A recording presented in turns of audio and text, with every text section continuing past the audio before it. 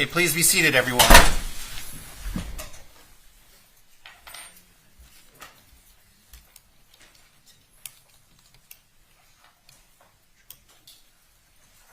the computer going. Good morning.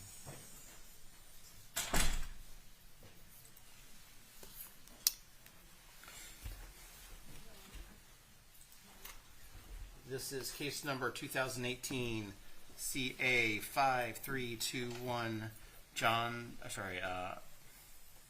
Kowalski versus Johns Hopkins All Children's Hospital. Let's go ahead and take appearances, starting with the plaintiffs, please. Greg Anderson and eventually Nick Whitney on behalf of the plaintiffs. Ethan Shapiro, Howard Hunter, Pat Crowles, David Hughes. Our corporate representative is Dr. Michelle Smith on behalf of All Children's Hospital. Thank you very much. I have been handed another exhibit list.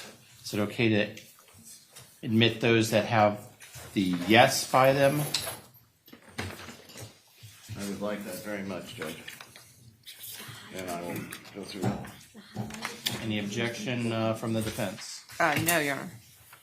Okay, Madam Clerk, the court will receive without objection Exhibit 2123, page 10 only. Exhibit 2123, pages 833 through 837 inclusive. The entirety of Exhibit 2512. And I think that are all of the stipulated agreements on these 4 pages. What's next? All right, Judge.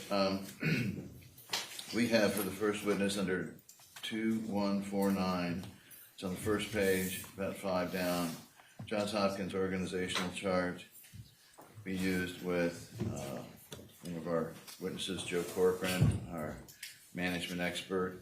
Okay, this is the based 2012 version. Yes, and this is the last one that they gave us as available. So we have asked in deposition if there are any more after this. 2012 or 2021? Because this says 2012. 2012.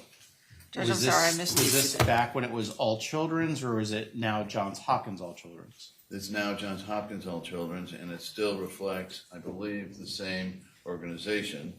Now, Why do we need 2012? Why don't we just start with 2015? I would like that. I think that would be better. Thank you for pointing that out. I understood that there's a organization, there's a committee roster. I'm sorry. I apologize. Those look like committee rosters. I was looking at it. So 2012. That's the most recent. Is that? That was what was represented in deposition by multiple Johns Hopkins people. I'm sorry, what was the date on that? 2012. It's the organizational chart. The organizational chart has been updated since then, and the committee rosters we provided, I believe, were 2016, 17, 18, and 19, but Judge, I failed to see the relevance of any of those. I have no problem with the committee roster, so court will receive 2142, 2141, 2142, 2143, 2144. Now, is there a organizational chart that is closer to 2015 than the 2012? I would love to see one from the defense. It was a point of contention through the depositions of the higher-ups in the company, Perno, Napolitano, Crane, and at least one other. Judge, I believe there is. We just got this at midnight last night, so I have to say I have not had a chance to look for it, but I do believe there is a more recent organizational chart. That's the 2012. Is there any problem, though, with the 2012? Only to the extent, Judge, that I don't believe it's been authenticated as being the one that was in effect at the time. Of course, on the other hand, I don't believe that the witness was provided this organizational chart as part of his repertoire. What, 5-6 years into this litigation, and we don't have the organizational chart from 2015? I mean, I don't see how that's a state secret by any margin. No one's taken that position, Judge. If If I could- 2012 is the most recent one that we have, then that's the one we're going to go with. Is if someone can tell me if there's a nearer to 2015, let's go with that one. And I'm not opposed, for the record, to substituting out, if we do go, or admitting it again, the 2015. If council will produce it, like I said, it's been part of Dukas Tecum requests for a long, long time. Judge, there have been something like 50,000 pages of documents exchanged in this case.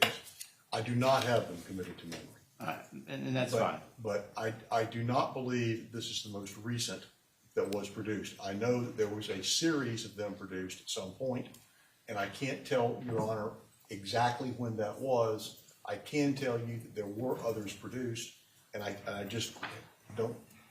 I don't see any harm in admitting 2012, and if we find a more recent one, that's fine. I just don't see how that harms anything. Very well, Your Honor. If I could, we understood that Dr. Hannah was going to be the first witness this morning. Am I now hearing that Dr. Corcoran is? No, we're not putting on Dr. Corcoran first.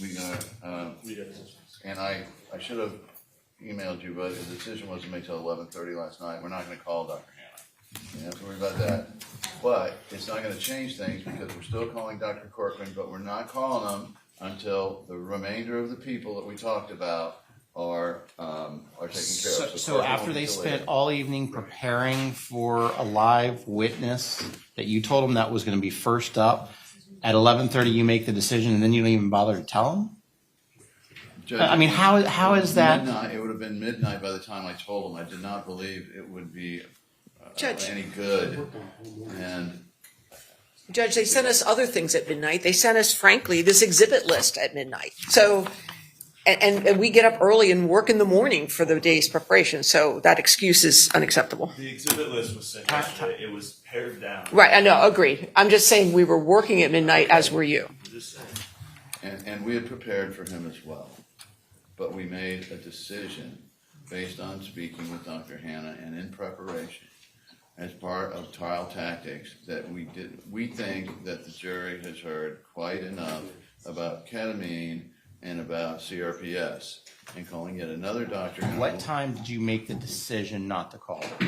11:30, 10:30, 11:30, because we could not get in touch with him. I actually made the decision earlier, but I could not get in touch with him. And in fact, his office administrator was in touch with me, telling me that he was set to go, and was I sure? And we committed it and decided that we don't have the time to put on another 2-hour witness on ketamine and CRPS.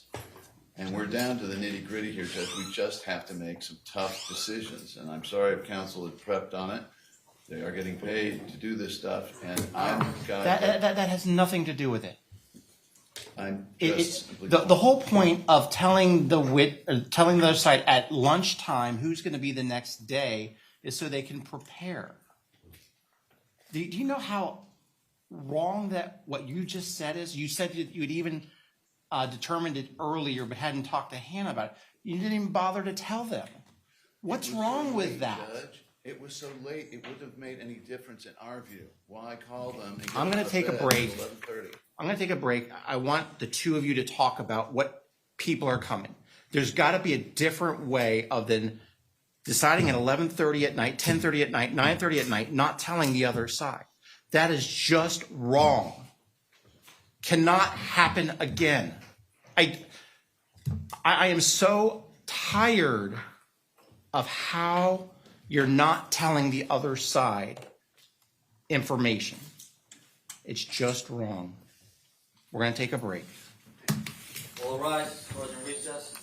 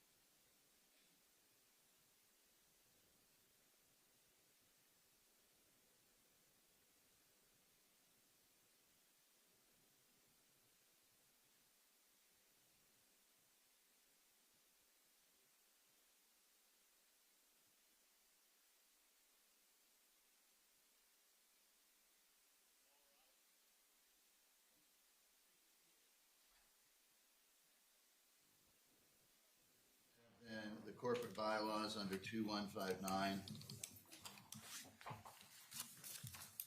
And what's the objection to the corporate bylaws? Relevance, Your Honor. Overruled. Court will receive 2159. If I can backtrack, we did find the 2016. And what exhibit number is that? Which one they're using, then 16. It's JHACH 19,511. Is it a identified exhibit, trial exhibit number? I don't see one on this copy I've been handed, Your Honor.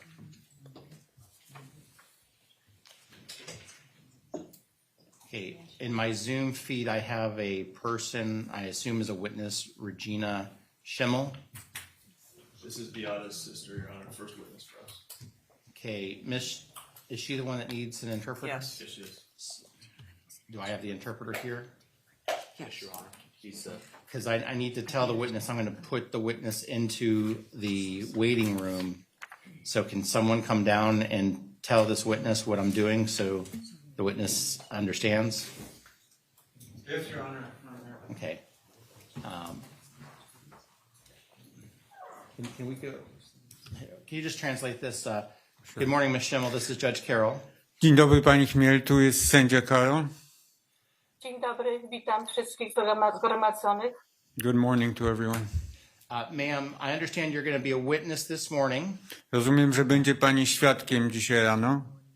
Tak, będę świadkiem. Yes, I will be a witness. And there's going to be some things I need to do outside of your presence. So I'm going to put you in the waiting room for a little bit, okay? Są rzeczy, procedury, które muszę wykonać poza pani obecnością, więc umieszczę panią w poczekalni elektronicznej, dopóki pani nie przywołamy. Dobrze. Yes, I Okay, understand. don't go anywhere. I'll call you back in a few minutes, but you're not going to be able to see what's going on. Proszę nigdzie nie odchodzić od miejsca, w którym pani jest. Za kilka minut sędzia panią wezwie. Dobrze. Yes.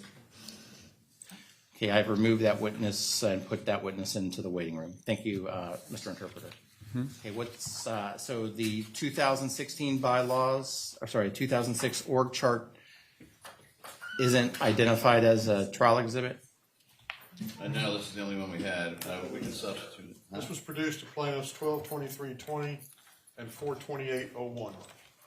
Well, it's on our list, but it's not on this. no, I see it. We just want to make sure it has the same people.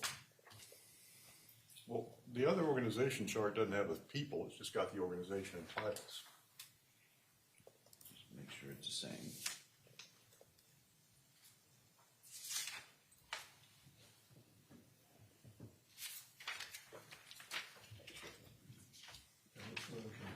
Yeah.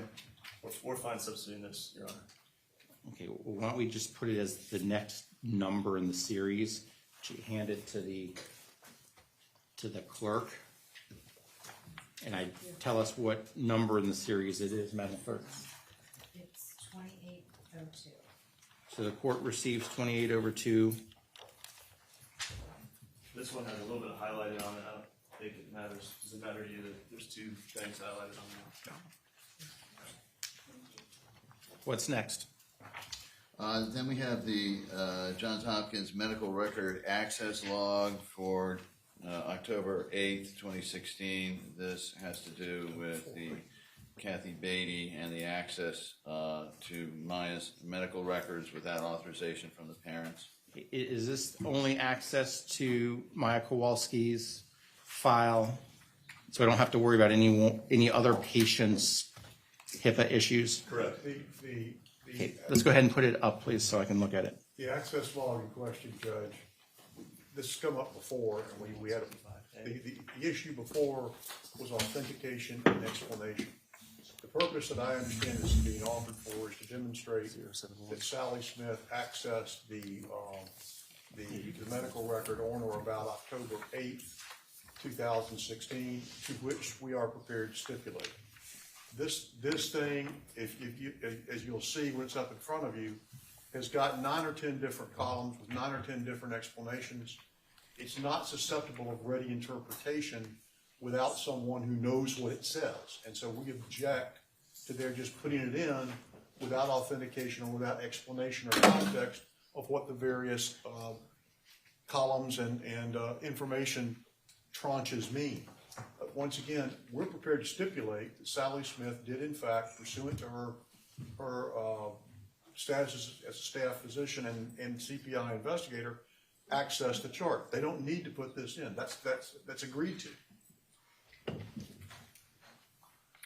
We would prefer to have the written document in evidence in case there is a dispute, either on appeal or otherwise, as to the scope of any stipulation and any issues that could come up during the defendant's case or rebuttal countering this. So with all due respect to counsel, we prefer to have this actually in, and we do have the codes, and they're not particularly difficult to ascertain. And on behalf of Maya Kowalski, we waive any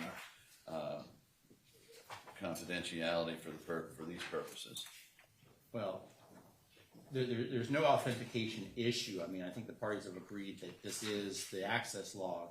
It is the access log, Judge. The question is what the various columns mean, and what I'm concerned about is some element of surprise and quote interpretation of these things without context and without reality and challenging it. You can call a witness to explain the meaning of this, but the reality is they are contending that Dr. Smith is the apparent agent of the hospital, and this directly is evidence of their contention. So, or potentially, arguably. Well, you can make all faces you want, Well, Mr. Hunter. I understand, Your Honor, but Let's there's not- no let's not do the authentication. faces, okay? I'm sorry. Not today. There is no indication that there was any connection between her accessing this chart and her status as an apparent agent. You can have argue that to the stipulated- jury. They don't have to take your stipulation. I mean, they don't have to take the stipulation. They didn't take it, so the court will receive 2165 A as an alpha -071, that page only. What's next? 2249 JH policy, HIPAA policies for providers, authorizations.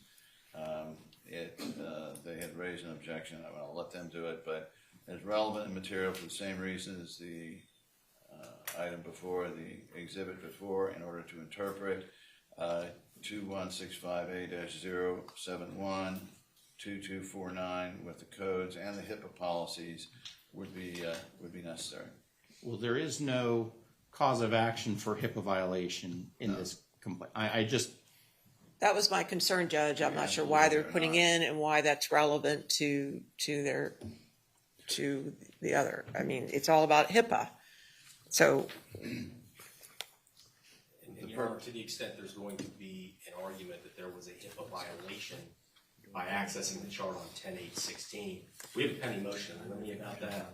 Plaintiffs never filed a supplemental brief this court requested. And I think we're at some point today, before Dr. Colcorn, prepared to argue how this is absolutely not a HIPAA violation under Florida statutes or the Code of Federal Regulations. And even if it was, there's a Florida statute that says we're not even supposed to be talking about that in malpractice court. well, again, there's no cause of action for a HIPAA violation, so. Mine's only for the codes, Judge. If we compare it down to just having the codes, I want to make sure. What do you mean by the codes? Well, I'm looking at the policy. What are you talking about? it was my understanding that within this document, it set forth the rules and regulations and how to code it. But if it doesn't, then for now, we can withdraw. We need to move on anyway, Judge. So we'll withdraw for now and then come back to it. What's the next one? 2056 is at the top of the list. I think that was skipped. Can you put that up for us?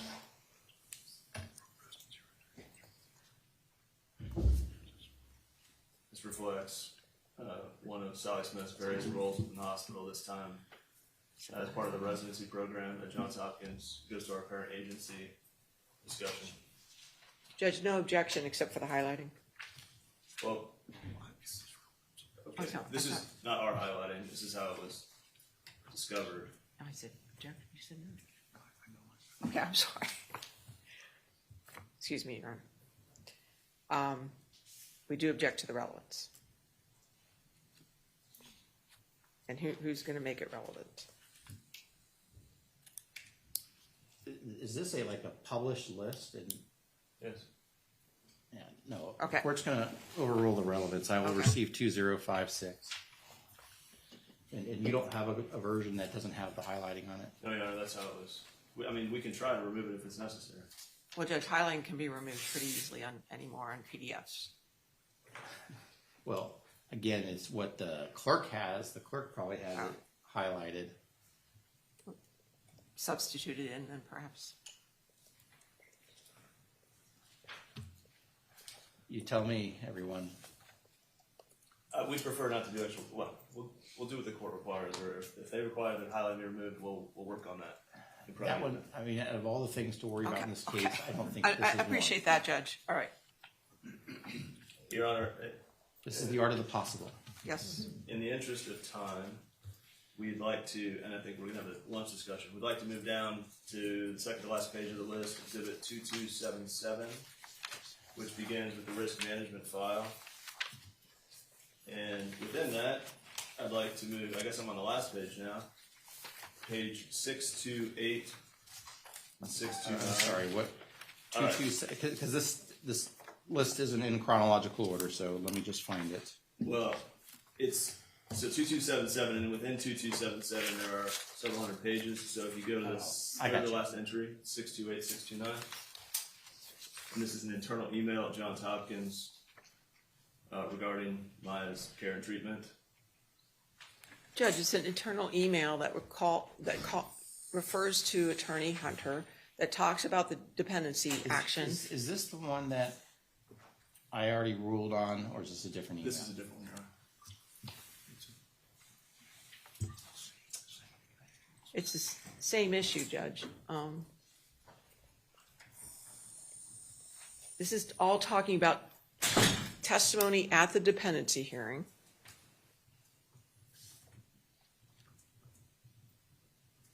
And then refers to, in the second paragraph, Stop, Attorney, stop, stop. okay. Refers in the second paragraph to Attorney Hunter. Okay, well, let's go, in my mind, the first thing is, can I see the two in the front again?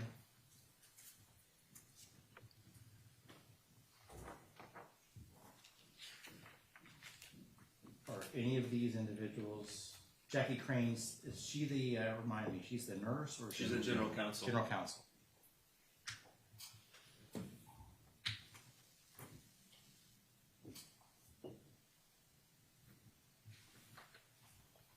So, the first issue is attorney-client privilege, but then there was the issue of inadvertent disclosure. But was this document included in the inadvertent disclosure? No. Okay. So effectively, we've got a waiver of attorney-client privilege here at this point. Is that where I'm at? There's not an express attorney-client communication here other than what I was allegedly advised of. The real objection here, Judge, is going to be with the DCF matter, because this is replete with that entire matter. Okay. So in my mind, I've moved on beyond attorney-client privilege. Now I'm going to go to the relevance. Can you make it the text larger, please? Mr. Reyes, thank you.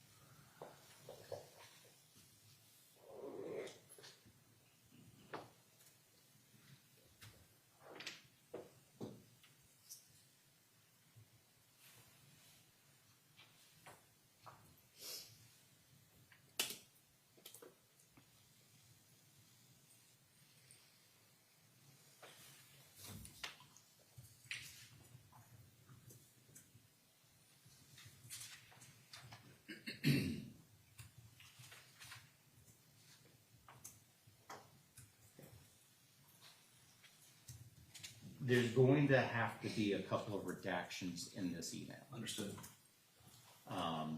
But the balance of it is gonna come in. What date is this again? December 30th, and where were we on the dependency court orders with respect to visitation? I believe the most recent order before this email was a December 27th order.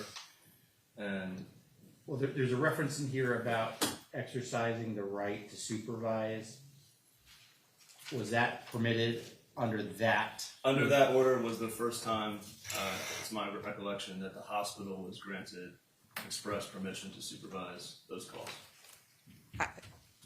In the order, Judge, as opposed to DCF asking them to do it, but they are expressly allowed to supervise.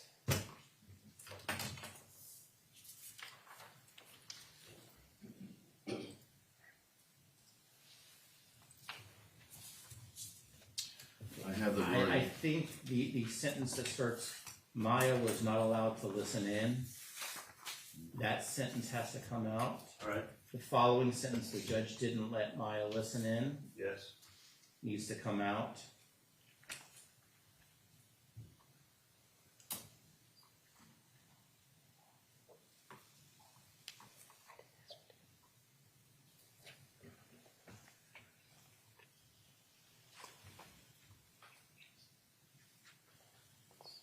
And is there any, is this sentence correct that mom's mother is allowed unsupervised FaceTime at 11 a.m. and 5 p.m.? Judge, I'd have to look at the order specifically. I think they mean Maya's mother. I have Well, it. it's Beata. Yeah.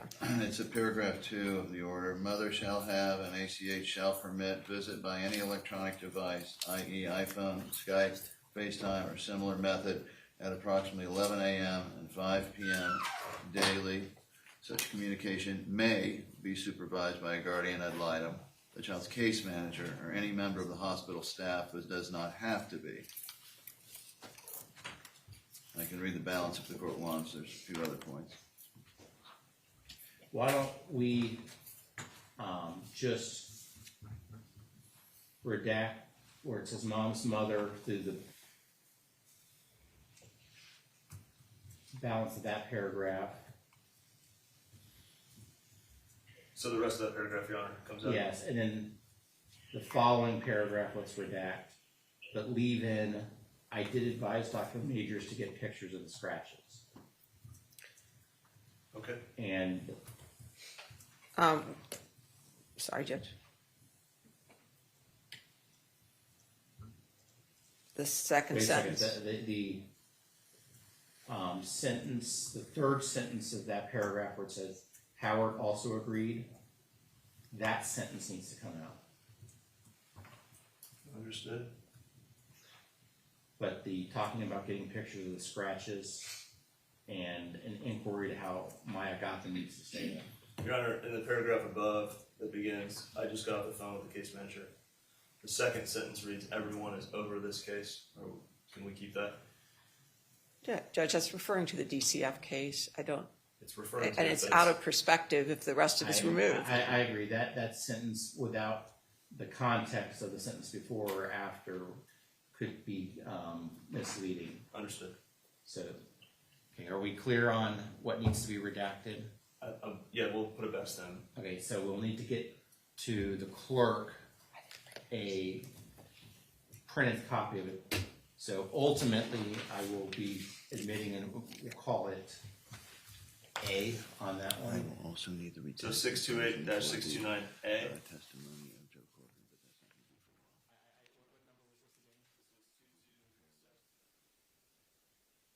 And 629. I'm only looking at one page, so where's the second page? The second page is just a continuation. It's nothing more than, I think, a logo. Can we see the second page? Oh. Second page thing. No, we're gonna leave in the logo. So, yes, ultimately, it'll be received as 2277-628A and 629A. But it'll be redacted. is there anything that we have to do before we bring in the jury? I think we can wait. Your Honor, I did, as a threshold matter for the witness that's coming, I did want to. Who's coming? The next witness that's coming. Tell me who the next witness is. Regina. Oh, that's right. That's Regina, right. Okay. yeah, Regina. There is a tremendous amount of hearsay. I anticipate being on my feet quite a bit. Almost everything that this witness knows during the hospitalization came through hearsay conversations from essentially Beata Kowalski. So I don't know exactly what she's being proffered for, but her universe of knowledge in terms of personal non-hearsay interaction is essentially nil. I don't know where we're going with this. Just like some clarification from the opposing counsel. Good. I don't think this is going to intrude on what Beata told her about the hospitalization. I think that's the purpose of the testimony. The only thing I can think of is how did you learn about Beata's death, which is not exactly, it's just a name, date, and would be an exception to hearsay, I believe, under statements regarding reputation, statements regarding personal or family history. And birth, marriage, divorce, death, relationship. Sounds like they're not going to ask about statements she was making inside the hospital. So, Well, they told us what she's not being proffered for. I'd like to hear a little bit about what she's being proffered for. And again, the admonition too is not just what happened in the hospitalization, but there's a lot of deposition testimony here about what Beata told the witness about what was going on. I don't want to go through her whole testimony outside the presence of the jury and then have to redo it again on a witness that also is going to need the services of an interpreter. All right. So let's.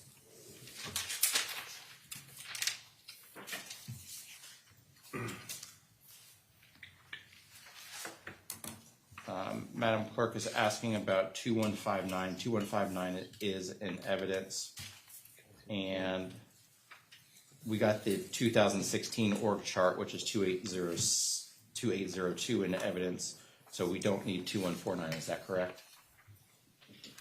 I'm sorry. The clerk wanted to know about 2149, and my recollection is since we put in the 2016 org chart at 2802, That's my understanding as well. we don't need 2149. You're welcome, Madam Clerk. Okay, let's do this. Let me have the clerk swear the interpreter in. I will then swear the witness in outside the presence of the jury, and then I will tell the jury, like I've done with the other witnesses, that I swore the witness outside the presence. Come on down, Mr. Interpreter.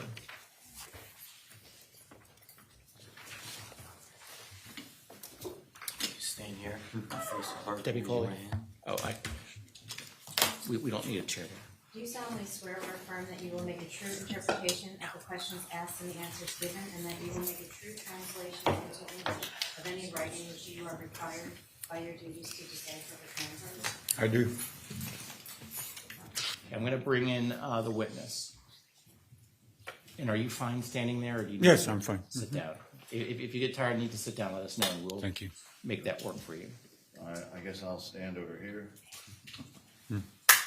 Stand next to him. Why don't you go to that lectern, and then Mr. Anderson can go to this lectern. Okay.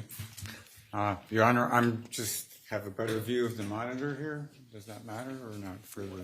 Well, I tell you what, why don't you come sit on the witness stand? Okay.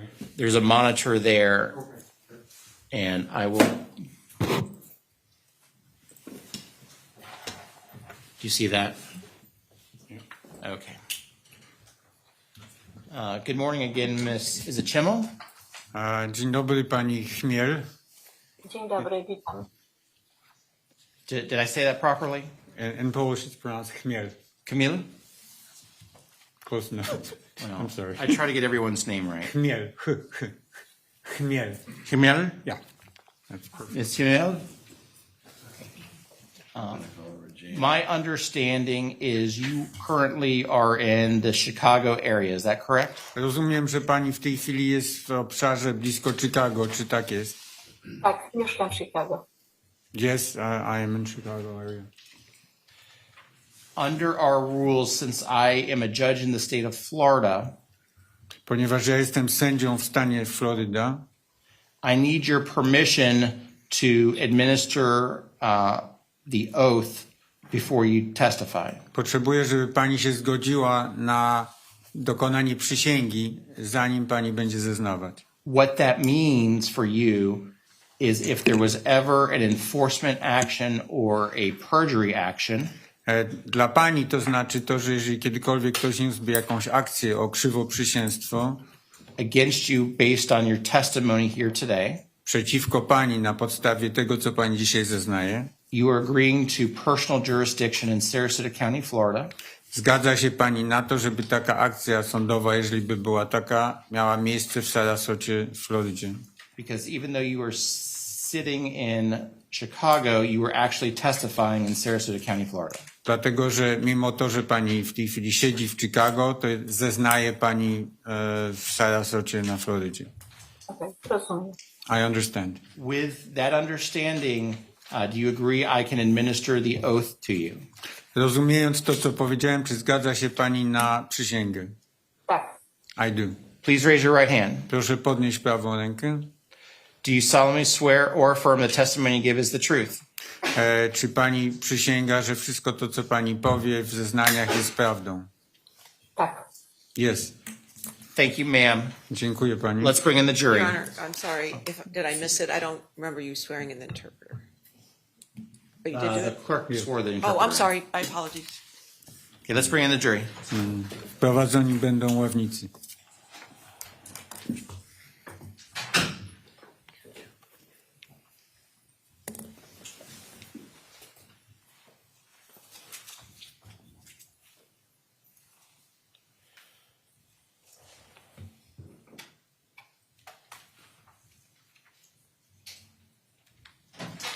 All right, jurors entering.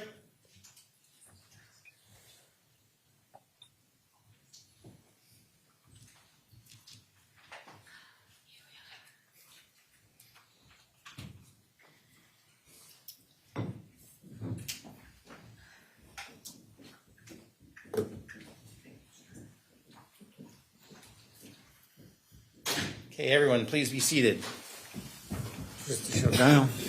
Okay. Members of the jury, I want to confirm while you're away, you did not discuss this case amongst yourselves. You did no investigation and you received no information. Is that correct? And have you been approached by anyone about this case since you were with us last? No. And have you reviewed any media coverage of this case since we were last here? Sędzia sprawdza, czy ławnicy z nikim nie rozmawiali. And y'all doing okay this morning? I asked a different question. Are y'all doing okay this morning? Trying to keep you on your toes. Okay. Members of the jury, our next witness is testifying from the Chicago area Nasz następny świadek zeznaje z Chicago. And needs the services of a Polish interpreter. Potrzebuje usług tłumacza polskiego. Outside of your presence, I have sworn in both the interpreter and the witness. Poza waszą obecnością przysięgi dokonał i tłumacz, i świadek. So the witness will be testifying under oath just like every other witness has. Świadek będzie zeznawał pod przysięgą, tak jak każdy inny świadek w sprawie. Mr. Anderson, you may inquire. Panie Anderson, może pan zadawać pytania. I hope you do not mind if I just call you Regina. Mam nadzieję, że nie będzie pani miała nic przeciwko temu, jeżeli będę się do pani zwracał jako Regina. Dobrze, miło mi. Thank you, it's a pleasure. You're Beata Kowalski's sister. Czy pani jest siostrą Beaty Kowalskiej? Tak, jestem. Yes, I am. Where do you live? Gdzie pani mieszka? Mieszkam w Chicago. I live in Chicago. How long have you lived there? Jak długo pani tam mieszka? 21 lat. 21 years. And where did you live before that? Gdzie pani mieszka uprzednio? Mieszkałam w Polsce. I lived in Poland. And when you moved, was Poland still under communist rule? Kiedy had it been freed? Kiedy pani przyprowadziła się do Stanów Zjednoczonych, czy Polska jeszcze dalej była pod władzą komunistyczną, czy już została wyzwolona? Już została wyzwolona. It had been freed. For how long? Jak długo? Miałam 28 lat, jak w Polsce został obalony komunizm. I was 28 years old when communism was toppled in Poland. And how old would have Beata been then? Ile lat miała wtedy Beata? Jak został obalony komunizm w Polsce, moja siostra miała 16 lat. When communism was toppled in Poland, my sister was 16 years old.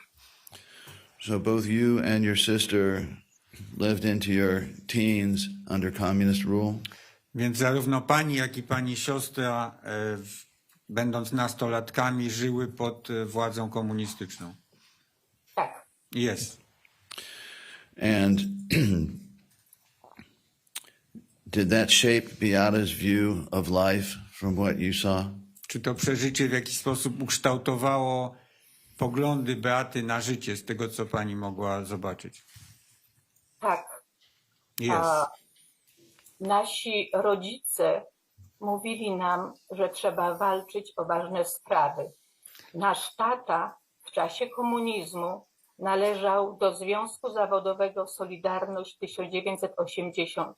Our parents told us that we should fight for things that are important to us. Our father belonged to the Solidarity Union movement.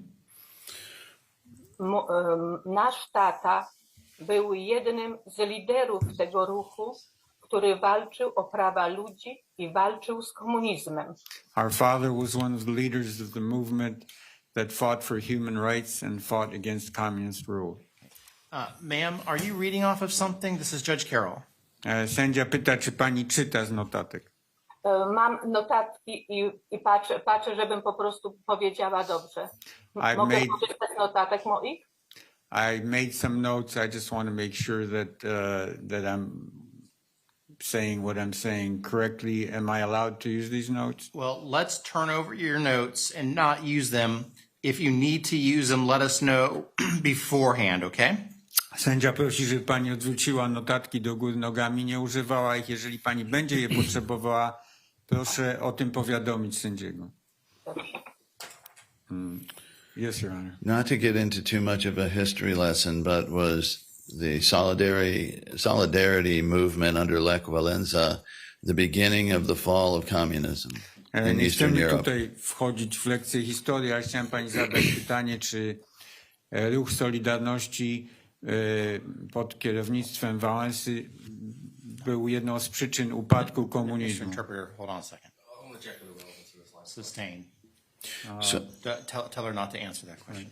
Ma pani nie odpowiadać, dlatego że adwokat strony drugiej wniósł sprzeciw, sędzia ten sprzeciw uwzględnił, że to nie jest istotne. from the way that you and your sister were raised, do you believe that there was an inherent distrust of government from being under communist rule? Czy z tego, tak jak pani siostra były wychowane przez rodziców, czy zgodziłaby się pani z tym, że był jakby zakodowany brak zaufania wobec instytucji rządowych? Nie wiem, na ile moja siostra pamiętała, ale myślę, że miało to duży wpływ na nią, ponieważ nasz tata został internowany i osądzony w więzieniu jako więzień polityczny i nie było go pół roku. I don't know exactly how much of this affected my sister, but I assume, I would think it had affected her. Because our father had been imprisoned by the government authorities for a period of 6 months. Nasz tato został internowany w grudniu, 13 grudnia 1981 roku na oczach swoich małych dzieci. Our father was interned on December 13th, 1981. He was arrested, taken in while his small children were watching this happen. Tato został zabrany z domu i nie wiedzieliśmy, gdzie on przebywa. Our father was taken from his house, and we didn't know where he was being taken to. Did To na, this, pe- go ahead. tak. She can to, na continue. Proszę pewno bardzo. było, to na pewno było wielkie przeżycie dla niej, dla 8-letniego dziecka. Jeszcze do tego naszej mamy nie było, bo kilka miesięcy wcześniej pojechała do Stanów Zjednoczonych. It was Nasz a very córka- it was a very impactful experience for an 8-year-old. My sister was 8 years old. Finish out the. Additionally, so because our mother had not been at home, she was in the United States at the time. Okay, ma'am, we need to wait for the next question before we say anything else. Musimy czekać na następne pytanie, to znaczy pani musi czekać na następne pytanie, zanim pani będzie kontynuować od pytania do pytania. Your Honor, I would also like to state my objection on the basis of relevance, non-responsive to the question asked. Adwokat chciał wnieść sprzeciw, mówiąc, że na bazie istotności. I'm going to overrule, but ma'am, you just need to wait for the next question before you say Sędzia anything. nie zaakceptował sprzeciwu, ale musi pani czekać na następne pytanie, a odpowiadać tylko na pytanie, które jest zadane. Were you and your sister taught to assert yourselves in order to get something done with a bureaucracy?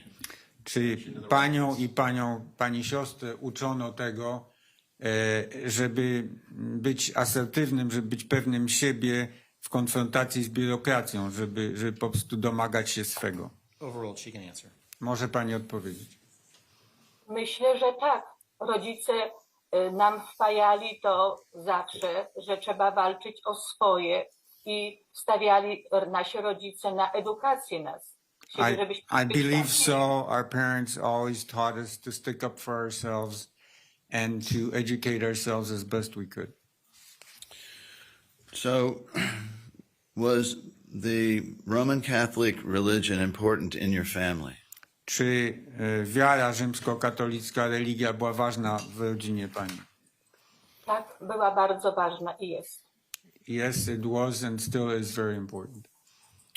How often did you get to see your sister once she moved to the United States? Jak często widywała pani siostrę od czasu, kiedy ona przeprowadziła się do Stanów Zjednoczonych? Kiedy ja przyjechałam ze swoją rodziną do Stanów Zjednoczonych,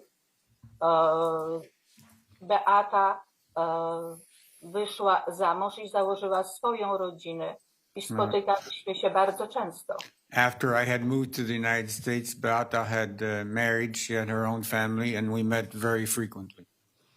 Is that how you pronounce Beata's name in Polish? Czy tak się wymawia imię Beaty po polsku? Beata, a w domu mówiliśmy na nią Benia. Polish pronunciation is Beata. At home, she was called Benia. So, did you have the opportunity to observe Beata's interaction with her children, with Kyle and Maya? Czy miała pani okazję obserwować interakcję między Beatą a jej dziećmi? Tak, Beata, jak mieszkała na przedmieściach Chicago w Elmhurst, tutaj urodziły się jej dzieci. Spotykałyśmy się bardzo często na urodzinach swoich dzieci, na świętach, pomagałyśmy sobie nawzajem. Była bardzo dobrą matką. Przepraszam. When she was married and had children, we would meet very often. We would meet for family holidays and on other occasions. She was a very good mother. We met quite frequently. And when you spoke, did you speak Polish? Kiedy spotykałyście się, czy mówiłyście po polsku? Tak, mówiliśmy po polsku. Jej dzieci chodziły do polskiej szkoły raz w tygodniu, by uczyć się języka polskiego i Beatka mówiła zawsze do nich po polsku. Yes, we spoke Polish. The children went to Saturday school to learn Polish, and Beata always spoke to them in Polish. At the time Beata passed, how well were the children doing in communicating with the rest of the family in Polish? Wtedy, kiedy odeszła Beata, na ile z powodzeniem mogły się komunikować dzieci z resztą rodziny po polsku. Kiedy po tragicznej śmierci mojej siostry kontakt z jej dziećmi był bardzo znikomy. After the tragic death of my sister, the contact that we had with her children was very sporadic. Before that, were they coming along in the Polish language so that you could communicate easily directly with them? Pytanie jest, czy przed śmiercią Beaty, na ile dobry był ich polski, czy mogła pani się z nimi swobodnie porozumiewać w języku polskim? Tak, mogłam się porozumiewać, spotykałyśmy się, przytulaliśmy się nawzajem. Dzieci bardzo mnie lubiały, naszą mamę, babcię. I could freely communicate with them in Polish. We hugged, we had a very good time. They were very close to me and their grandmother. And when was the last time you spoke with either Kyle or Maya? Kiedy to było ostatnim razem, kiedy pani rozmawiała albo z Kyle, albo z Mają? Z Mają i z Kajem wysyłamy sobie text message, bo najlepiej nam się w ten sposób porozumiewać. Nie dzwonimy do siebie, tylko SMS-ujemy. Yes, Your Honor. Is one of the two texts running this through the system so the jury can see? Okay. Pytanie jest, czy jurorzy widzą pani obraz. Teraz się pani obraz pojawił. Catch. O, zniknęłam. Sorry about that. My God. Should I interpret the question? I can't even remember the question. The question was whether Ms. Khmiel had when was the last time she had communicated with the children? That was the question, please. Kiedy pani, jeszcze raz jakby pani odpowiedziała na to pytanie, kiedy pani ostatni raz miała kontakt z dziećmi? Z dziećmi mojej siostry kontaktujemy się codziennie przez SMS-y. Nie dzwonimy do siebie, dlatego że one nie mówią już po polsku, a ja tylko troszkę mówię po angielsku. Przepraszam. I contact the children regularly. We communicate through text messages. We contact each other every day. Text messages are a better mode of communication because the children no longer speak English well, and I don't speak. No longer speak Polish well, and I don't speak English well enough to have a fluid conversation. So without Beata, has it become more difficult for the children to communicate with your side of the family? Czy bez Beaty jest w tej chwili trudniej dzieciom komunikować się z pani stroną rodziny? Tak, teraz jest bardzo trudno, dlatego że Beata, moja siostra, była łącznikiem między nami. Ona mówiła w dwóch językach. May I ask the witness just to, Yes, no more than 2 sentences. Proszę panią, nie więcej niż 2 zdania, tak jak się umawialiśmy, bo mnie potem jest trudno wszystko przetłumaczyć. Yes, the exchange has become much more difficult right now because Beata was the intermediary who was bringing us together, so it is more difficult now. Did you have an opportunity to observe your sister's interaction with Maya and Kyle on those occasions you were together? Czy miała pani okazję obserwować Beatę w relacjach z jej dziećmi, z Kyle i z Mają w tych momentach, kiedy byłyście razem? Tak. Yes, I did. Describe for the jury, from your position as an aunt, how Maya interacted with her children. What kind of mother was she? Jeżeli pani mogłaby opisać ze swojej pozycji jako ciocia, jak Beata, jaka była interakcja między Beatą i jej dziećmi, jakiego rodzaju była mamą? Jak Kajo, drugie dziecko, Beata urodziła, jak pamiętam, When zaraz... Beata gave birth to the second child, Kaya, I remember. jej dziecko miało problemy z krwią jako noworodek. The child had problems with blood as a toddler. I Kajo został zabrany do innego szpitala po porodzie. And Kaya was taken to another hospital immediately after birth. To ona wypisała się ze szpitala położniczego i pojechała za nim. Beata had signed herself out of the OB hospital she was with, and she went with the child. Chory Majo miał, co pamiętam, 8 razy przetaczaną krew od swojej mamy i ratowała jego życie. When Kyle was ill, he had 8 blood transfusions. Transfusions that were the source of the blood was the mother's blood, and that saved his life. Z tego, co pamiętam, Beata, moja siostra, była bardzo dobrą matką. Pamiętam, jak założyła dla niego taką książeczkę. From what I remember, Beata was a very good mother. I remember where she instituted a booklet for him. Taki pamiętnik, jak była w ciąży, prowadziła pamiętnik dla małego Kaja. It was a diary that she had written while she was pregnant for her child to read in the future. I jak pewnego razu byłam u niej na wizycie i oglądałam tą książeczkę, jak ona dokładnie pisała, co czuła, jak go nosiła pod swoim sercem. One of the times when I was there, I had a chance to look at the booklet and read it, and she was very precise in recounting how she felt when she carried him under her heart during her pregnancy. Pisała praktycznie każdego dnia w tym pamiętniku do Kaja. Pisała go swoją ręką i swoim sercem. She wrote practically every day. She wrote with her heart and with her hand. Natomiast Maja, jej córeczka, bardzo ją kochała. She loved her daughter Maya very, very much. Maja, gdy była tutaj zdrowa w Ermkus, razem z rodzicami jeździła na łyżwach. Byliśmy na takim pokazie na tych łyżwach.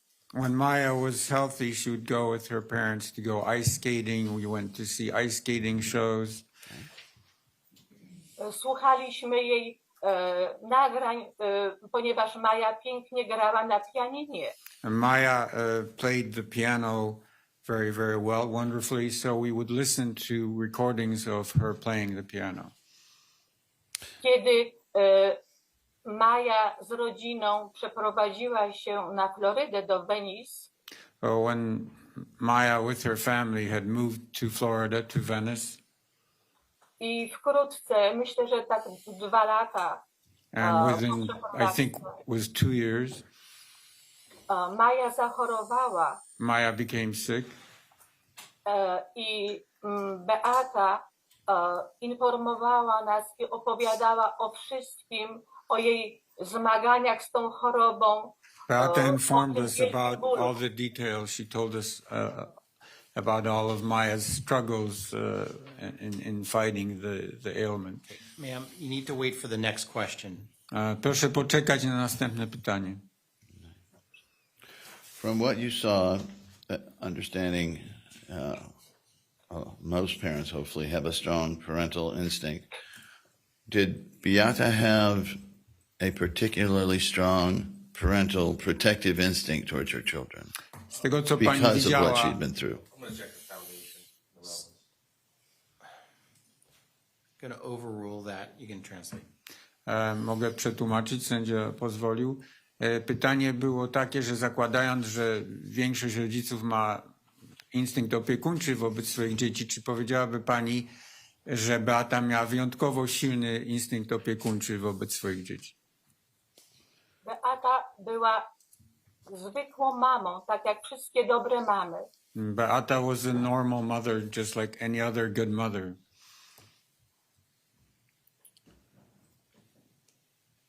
I'm not sure that the witness understood your question. Can you translate the parental instinct to protect her children? And I'm trying to ask, was Beata's more than normal? Just ask a normal question, and he'll translate. I'll try I it. will object to the extent this is calling for care for evidence. You'll need to translate our discussion. Just Right. ask your next question. Right. Did Beata have a strong instinct to protect Kyle and Maya from what you saw? Okay, I'm going to sustain the objection. Let's go to the next question. W tej chwili podtrzymał obiekcję sędzia, więc przechodzimy do następnego pytania. So since Beata's death, how much less you've testified you see them less, how much less are you able to see Kyle and Maya and they you? Od czasu śmierci Beaty, na ile mniej jest pani w stanie widywać się z dziećmi, na ile mniej one są w stanie widywać się z panią?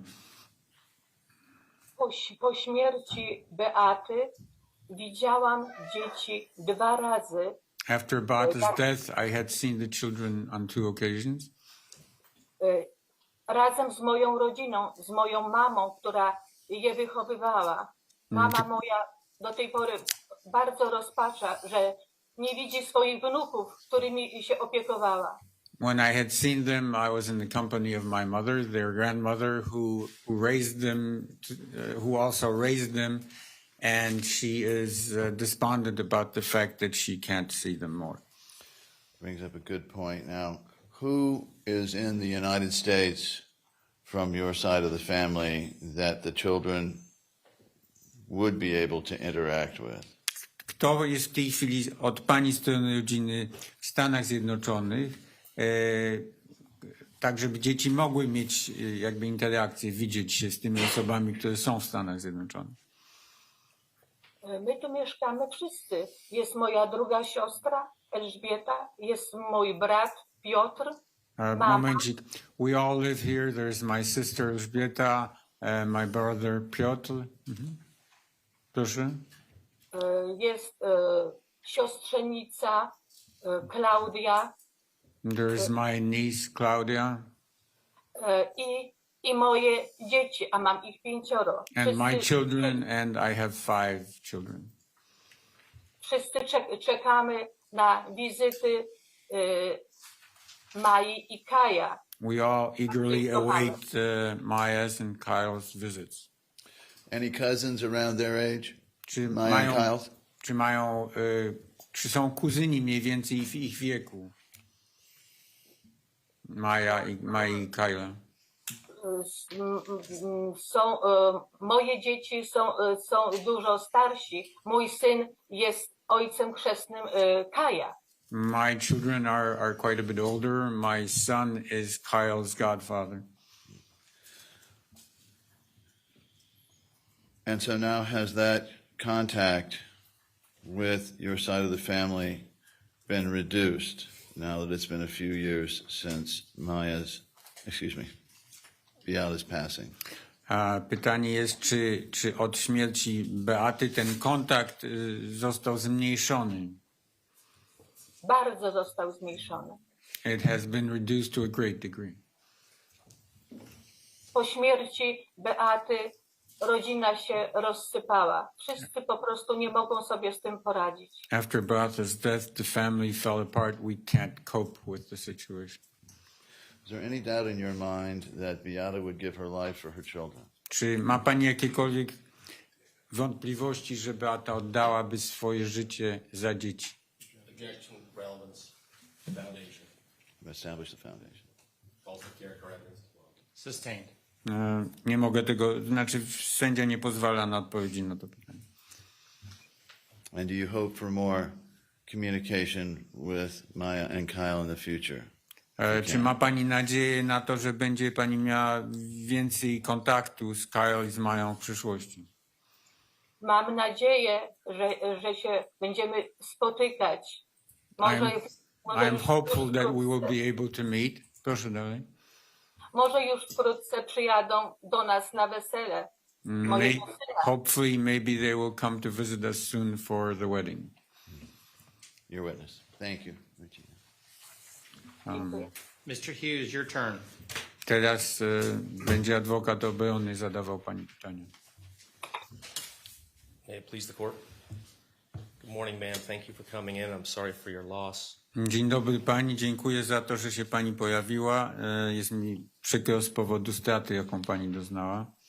Does Mr. Kowalski, Jack Kowalski, make arrangements for you and the family here in Florida to get together? Czy pan Kowalski, Jack Kowalski aranżuje takie możliwości, żeby pani rodzina mogła się spotkać z dziećmi? Trudno mi powiedzieć, dlatego że to Beata była tym łącznikiem, jak żyła. It is difficult for me to say because Beata was the instigator of family gatherings. My mieszkamy w Chicago, oni mieszkają w Venice. We live in Chicago, they live in Venice. My mówimy w języku polskim, troszkę po angielsku tylko. We speak Polish, just a little bit of English. Jacek mówi tylko po angielsku, nie mówi po polsku. Jacek speaks only English, he does not speak Polish. When was the last time that Mr. Kowalski made attempts to meet with the side of the family that's in Chicago? Kiedy ostatnim razem pan Kowalski próbował się spotkać z rodziną, która mieszka w Chicago? Jacek z dziećmi po śmierci Beaty był tutaj 2 razy z wizytą.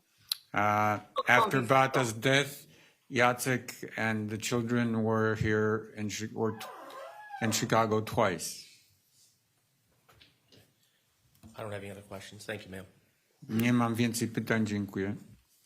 Mr. Anderson, any more questions? Nothing further, Your Honor. Pan Anderson też nie ma więcej pytań. Hold on a second, ma'am. The jury might have questions. Jeszcze pani poczeka, bo być może ławnicy będą mieli pytania. Members of the jury, anyone have questions? Ławnicy nie mają pytań. Okay, seeing no questions, may this witness be excused at this time. Yes, on behalf of plaintiffs. Ponieważ nie ma więcej pytań, czy możemy podziękować świadkowi? Thank you for being with us, ma'am. You're free to go. Dziękuję za to, że pani była z nami. Może pani już skończyć swoje zeznanie. Thank you. Thank you, Your Honor.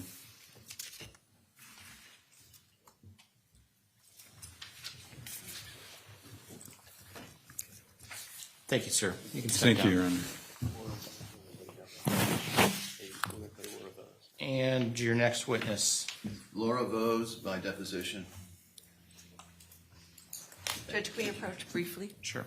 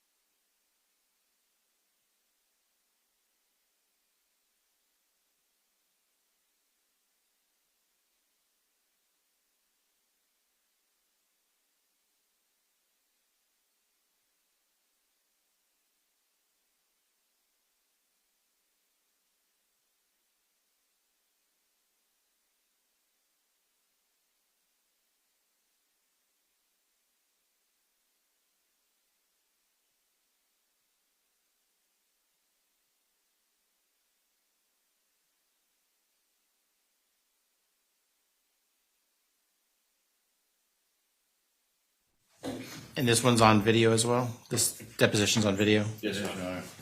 Oh, Your Honor, I do ask, I'm sorry, can we tell the jury the dates the depositions are taken? Because it's not, can we It's on the approach? bottom of the screen, but Okay. I think he's gonna. Sure, the answer is yes. See if I can do the lights again.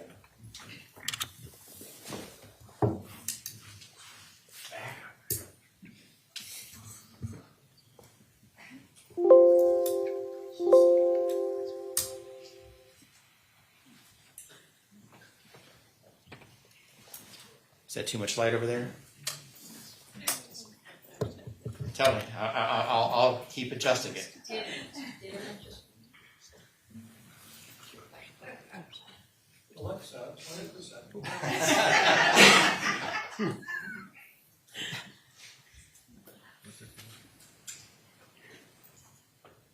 That's not the right one. And we get a light show. Like I said, there's like 9 switches here. Or not switches, buttons. Okay, let's play the next deposition, please.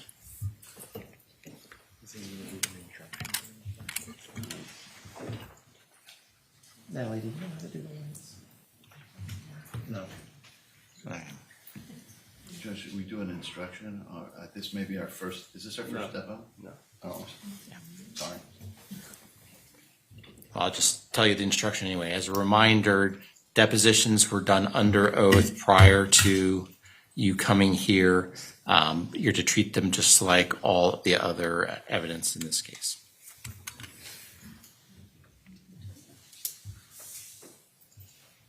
There you go. You swear or affirm that the testimony you're about to give will be the truth, the whole truth, and nothing but the truth? I do. Please state your name for the record. Laura Ann Vos, And is that an MD? D.O., And what the DO stands for again? Doctor of Osteopathy? And at your present hospital, are you on any committees? Yes. What committees? I am on the Ethics Committee. I am on a Pediatric Surgical Performance Improvement Committee.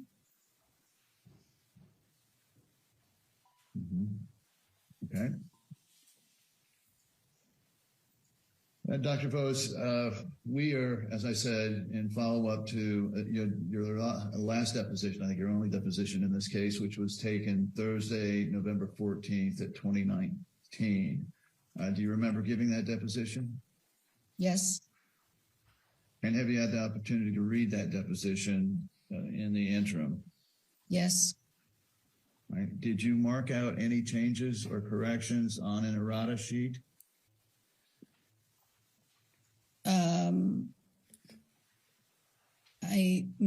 Howard, I would like to defer to Howard whether or not I had filled out one form regarding my cell phone. All right. So that's a maybe? Yes. And during the course of that deposition, I advised you that if at any time you did not understand my question or you're having difficulty answering it, I asked that you tell me out loud on the record so I can change it to make it easier to answer. Do you recall that? Yes. And we agreed that in the event that you did not say anything, we all, judge, jury, all of us could understand you understood the question and are answering it to the best of your abilities. Right? Yes. Okay. From 2017 to 2020, basically the time after Maya finally left Johns Hopkins, to the time you left Johns Hopkins, did your position change at all? No. Did you continue to work on certain committees? Yes. And what were those committees?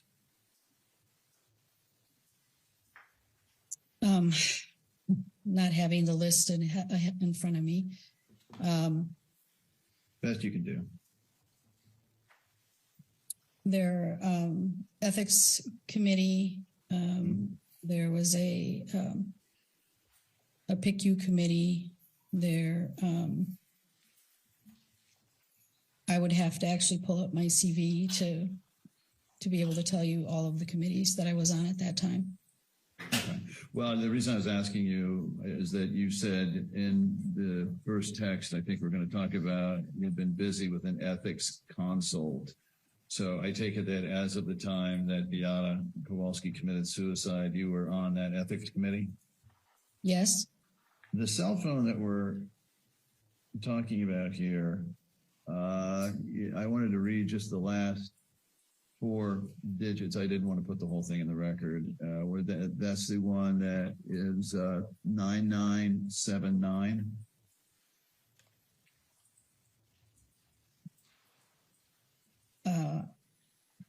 That's not my personal cell phone. Okay. I don't You think remember. then that was the hospitals? Possibly. That's the one that appears next to your, I take to be your statements here in the text. All right.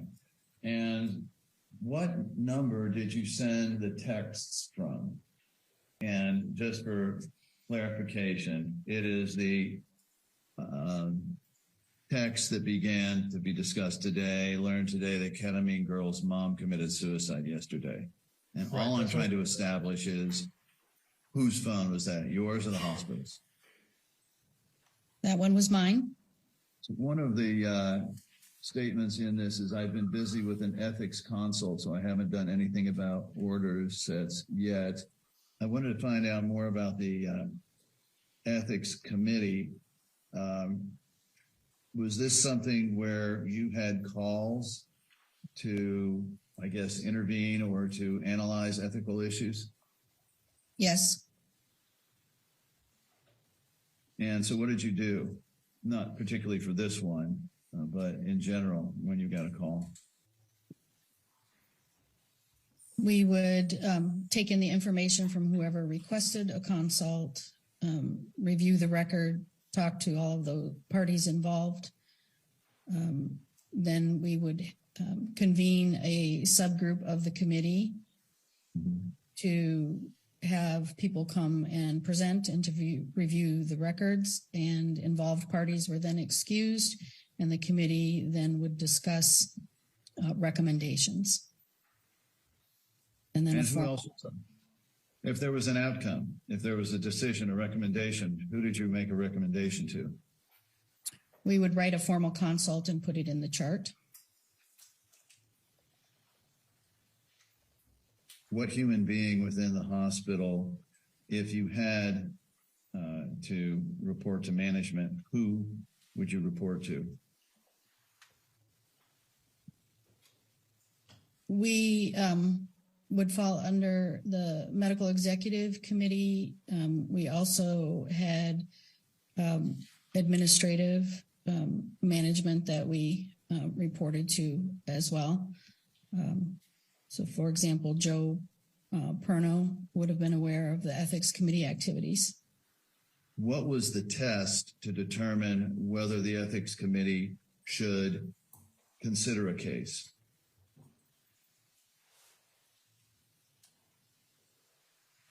We would get the request. We would determine whether or not there was an ethical issue at question. Sometimes it would be more of a legal issue than a ethical issue, or a communication issue. So we would try to address. Sorry, go ahead. We would try to address what the specific ethical question was.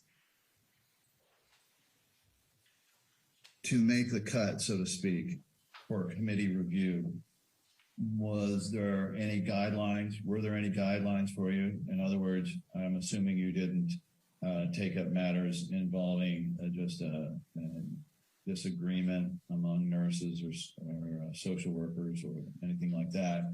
Would it be something that would involve a doctor as a requirement?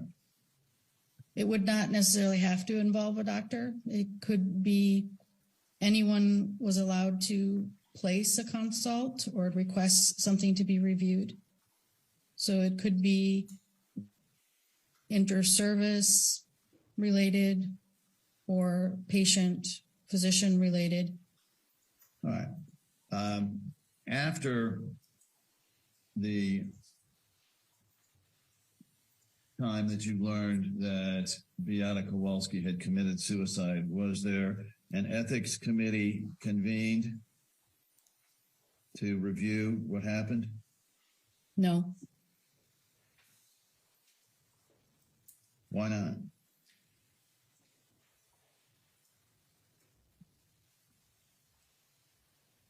there was no request for one, and we also usually did consults during current hospitalizations if a case involved a patient. All right, so the committee itself never took it upon itself to bring up a matter. It had to have a complainant.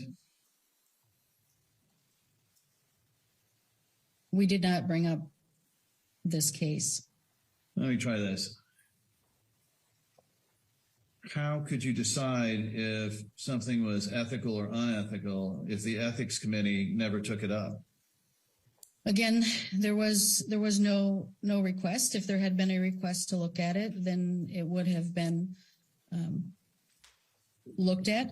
If a concern had been raised internally or an external person had asked for something to be reviewed. So the answer is, in that situation, no one would be reviewing the issue. True?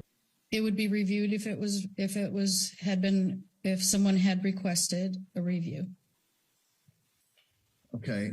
What about in the 3 months of Maya's hospitalization preceding the suicide? Did anyone bring up any ethical issues about her care? There were no requests for the ethics committee to evaluate the case. Was there ever any investigation at all of what happened to Maya Kowalski by the ethics committee? No. And after Maya's mother committed suicide, was there any investigation into the ethics of how she was treated? No. Would you agree with me that using the term ketamine girl is a bit dehumanizing? It basically sort of is a euphemism to not use her name in a text.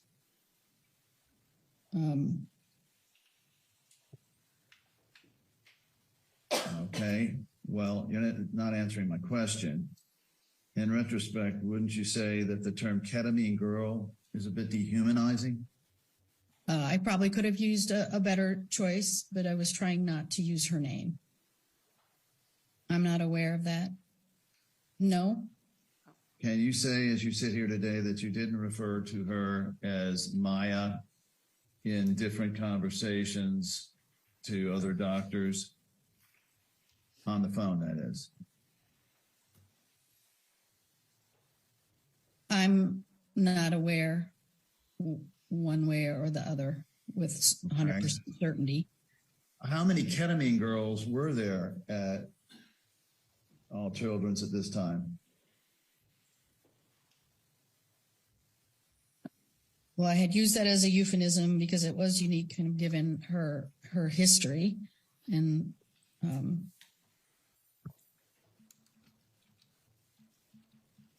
did you ever refer to her as ketamine girl to her name, to her face? No. To her mother? No. To her father? No. So how is ketamine girl not an identifier if MK is the only girl being kept there because of ketamine? I see it more as an identifier for people that would be familiar with her case, but not something from somebody outside to be able to connect All right. specifically to a person. You're sure that none of the nurses or social workers or other doctors also referred to her as Ketamine Girl from time to time? I have no idea. All right. You said, sorry to say my prediction was correct. You were predicting you were predicting Beata's suicide, were you not? Prediction probably was not a good word, but more related on my previous experience of a case during residency. So it may have been more of a speculation than a prediction. You have a doctorate level education, do you not? Yes. All right. So when you say words, you choose what words are appropriate, do you not? I like to think that I do, but in a text, sometimes you don't think and edit and re-edit. And as a human, you sometimes use words that probably would not be the best words to use. Okay. So tell us when you say my prediction, please define my prediction, what it was. I had a previous experience during residency where there was a child who the court had determined was Munchausen's by proxy, and that mother had committed suicide. So it was based on a previous experience. And where did that happen? That happened at All Children's. And when? I believe it was in my internship year, which would have been 1994 to 1995.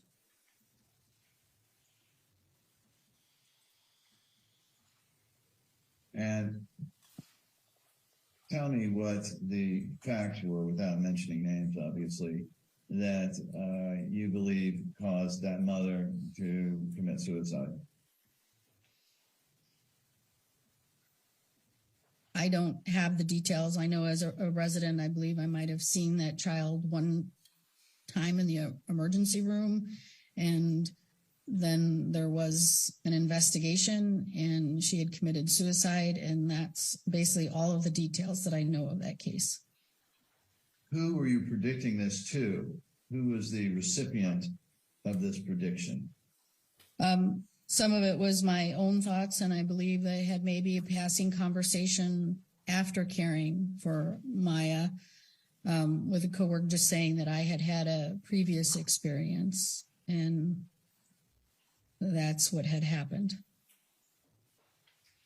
So by the time Beata committed suicide, you had already gone through one with a mother committing suicide, right? I knew of one, yes. And you knew the signs of someone who was about to commit suicide from that experience, did you not? I didn't have any involvement with that patient or family during that period of the investigation and afterwards. I had seen her. And yet it came immediately to mind when you heard that Beata had taken her own life, did it not? It came to mind.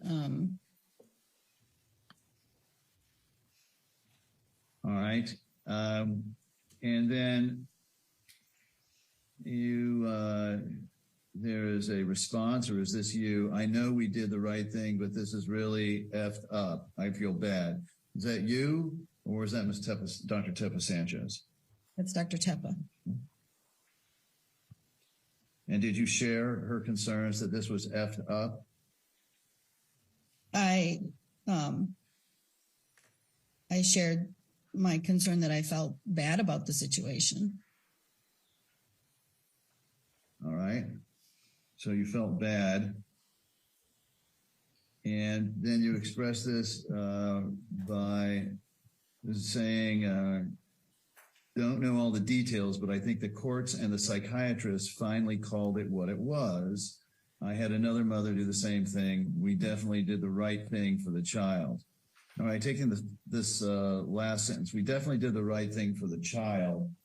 The right thing being what?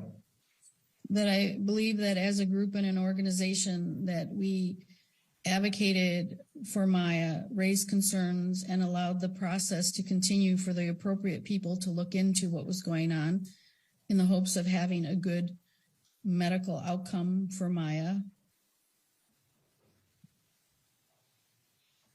You do know that Maya did not have a good medical outcome for more than 3 years and still suffers from pain, do you not? I'm not involved with her care, so I don't know directly what's been going on with Maya. Did you ever check on Maya to determine whether this statement was correct? We definitely did the right thing for the child. What do you mean by check on? Call her, follow up in any way. No, Talk I to did her. not. We talked to No, Dr. I had- Wassenauer, her pediatrician. No, I had no follow-up contact with Maya. Did you ever call Dr. Wassenauer to ask him what his feelings were? No. And then it says, OMG, that means, oh my God. Yes. And then, well, I really hope she has a chance of a better life now. Is that you or is that Dr. Tepa Sanchez? That's Dr. Tepa. And did you believe that Maya was better off without her mother? I think it's sad when any child loses a parent. However, if the investigation was proceeding and found that that was leading to harm for Maya, and that Maya, perhaps Maya now would have a better opportunity to have some other therapies and not be under the high doses of drugs, to be able to succeed at school, to be able to do well.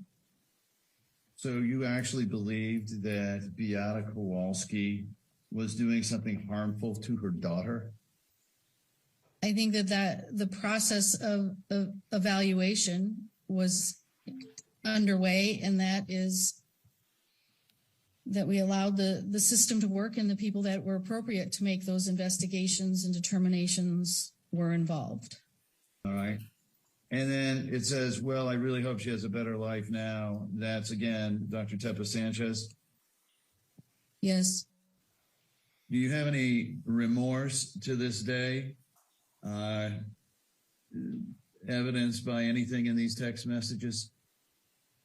I feel sad about the whole situation, and I feel sad that she chose to take her life. But I'm hopeful that Maya now has been able to be more active and participate in her life and do more things. Okay. And you saw her feet turned inward towards each other? The dystonia? I don't recall if I ever examined her feet on night call. You never saw her feet. Okay. When you saw Maya, though, she was perfectly civil and nice to you, was she not? She was, she didn't really talk much to me that I recall. She was on her phone the first time I saw her. She was playing on her phone. She did not personally swear at me. You saw her 10 times, and each time that you saw her, she acted like a 10-year-old, 11-year-old girl, did she not? Some of the times she was sleeping. Well, I think 10 and 11-year-old girls sleep occasionally. Correct. So, but the point being, your medical records do not reveal any denial of her being in pain.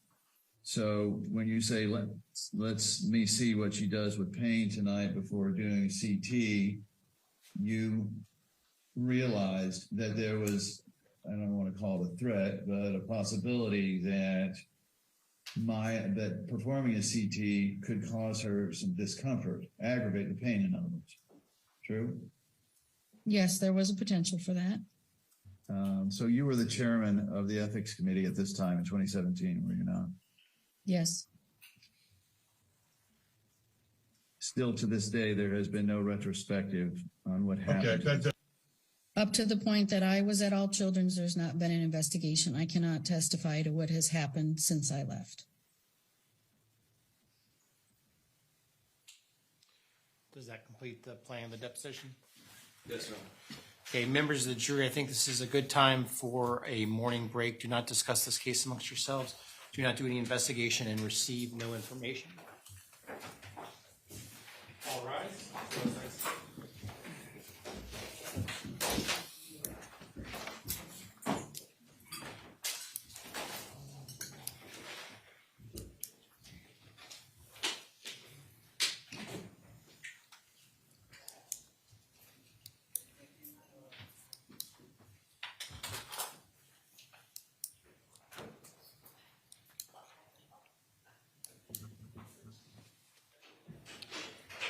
Any issues we need, or the jury's out of our presence, any issues we need to address before we take a break? Not from the defense, Your Honor. Do we have the time breakdown on that deposition? That was all the plaintiff, Your Honor. Okay, so can you tell me how long it specifically was? Yes, Your Honor. It's 23 minutes and 21 seconds. Okay. Thank you all. We'll be in recess for 10 minutes.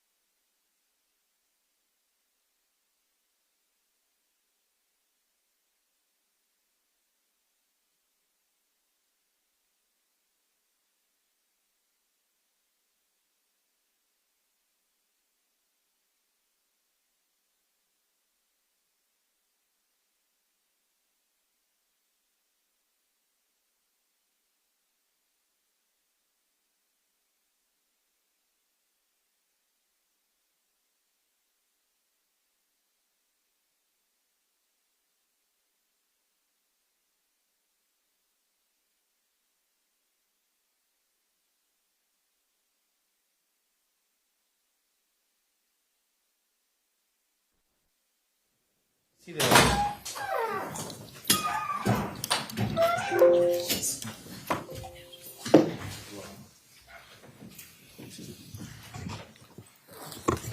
there any issues we need to?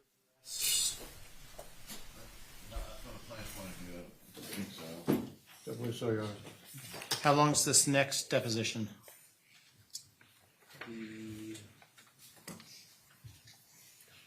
Just a moment, Your Honor. Just as a reminder, at 11:25. It's 20 to 25 minutes It's again. 22 minutes and 49 seconds. And who is this all for the plaintiffs? Or is there a That's split on the this one? totality. I don't recall any defense questions in this one. I think it's all plans. It was 22 and something? 22 minutes and 49 seconds. And who is this? Dr. Joseph Furno. Are we ready to bring the jury in? I believe so. Yes, Your Honor. Let's bring in the jury, and you're the new lighting director.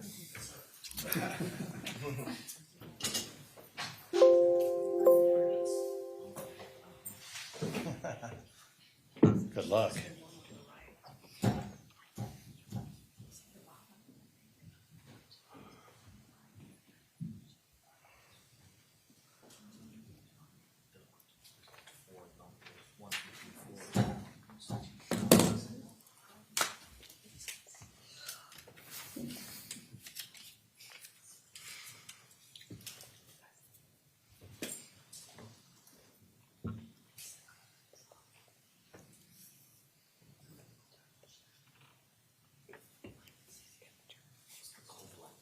I'm sorry?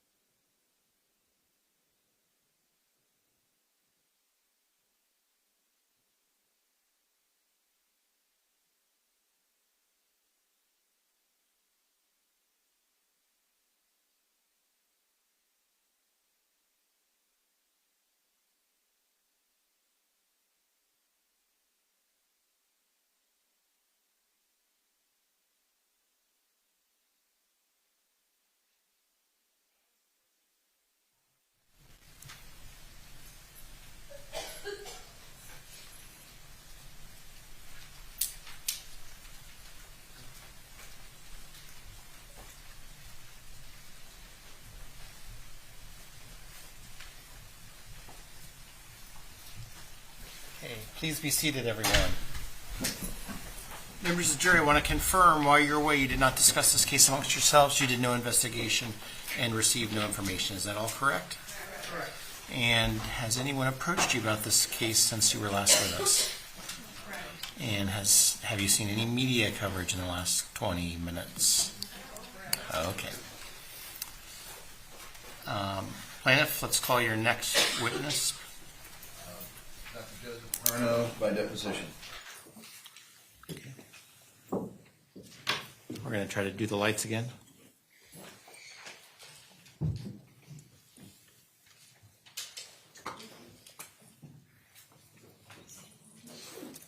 Doctor, if you'll please raise your right hand. Do you swear or affirm the testimony you're about to give will be the truth, the whole truth, and nothing but the truth, so help you God? I do.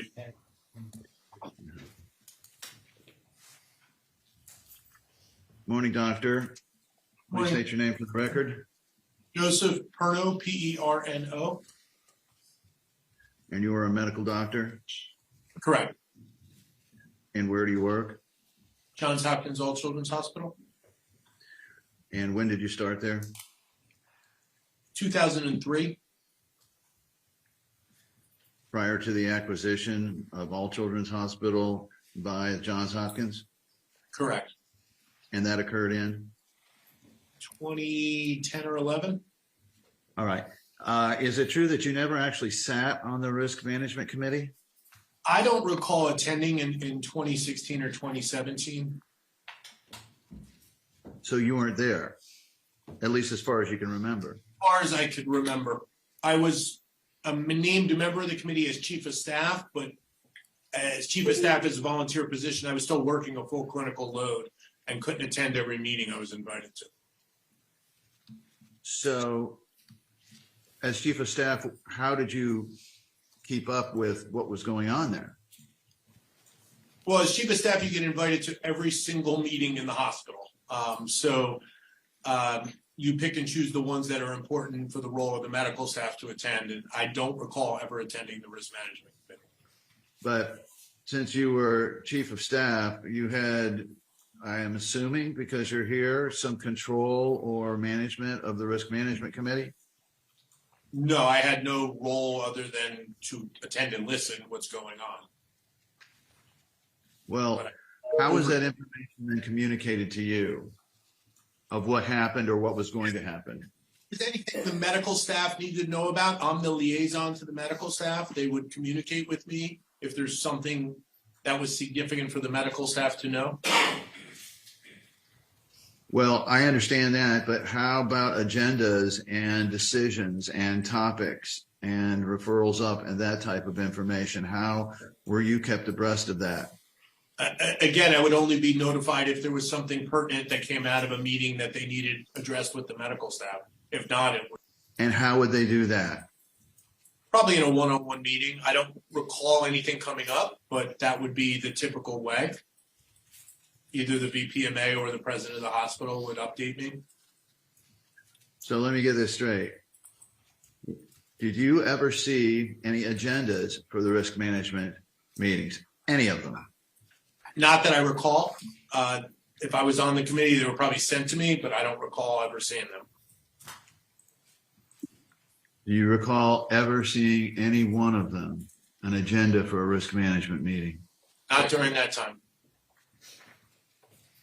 Do you recall receiving any, did you receive any notes, memoranda, or any other documentation, electronic or in writing, of what went on in a particular meeting?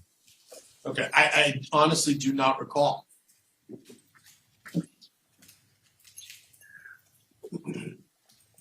During the time that this stay of Maya Kowalski was going on, October 7th through approximately the 14th of January, 2017, were you aware of what was going on with her?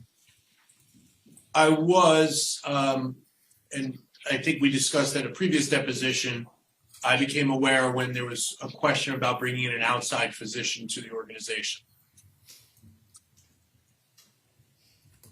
And was that the only decision that you were involved in insofar as Maya's care?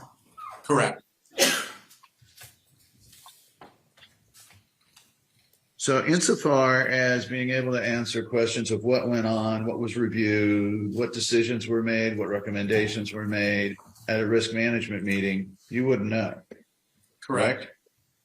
All right. So tell me what you knew or understood about Maya Kowalski's care and the situation. At the time, from what I recall, is they wanted to bring in her personal physician who did not have privileges. And the question was should and how we would give temporary emergency privileges on a case-by-case basis. And as chief of staff, I have a role in that decision-making in conjunction with typically the VPMA of the hospital. All right. So there is a method to bring in doctors who don't have privileges on an emergency basis. Is that right? Correct. What are the criteria? So they need to be able to, they need to be filling a gap that we do not have on the medical staff. So there needs to be a need for them. They need to meet the qualifications of our medical staff to treat the patient. They need to be, for emergency privileges, really they're self-limited to a particular case or time period.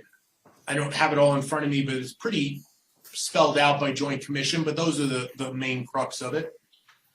All right, I see two then. They need to fill a gap in an area of medicine that the hospital does not have an expertise in. Correct? And then the second one is they have to have qualifications of medical staff. Translate that for me. Right, they need to be able to be credentialed on our medical staff, meaning they have to meet certain basic things that our medical staff bylaws state you must have. Well, all right. And so is that in writing anywhere? Yes, And what is the name of that document? that would be the medical staff bylaws. All right. And so then we had Dr. Hannah. Do you recall Dr. Hannah as being the subject of your review? Yes.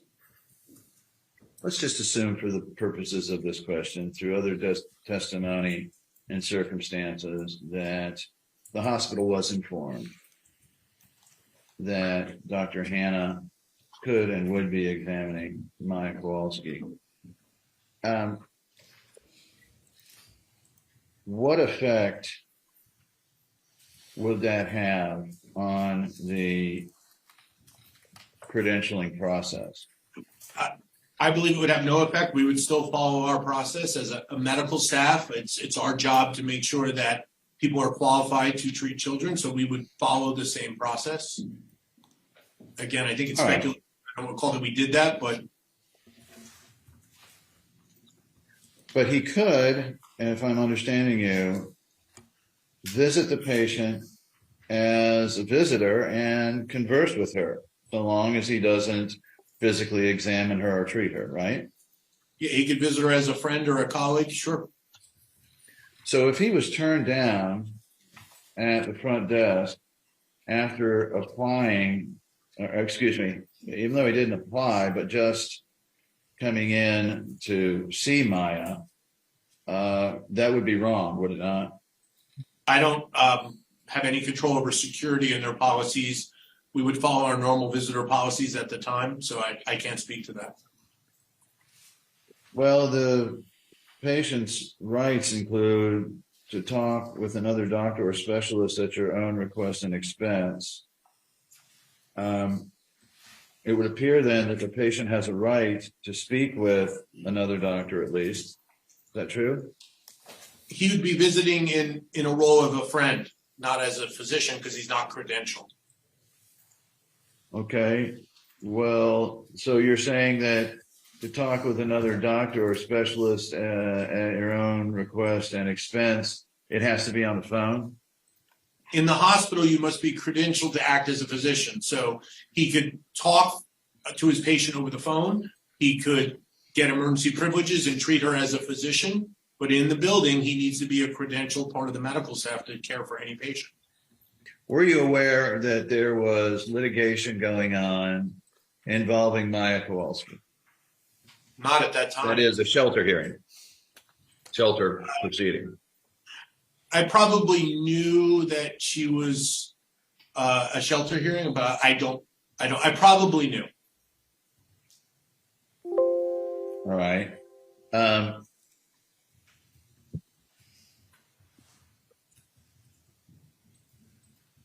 Under those circumstances, then, did you nonetheless look at the doctor's background, training, and experience to determine whether he would have been approved? He never applied or sent it in, so no. You never did any independent research to determine whether or not? I would have no need to do that. I've got a lot of duties, as I described earlier. I don't need to be doing extra work.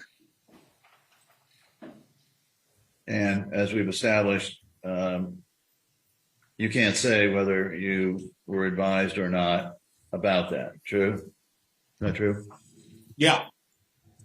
But you have a rough idea of what risk management committee did? Yes. What did they do? They look at trends and different things that pose a risk to the hospital. It's a quarterly meeting, so it's not a real time. It's usually retrospective, looking back what's happened. infection rates, different risks that may be there. Again, and some of this I know just from reading up on it. Okay. And when you say retrospectively, that means in the preceding quarter? Yes. And when you say quarter, are you talking about, for instance, the typical quarters of January, March, June, October? Yeah, like that's that? what I assume that's the frequency. Is it true that the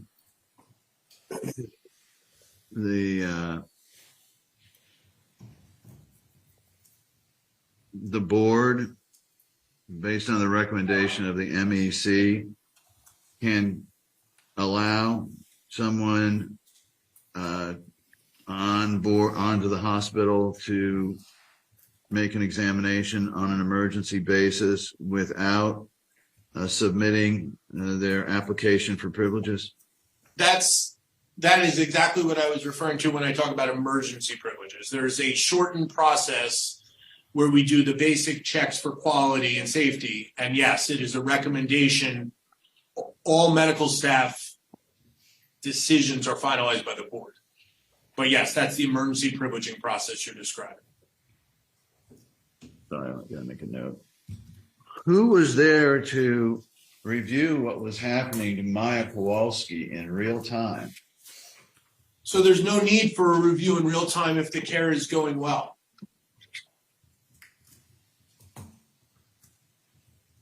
So the answer is no one. Everyone. We're constantly monitoring our quality of care through multiple indicators, whether it's frontline staff, physician staff, resident staff. We're constantly looking at it. So if there's no red flags, there's no need to do a review of every single case. What's a red flag? If there's a concern with the care that we're giving. Give me some examples.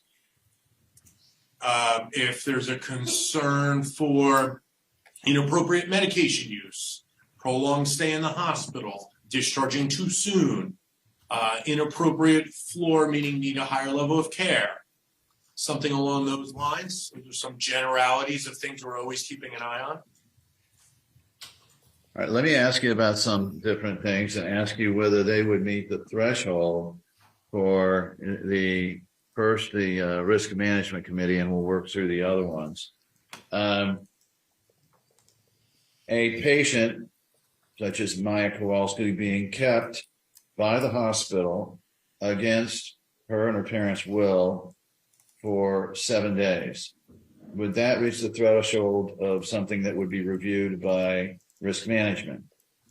And no, I mean, risk management committee meets quarterly, so that would not be appropriate. So would it be reviewed retrospectively? I do not know. Would it be reviewed by the patient safety committee? Probably not. Would it be reviewed by the standards and credentialing committee? Definitely not. Can you think of any other committees that might review a patient being kept against their will at the hospital? I don't believe we keep patients against their will, but it would probably be more of a team meeting with the care team and the family to discuss best process.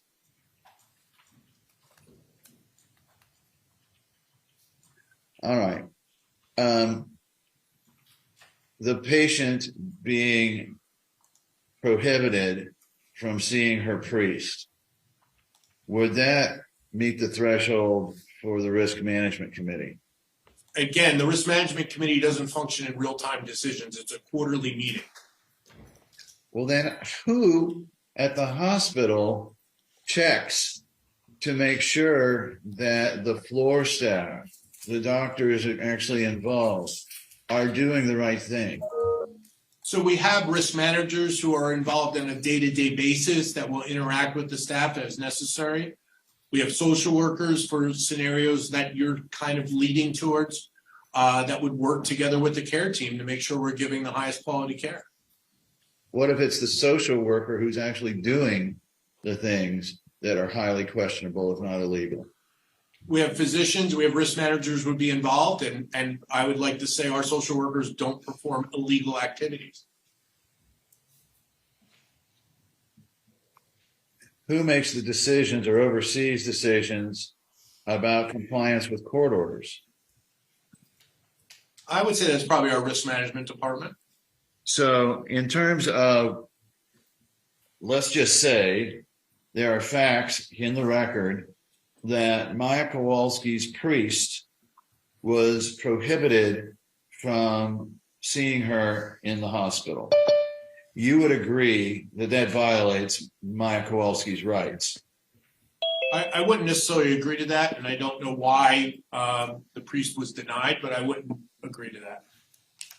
Okay, so who was there then to review the actions of a nurse or a doctor or a social worker who came up with something like that out of their own head?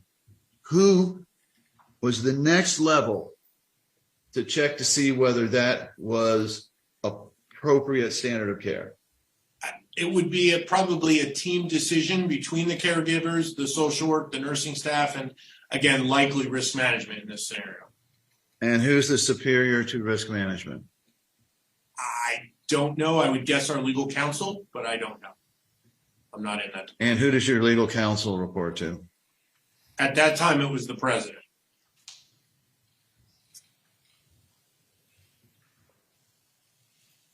And other than the board of directors, was the president the highest authority at the hospital? Yes, the president at the hospital, yes. Let's ask about the child being stripped down to her underwear, short shorts, against her will, and photographs being taken of her without any court authorization, any authorization or notice to the parents, and against both the parents and the child's will. Would that be the type of thing that would meet the risk management threshold? No, because I would consider that part of our standard care and treatment plan. We often will take pictures of patients to document for the medical record. Make sure I get this right. Standard of care. So, Johns Hopkins All Children's Hospital, standard of care could include stripping a child down to her underwear and photographing her in a private room against the child's will, against the parents' will, and without notice to the parents, and without any court order or legal authority to do so. Am I correct in that? I think the legal authority is the consent to treat. It's part of a treatment protocol. Many children object to things we do for them, right? If I'm suturing a child in the ER, they object. If we put an IV in their arm, they object. So a child's objection, I think, is difficult. We work with them. But yeah, it's taking non-patient identifiable pictures to help with the medical record, whether it's bruising, whether it's rashes, whether it's injury. It helps enhance the medical record. So it's part of a standard treatment plan. But in every one of those circumstances, the parents are notified and give their consent. True. We have consent to treat. So once they give us consent to treat and examine, that's all part of a physical exam and treatment plan. So yeah, that consent had been already given. Well, can the doctors put a child into a surveillance room for 48 hours under false pretenses of testing without parent consent? Yeah, I think we choose rooms for our families all the time without consenting families. And if we feel it's part of the treatment plan, I don't see that as a separate call out either. What possible benefit to the child is it to put them in a room where they cannot reach the commode for 48 hours, knowing the child cannot walk? and keeping her in that darkened room for that length of time? Are you asking about this specific patient? I can't speak about this specific patient. And I'm not sure exactly what you're trying to get at. When is Baltimore consulted in terms of standard of care? Very rarely. And in 2016, probably never. But the point is, Johns Hopkins in Baltimore was not monitoring the level of care that you were providing down here. True? Correct. And they were not influencing it anyway, correct? Correct. Are you aware from any source other than your attorney that Beata Kowalski committed suicide? No. So, to this day, sitting here, you're not aware that Beata Kowalski killed herself and left suicide notes which blamed Johns Hopkins' level of care. Are you aware or not? Are you aware?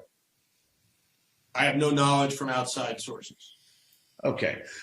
Did you ever speak with any of the physicians that were involved in Maya Kowalski's care while she was there or soon after?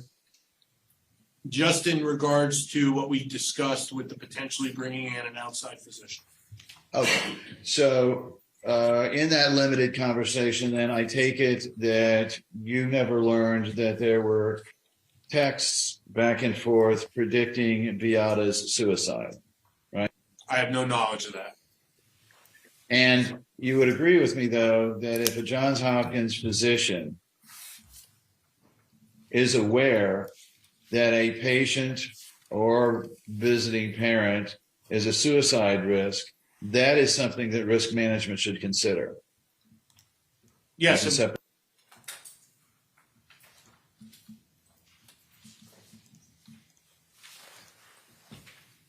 It's kind of an abrupt end, but that's the end. Okay. Are we gonna have another deposition or? We do. I'm sorry? Yes, we do. So I'll leave the lights as is. And your next, The next deposition is Dr. Anthony Napolitano.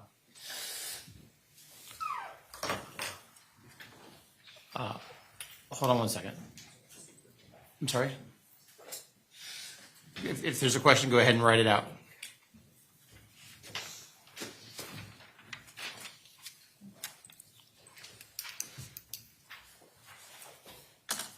And Mr. Whitney, while the jurors writing out, from a timing perspective, are we okay with the next deposition? I think you said the breaking point is 11:30, is that right? 11:25. It will be fine.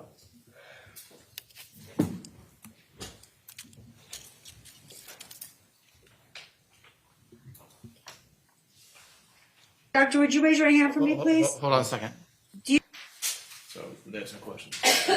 Apologize. All right.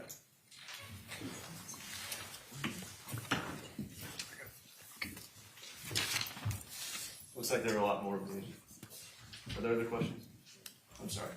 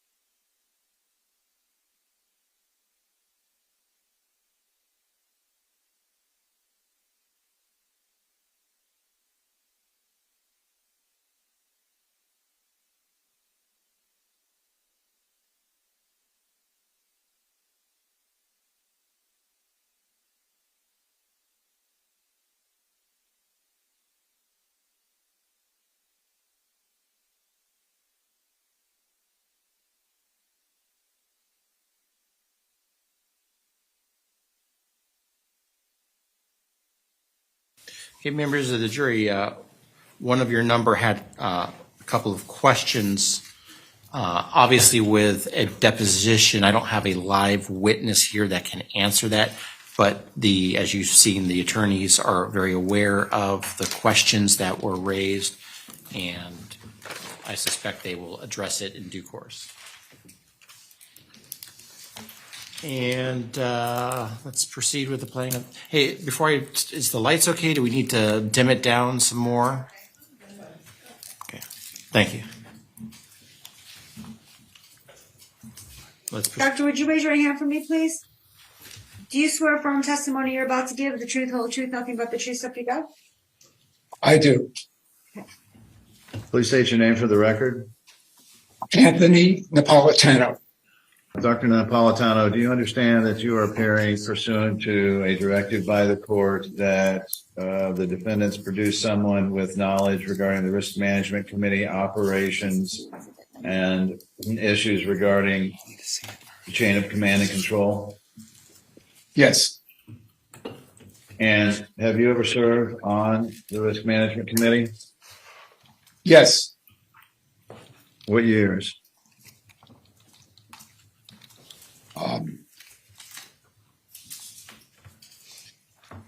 I would say 2014 through 2019. And what was your position, if any? I served as chair of the Department of Pediatrics. Who else in 2016 was on the committee with you?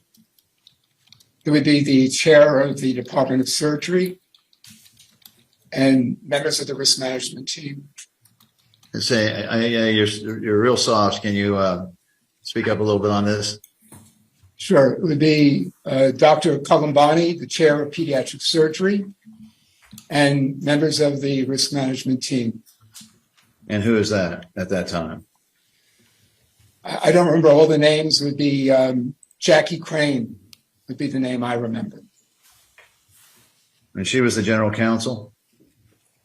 I believe she was.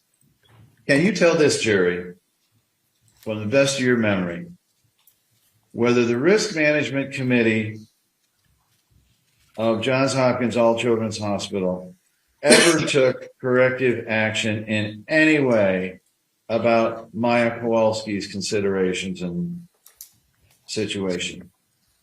Not that I'm aware. Not that I am aware. How does risk management manage risk in real time? We go back to our divisions and our care areas and look to see how we can help. So you do or do not discuss things happening in real time? No. No, you do not. We do not discuss real time.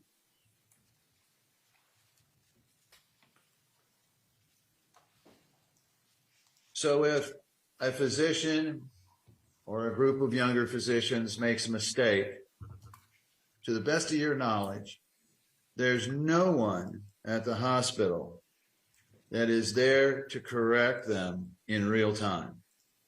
It's not in real time. There's no one there that was reviewing what the hospital was doing in real time, correct? In real time, no.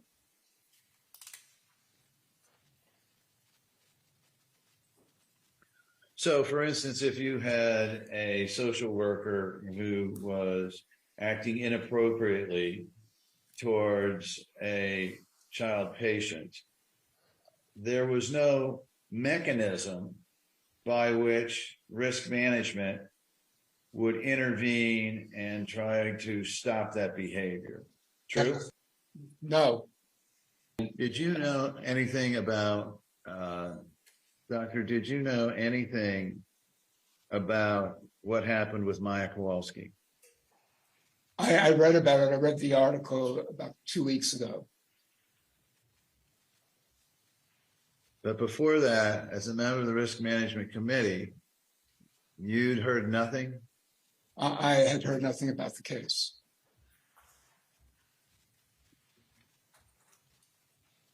And what other positions did you hold during 2016, 2017?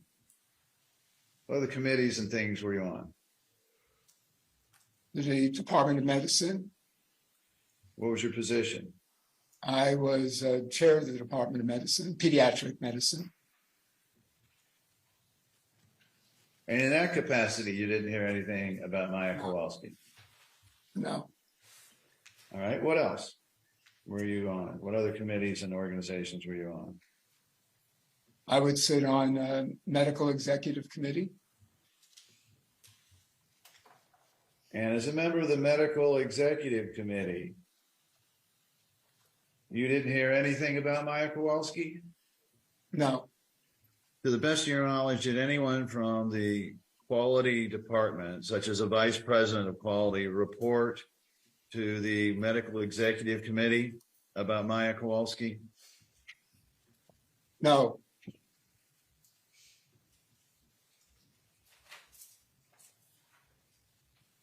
you have any idea why you, as the chief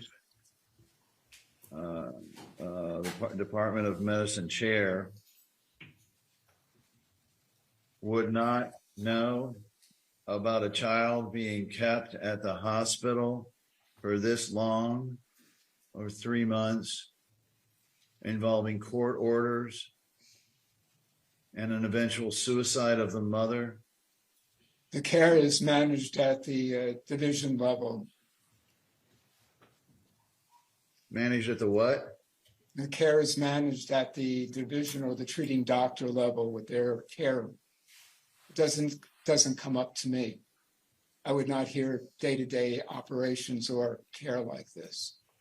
What remedies were available to the patient, most likely the patient's parents, if the doctors at the treating doctor level were misdiagnosing or otherwise negligent in their care of the patient? Object to form. They would ask to speak with the division chief and ask to sit down and speak with him or her to discuss the concerns they had. All right. And with Maya Kowalski, they're under allegations of child abuse. Who would that fall under as a division chief? That would, for the care or for the care patient? Yes. That would be the division chief of hospitalist medicine. So I know you didn't learn of it till recently, but you do know Maya was there under a court order, correct? My knowledge is really from what I know from reading the USA Today article that I read. Okay. And who was responsible then for assuring Maya's care was aligned or complied with a court order? That would be the physicians caring for Maya. And if the physicians were not monitoring the nurses and errors were made in her care, how would that be corrected so the child was no longer injured, hurt, or troubled? It would be the nursing manager of the floor that Maya was on. As chair of pediatric medicine, do the hospitalists belong to your department, pediatric medicine? They're one of several divisions, yes. The ones that what? Yes, they would. The hospitalists fall under the Department of Medicine. All right. And so during 2016, who were some of the hospitalists that were under your authority, if you will? At that point in time, and this is reading from the article, would be, I think, Dr. Deese was one that I read, and who was it? Sorry? Dr. Deese. Okay. Anyone else? Dr. Major? She would be a hospitalist, yes. See, how about Dr. Young, Dr. Young, yes. Dr. Carroll, Yes. Dr. Davidson? Danielson, excuse me, I'm sorry, Danielson. The first name on Danielson is who? Kristen, Would be a hospitalist, yes. so she'd be under your care, or your Under the authority. hospital. Okay, and throughout this period of time in the fall of 2016, did any of your hospitalists that we've mentioned here ever come to you with any concerns about the actions of any fellow doctors, nurses, or social workers? No.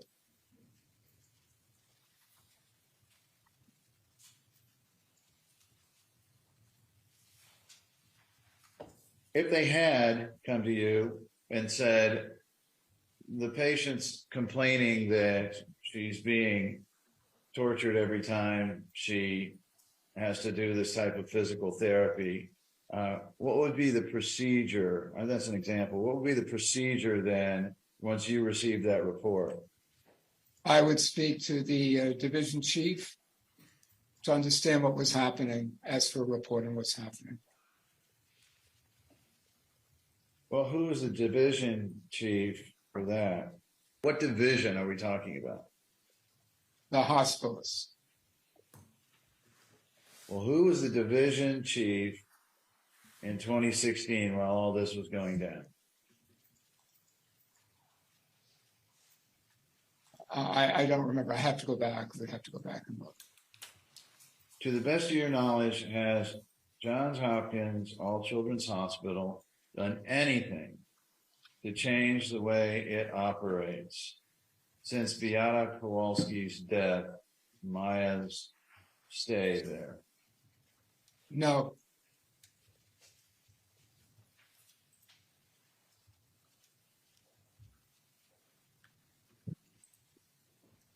In fact, most of the doctors, nurses, and staff like you don't even know what went down, do you? From the article that I read is how I know about it. But internally, coming from within the hospital, nobody ever brought to your attention what happened there. Is that right? No. Okay. And who was there to make sure that the patient's rights, as stated in this particular document, the guide for patients and families, who was there to make sure that the patient's rights under that were being upheld, honored, if you will? The local leadership, the managers of the unit, the nursing managers of the unit, and the physician, the division chief.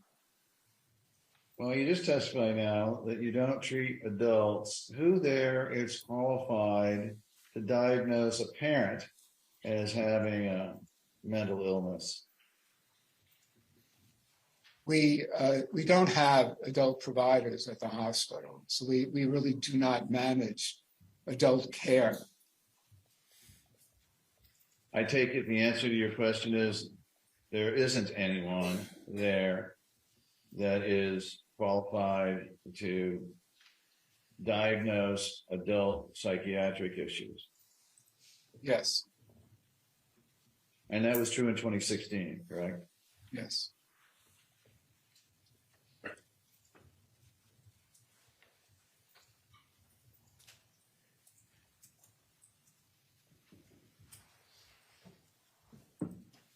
Looks to be the end. That's it? Then we announced the date. It's a bit hard to read on that deposition. No, it's still going. It's still going. Oh, it is. All right. So Long break. I'm going to ask you now about some allegations you haven't heard from your testimony other than popular media. and ask you whether these comply with hospital policy. Maya's priest was prevented from seeing her. Does that comply with hospital policy? I'm not aware. Okay, she was prevented from having a computer or any electronic devices. Is that part of the hospital's policy generally with children? Not being allowed to have any food, any baked goods from parents or even her little friends. Is that hospital policy? If a patient was on a specific diet, potentially. To strip her to her underwear, short shorts, and physically hold her down to photograph her. Is that part of hospital policy? I'm unaware. All right. What about listening in on calls with her lawyer? Is that hospital policy? I'm unaware. Do you report to anyone in Baltimore? No, Have you ever?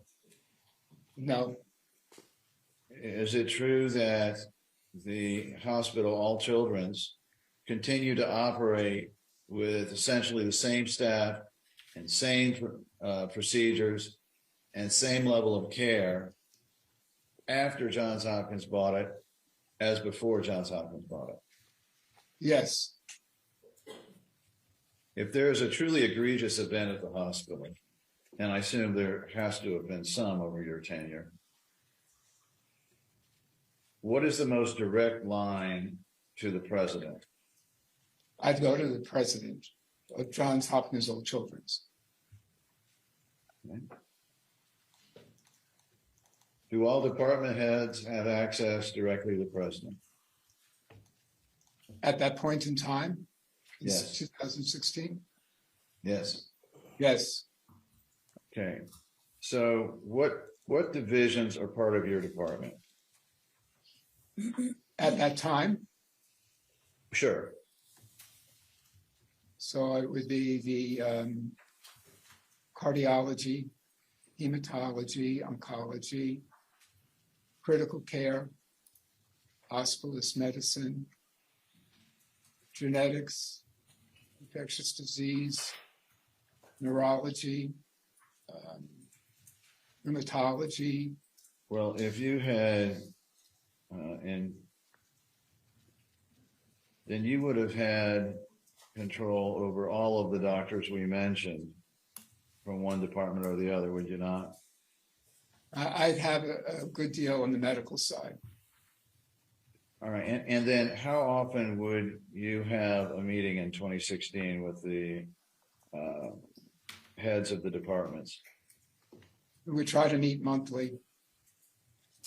Not everybody would attend, but we try to meet monthly.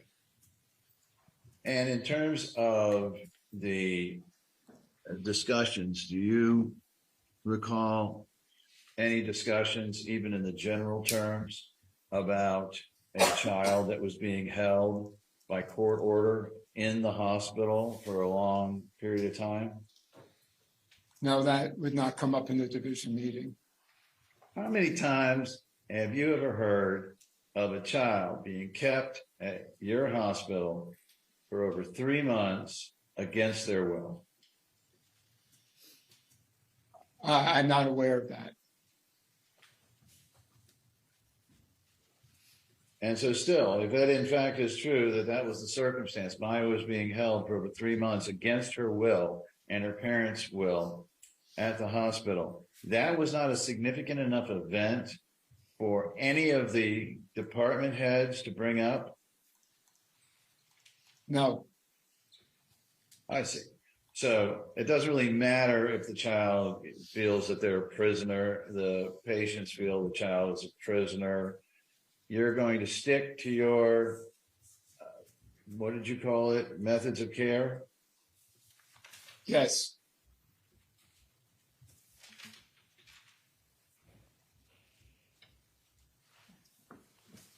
think I'm premature this time. And this was from May 11th, 2023? Yes, Your Honor. Okay. Can I see the attorneys for a moment?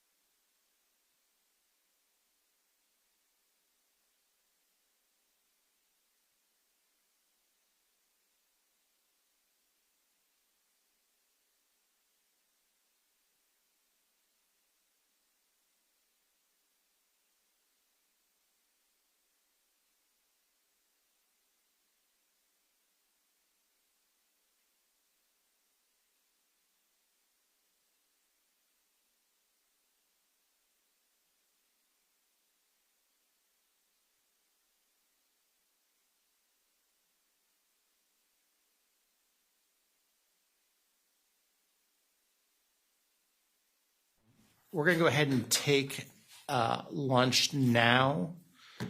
And this is one of a meeting that was pre-planned that I had, so it's the fault's on me. I'm going to ask Deputy Coley if you could have them back ready to go at 1 p.m. We've got a full afternoon, so please be ready for a full afternoon. Do not discuss this case amongst yourselves. Do not do any investigation and receive no information. We'll see you back at 1 p.m.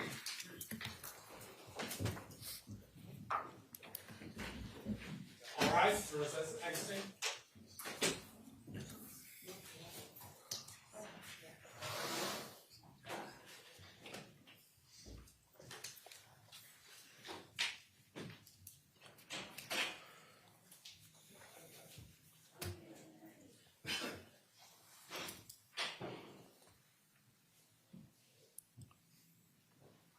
Okay, thank you, everyone. Please be seated.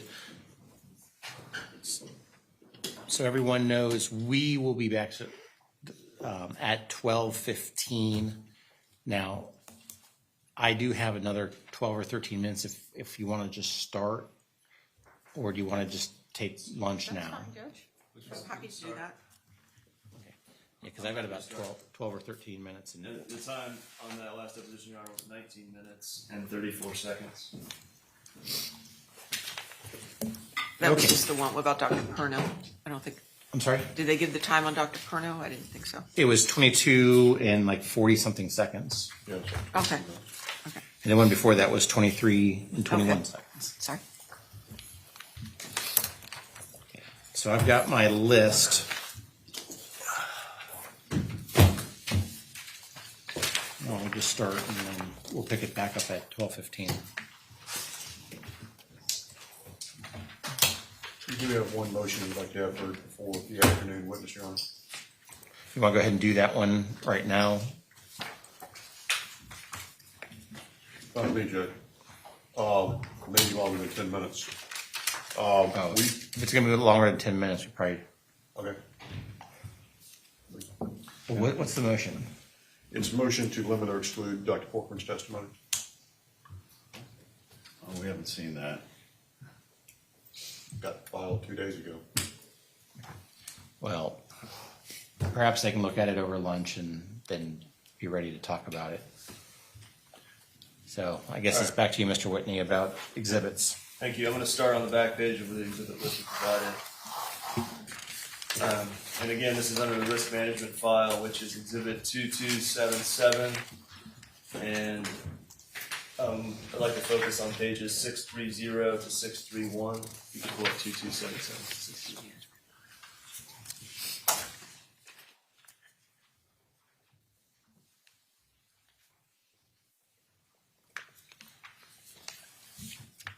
Your Honor, the email on the bottom half of the page was previously admitted with redactions.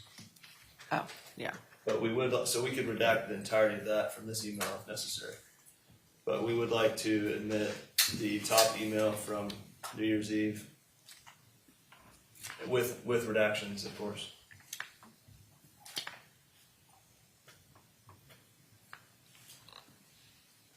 So when you say the top one, are you talking about the one at 219, talking about a transfer? Or the one Yes, I'm sorry. Those two. That starting with that one, which is 2 lines, and then up to the top, that exchange.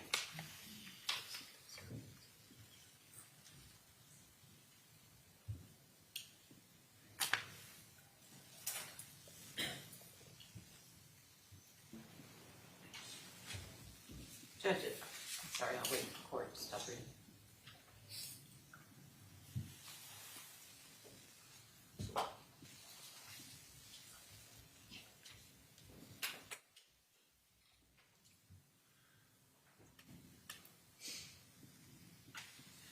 Okay, and what was the status of the court order?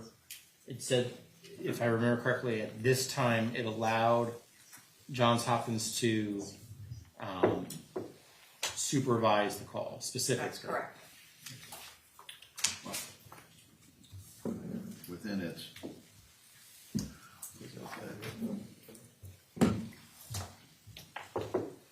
Judges, this included all starting with DCL. Well, it includes counsel referring to counsel. It's going to get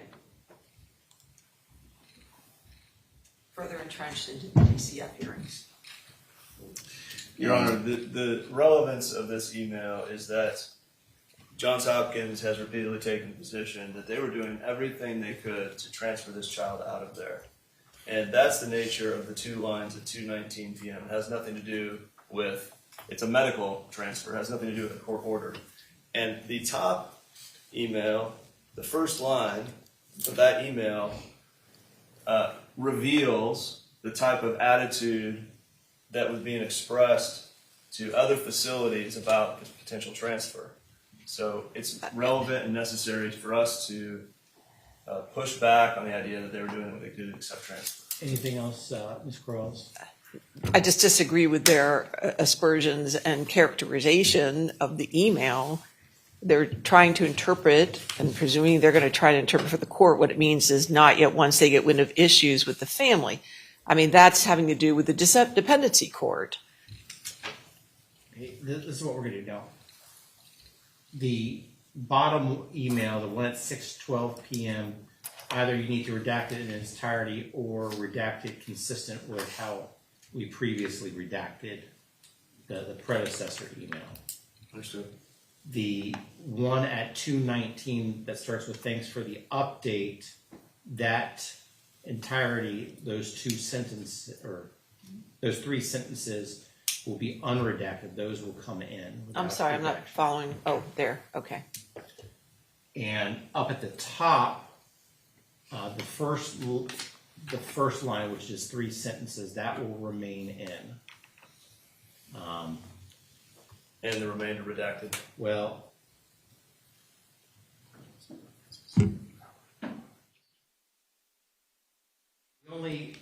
the answer is almost yes, but this concept about Maya's recent scratches self-inflicted, that isn't dependency related. Right.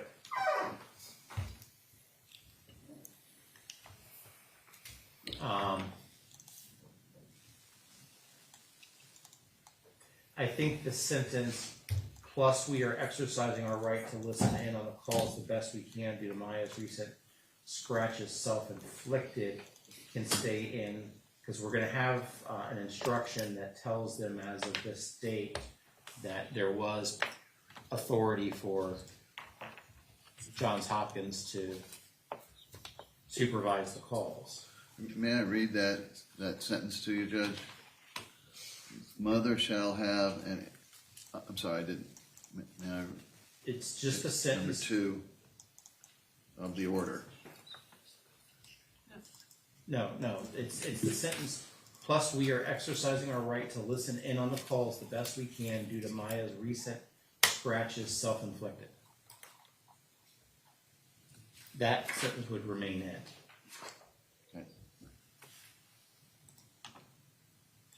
Who's taking notes as to? I've got the notes. I have the email here, and I have the notes on the redactions, and I will make it happen over lunch. Anything else about this email?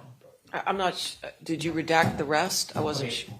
the only thing that's coming in on that very top email, the 739 email. Can we have it large again, please? And Mr. Reyes, thank you. Is the very first line, which comprises 3 sentences, the one that starts not yet once. That whole line stays in. And then the only other sentence that will remain in is the sentence that says, plus we are exercising our right to listen in on the calls the best we can due to Maya's recent scratches self-inflicted. Everything else will be redacted. Your Honor, this is a bit nitpicky, but the 2 signatures that just say sent from my iPhone, and we keep those. Can you scroll it down so I can see what it says? Just says at the bottom of the screen here, sent from my iPhone. That's fine. That's not dependency court related. Okay, thank you. And then, of course, the next email in that chain, the 219 email, will stay in. And then the email below that. We will redact consistent with the previous ruling. Exactly. And so when you tender the redacted version, this will be called 2277-630A and 631A. And so the court will receive the A version as redacted. Judge, I just like to reiterate our objection. We're going deeper and deeper down the DCF and dependency rabbit hole. I don't think so, Mr. Particularly in Hunter. light of the last 2 depositions and the court's rulings on our objection. So I feel constrained to put that on the record, Judge. We're parsing a course that can't be parsed. And I just have to object here. And I appreciate it. And let me just give you my rationale, and then I've got to run. There are obviously causes of action that I have not allowed in because of Chapter 39 immunity. I don't have that order in front of me. I don't have the buzzwords in front of me. But it was, anything that was as a consequence of the call, and the actual dependency hearing is, obviously a consequence of the call. And I think I've been very clear about that. But there are other counts, including the medical malpractice, because Maya was a patient at Johns Hopkins All Children's Hospital concurrent to the time of the dependency court action. And there's also other counts, including the outrage count, negligent infliction of emotional distress, plus others. And so there is evidence that could be down the dependency court, but also is relevant to the other causes of action. And what I have been attempting to do is wherever I can to excise out anything that is purely dependency court. But if it's something that goes to a medical malpractice or one of the other counts in this case, even if it specifically or somehow references the dependency action, I'm leaving it in because the jury already knows about the existence of the dependency action. They're going to be instructed, and we've already somewhat instructed them, that the hospital is not responsible for Maya Kowalski being there and could not discharge her against a court order. So I don't believe that the evidence that has been coming in is improper given the causes of action that are actually pled that are outside of the Chapter 39 immunity. And with that, Mr. Altenburn, you get 15 seconds. And then No, that's all I need. I just got to say, I need to review. We've been doing the objections in your rulings on the depositions in this kind of wholesale fashion, so I don't get to see all of this. But there was a massive amount of information in Dr. Politano's deposition about being held prisoner and this and that and the other thing. And keeping in mind that count 14 is only a negligent training count, there was things way beyond that. And then we're talking about things that appear to be going to punitive damages that are after the fact conduct. None of that is admissible for punitive damages. So there's just a pile of things that got in that deposition that, Your Honor, I respectfully think are error. Well, I appreciate that. Assuming that those questions were designated as objectionable. Yeah. Yes. And that's what I wanted to Some of them were, but then there were some of them in there that didn't, that sounded to me like I don't remember reading. But I mean, I've been trying to rule the way I just articulated it just a moment ago. I mean, that's what I did last night with Dr. Is it Newberger? I mean, I sustained a whole bunch, but I let in some stuff. I cut pieces and, you know, look, I'm doing everything I can to be fair to both sides with the causes of action that are allowed, those that are not allowed, and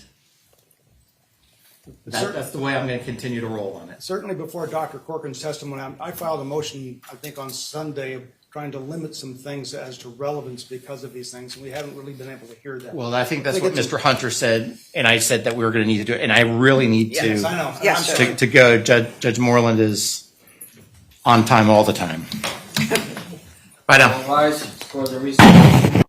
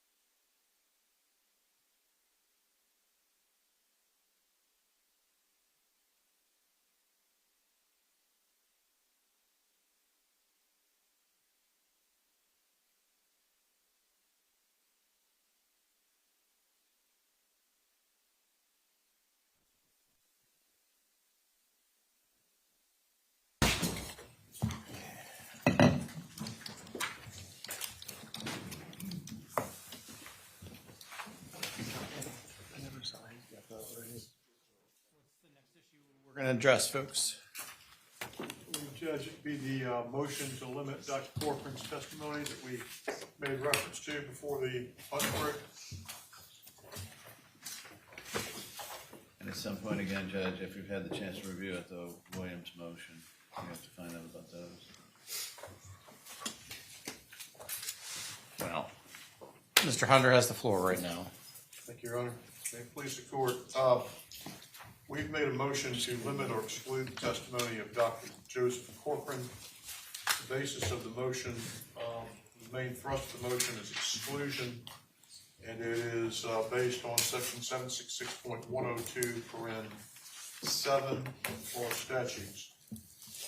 As Your Honor has heard before in this matter, section 766.102 provides for the qualifications under which testimony may be offered by an expert witness in a medical malpractice case. A threshold requirement is that the expert witness have reviewed under subsection 5 of the statute all pertinent medical records, which this witness has testified he has not done.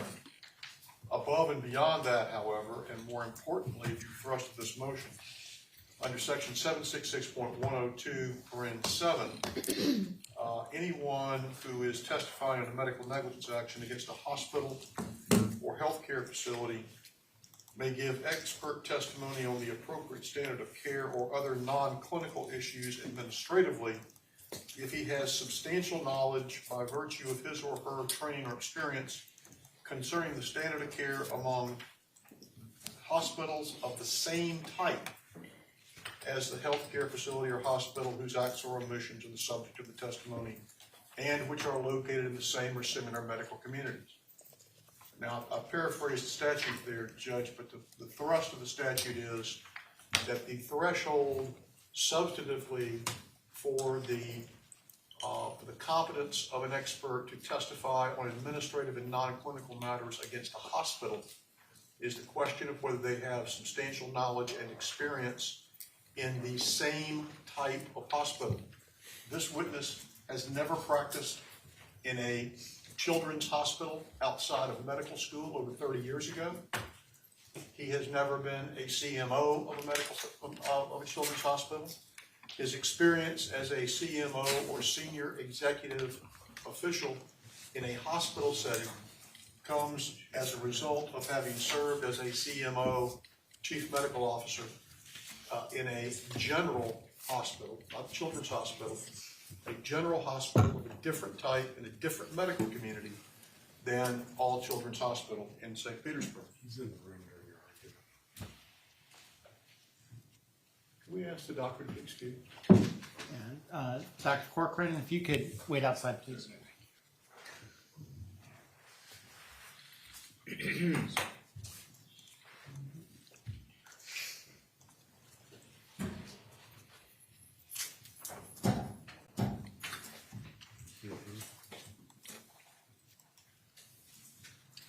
In any event, Judge, that's the thrust of the argument. The record has established through his deposition testimony that he's not familiar with the different levels of licensure under Florida statutes for different types of hospitals. He is not familiar with the differences in specialty as opposed to non-specialty institutions. He has no familiarity with the disease processes here at issue among pediatric patients. In fact, he's testified he's not a pediatrician. He's never been a pediatrician. He has no knowledge of the diagnosis or treatment of CRPS, the use of ketamine, or any of the other clinical issues that are at issue here. He is, by training, a osteopathic, board-certified OBGYN with no pediatric credentials whatsoever, who has never practiced significantly in a pediatric hospital. Do pediatric hospitals use a different coding system than other hospitals? Coding system in what respect? For billing purposes. I'm not aware that they are, but on the other hand, he's never been provided our billing records. Yes, he is. Yep, he sure has. Okay. Anything else, Mr. Not Hunter? according to his deposition. That's what we have, Judge, and the alternative part of the motion is that his testimony be limited to those matters with respect to which he can furnish familiarity. If Your Honor is suggesting that perhaps if he's properly informed regarding billing, that would be a potential exception. But as a matter of standard When was this deposition taken of Dr. Corcoran? Deposition was taken, Dr. Corcoran, sometime recently. August Judge. 1st, 2023. He was the one that, Your Honor, let them add late at the last minute. It was taken you said August? That's probably it. That sounds right. August what? August 1st. And so this motion is coming in We didn't get the transcript before the deadline. Transcripts can be had in a day or two. I'm just wondering why, because we had so many of these hearings before trial.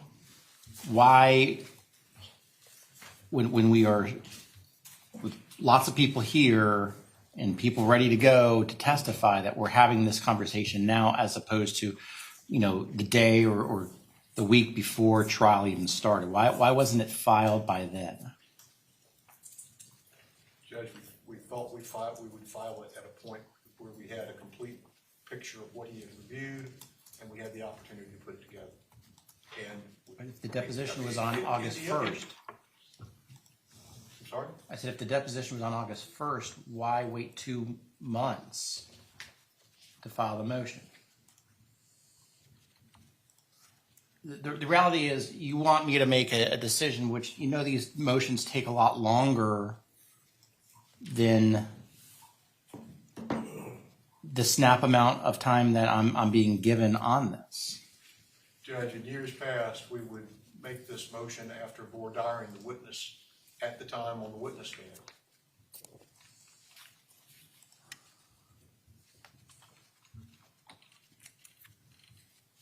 I don't know, how many motions in limine to exclude various doctors and opinions have we had in this case? Judge, we had a number of them. We had a number of those in June, July, and others in August.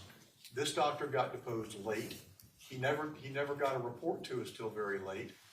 And His report was timely on June 10th, 2023.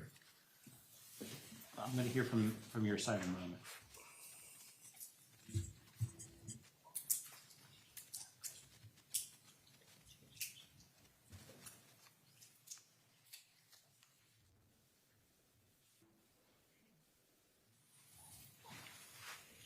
I don't know what to do, Mr. Hunter, because I feel like I'm being jammed on this. I mean, he's here, everyone's waiting, and you're asking me to make really substantial rulings on things that I would have liked to have actually had some time to think about and to, read it in more detail. Judge, I regret making you feel that way. That's not my intention. There's a number of us getting jammed about a number of things in this matter.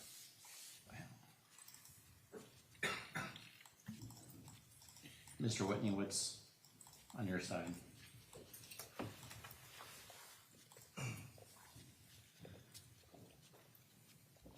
The relevant section of the statute is 766. Well, first off, tell me what this doctor is going to be testifying to. Let's start fundamentally. Well, that's probably better Mr. Anderson's question.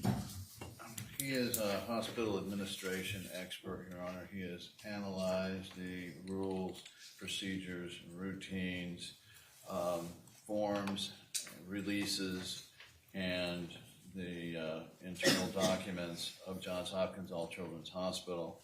He is offering opinions about the failure of the systems within the hospital to prevent many of the situations that happened here, including Kathy Beatty and treatment of Maya Kowalski and the overall treatment of her through her stay. He is opining as to whether the hospital had sufficient control to advertise itself as Johns Hopkins All Children's Hospital, given the fact, as just testified to by, I believe, either Dr. Perno or Napolitano, that there's absolutely no control whatsoever over them by the Baltimore company. He's also testifying about the lack of training. In the first part, and the second part, she probably shouldn't have even been anywhere near Maya Kowalski in light of the memo regarding aggressive behavior and the extent to which the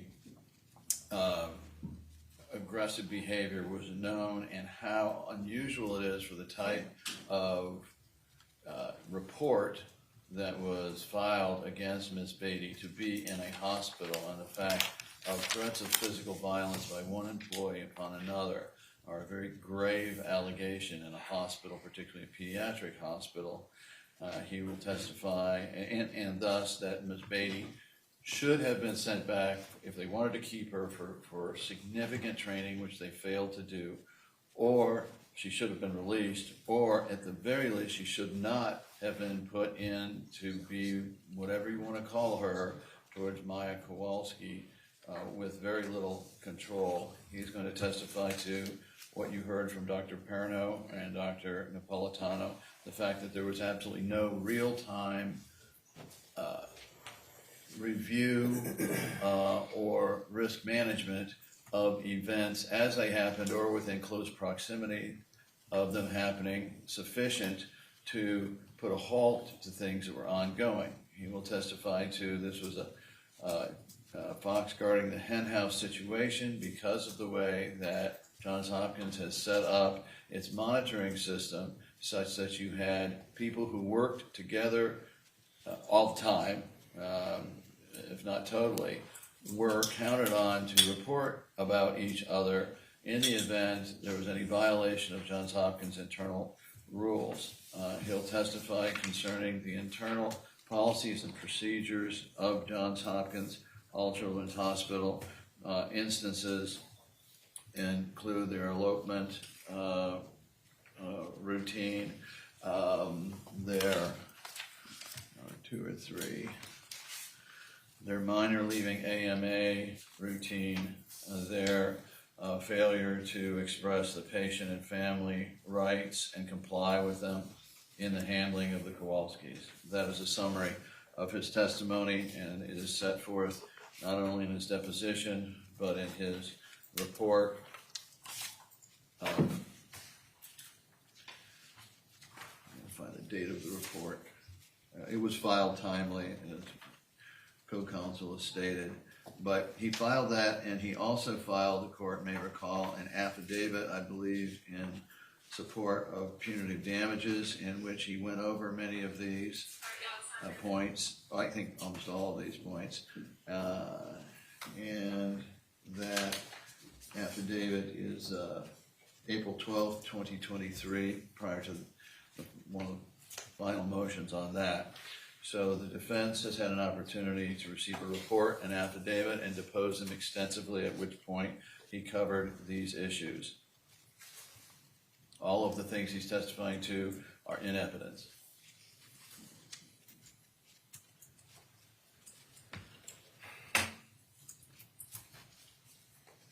If you need further on the statutory argument, please let me know. I'm still trying to read, and that's why I say I got jammed on this one. I don't know how you want me to do a quality job at making well thought out decisions without giving me the time to do it. I mean, I can make rulings, but I like trying to think through what's being requested of me, get a chance to actually read the depositions, and I'm still trying to read his report right this second. Judge, I appreciate that. Some of the stuff that you're hearing is clearly outside of the pleadings that have been put forward. Count 11, for example, has been walked away, walked back. He's being put forward as an all-purpose expert regarding a very limited specialty hospital, and that, I suppose, is the point. And I apologize, but I didn't perceive that as being a matter that required that much forethought. And if that's my bad, that's my bad. Well, if you're making the argument that he has never been the chief administrative officer of a specific children's hospital, and you're contending that that is the requirement under sub 7 of the statute for him to be qualified, is that the argument you're making? Yes, sir. I'm making the argument that someone who's going to criticize the standard of care of a specialty hospital under the statute needs to have substantial knowledge and experience demonstrated of their ability to know and be familiar with the standard of care for the same hospital. That's the clear black letter law of the statute. What do the cases say interpreting the statute? Since There's very few cases that interpret this statute as opposed to the statute under 766.102(5). But under 102(5), the cases are very clear that it's got to be that the expert witness against or for whom a witness is testifying has to be in the same specialty. This requirement is essentially the same thing as applied to hospitals. Your Honor, subsection 7 begins, notwithstanding subsection 5. Considering that I wasn't given the opportunity really to think about this or review, can someone give me a case interpreting the statute so I can actually see what courts have said about this statute? The primary case they cited, the only case they cited, is Santa Lucia versus Levine at 198 Southern 3rd 803. And that case does not discuss the relevant statute. It doesn't even discuss 766.102. It discusses a separate part of the statute under 766.103. So we don't yet have a case. There are actually two cases we cited, Judge. Neither one of them construes this particular subsection of the statute. That's why I said what I said a moment ago. The point, however, is that under this statute, which was amended in 2013 to require it tightened the similar healthcare provider requirement for giving expert testimony and required expressly that you have to have an orthopedic surgeon, for example, to testify against an orthopedic surgeon. What was the law number? I'm sorry? What was the law number that was the change? I mean, these are things that I would normally have done so I can actually understand what the legislature has done. The Laws of Florida citations was 2013-108 and 2011-233.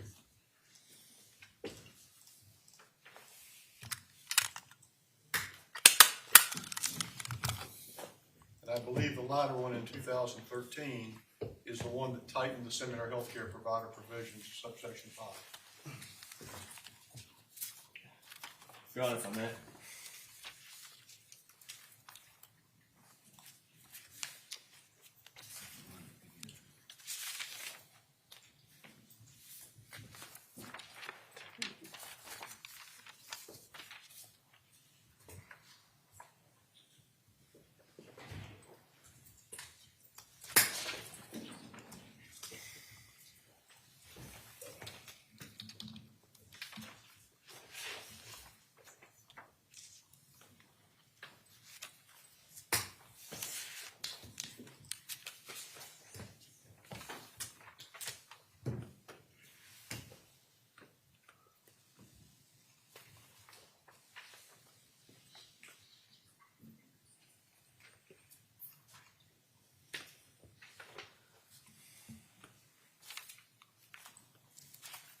So 213-108 Laws of Florida.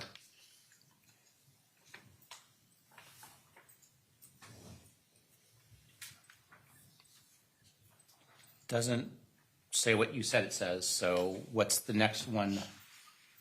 2011.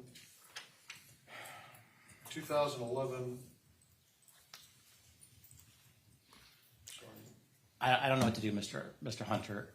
I don't feel like I am ready to make a decision on this issue. I feel this is way too late.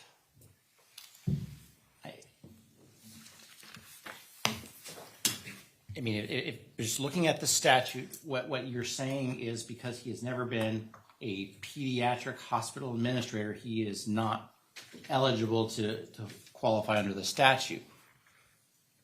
I think you're probably reading the statute a little too narrowly, but again, I haven't had a chance to do it. So if I have to make an on-the-fly decision, I'm going to overrule that because you haven't shown me any case law that would construe it that way, and if I got to make a decision without any chance of reflection, then I'm going to say no.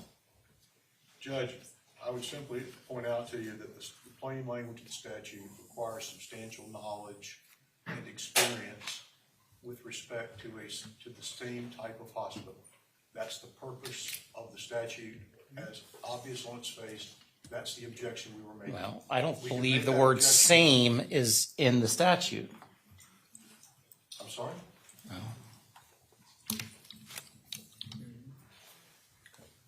Your Honor, it does say of the same type as a hospital in subsection 7. I wanted to clarify the factual point, which is that Same or similar communities, and he was the head of what, Brandon? he was the head of Brandon, correct? It's all part of Which Tampa Bay. He was the chief medical officer of Brandon Hospital, which has a pediatric hospital within it. And in fact, he affiliated and collaborated with Johns Hopkins All Children's Hospital in establishing the standard of care at Brandon. Is that true? Not to my knowledge. He certainly didn't say that in his deposition. He did testify in his deposition that at Brandon, his hospital, not him, he didn't service the contract, his hospital hired pediatric ER doctors and pediatric neonatal intensivists to come in and run portions of their hospital.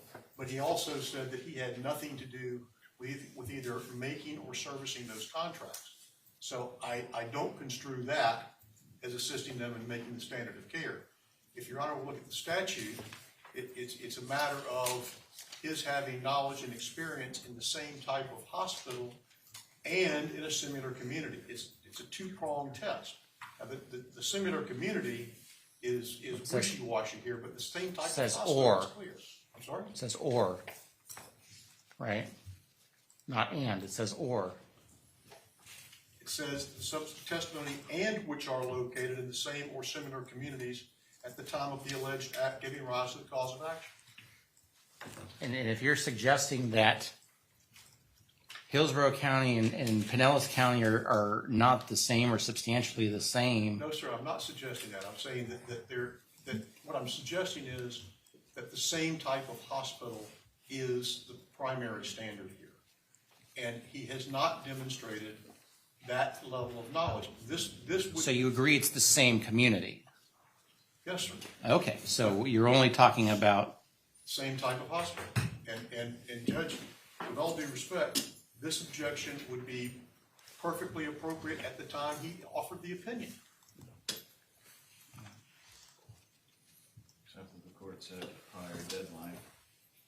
Just focusing for a moment on the or that the court points out, same or similar communities, in addition to being the chief medical officer of Brandon and the pediatric hospital there, and affiliated with Johns Hopkins in those efforts. He was also the division chief medical officer for HCA Far West Division, and he oversaw Sunrise Children's Hospital in Las Vegas. So Las Vegas and Tampa are substantially similar. Now, they're in the league. well, they both have football teams.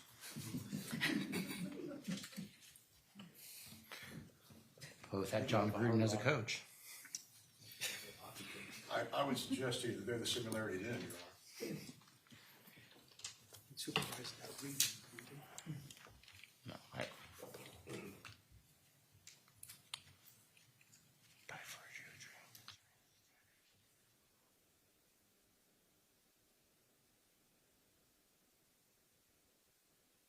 Where else has this doctor been?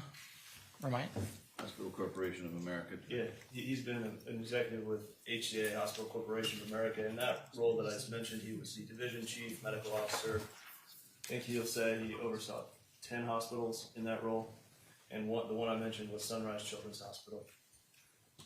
This Hospital Corporation of America, the largest hospital. I know what HC is.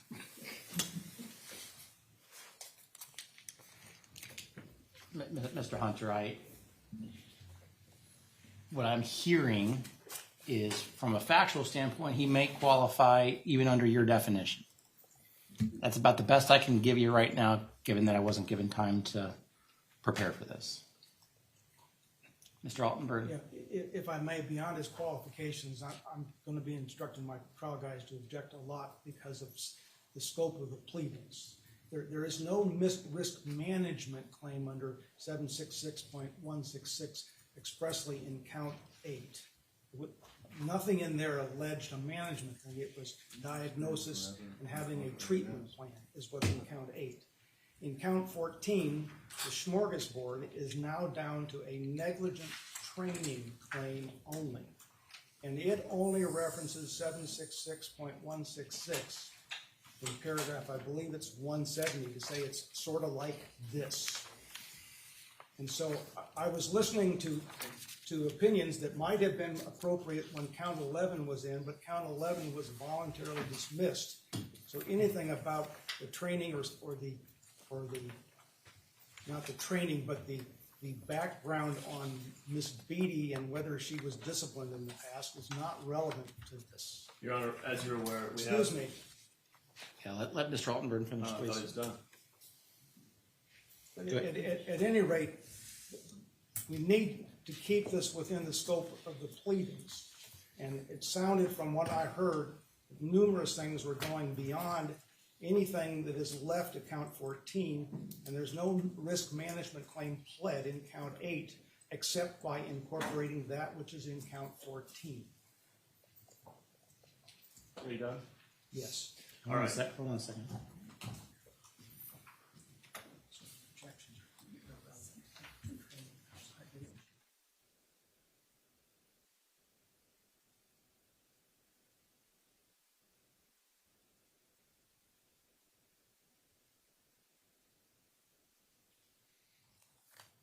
So, Mr. Whitney, you're telling me that Dr. Corcoran, when he was an administrator with HCA, had under his constellation of hospitals a pediatric hospital? Yes, Your Honor.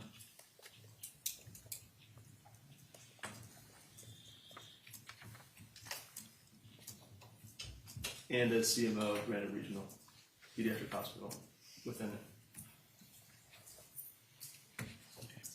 Now, how about Mr. Altenberg's point about the scope of the pleadings? Sure. The scope of the pleadings also includes punitive damages claims. And under 76872. On battery and false imprisonment. Correct. And we have to show and demonstrate the ratification or active participation or condoning of these actions by management. And he can speak to all of this because of the violations of internal policies, the failure to train Catherine Beatty, which is pled, in her anger management issues, allowing her to continue over this child, leading inevitably to the battery and false imprisonments and all the other misdeeds that she committed against Maya Kowalski, as she's testified to here. So management and risk management are materially relevant to our case here. The issue of risk management not only is subject to our pleadings, but has been up to the second DCA, as the court's well aware. So the nexus between risk management and mismanagement of this hospital has all been part of this case for now 2 years.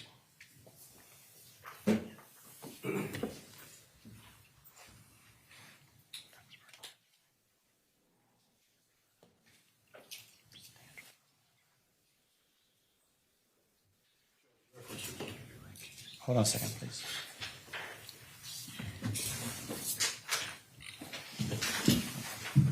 Reference is being made to Ms. Beatty's prior arrest. No. No, it was not. No, this That's is out. in the hospital. And I think I struck that last night as well. I in all the questions. understand you did, Your Honor. I thought I saw it referenced in some of his testimony or affidavit. That's why That could be. I That could be. I missed, what are you arguing? Your Honor, additionally, on the pleadings, outside of the punitive damages argument, count 8, which is the medical malpractice count, incorporated count 14, which is the negligent training, supervision, and ratification of the physicians. No, training, not negligent training. And in the lead up to trial, there was an agreement between Mr. Altenburn and Mr. Elligott, I believe, he'll confirm, to collapse count 14 into count 8 to avoid another jury instruction on this issue. There was an offer and there was never an acceptance because they never gave me jury instructions that could fit there. There's no agreement on that by us. Then in that case, count 14 is still an active count. So For negligent training only under a common law theory backed up by 766.166 and a reference to a Bill of Rights, which is a piece of material only admissible to establish a common law standard of care. There is a statutory Bill of Rights provision in the Florida statutes. It has no private right of action. It has a different penalty. Well, we've consumed all this time. The bottom line is, I guess he's testifying, and there's going to be lots of objections, and I'll just have to do the best I can with the rulings on the fly.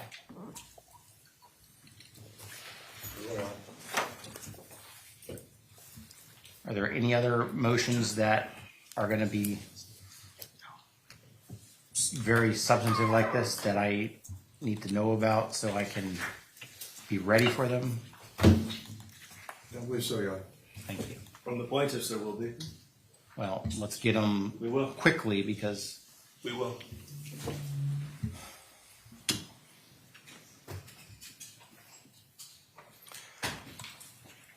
I guess we didn't get any exhibits, so. Do you want to handle one or two, or you just want to? I'll leave it up to your honor. Are they needed for this witness? Couple of them. If they're needed for this witness, then let's do them. What do you need? Oh, I said that.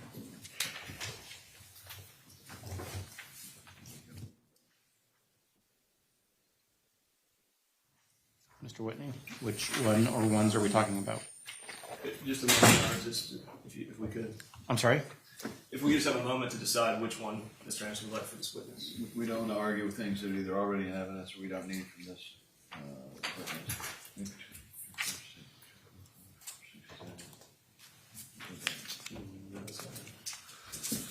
All right, we'd like to address Exhibit 2277, pages 245 and 246.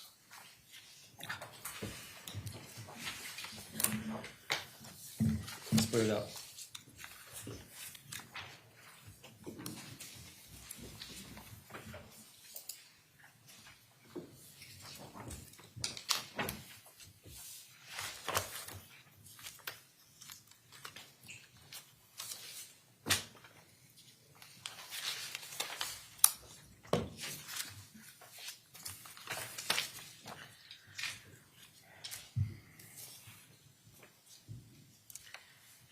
Your Honor, we recognize that there would need to be redactions.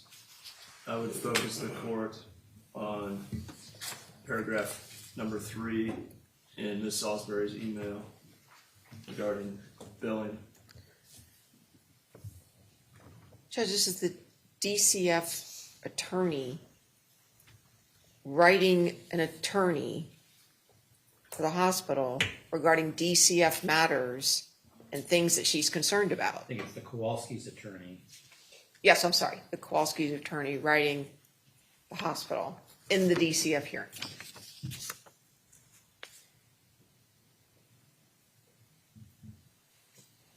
How are you intending on using this? Notice, Judge. Notice on what? We brought to their attention, if I could, or, yeah, I got it. I have reviewed records indicating the child is being treated for, quote, complex regional pain syndrome, I guess this is the code, and it gives the code, medical confirmed, would like verifications. Further, I would like an explanation of what medical confirmed means. The purpose of this is to demonstrate that it was brought to the attention of the hospital during the course of this on November 11th, and it starts out a printout of the child's diagnosis.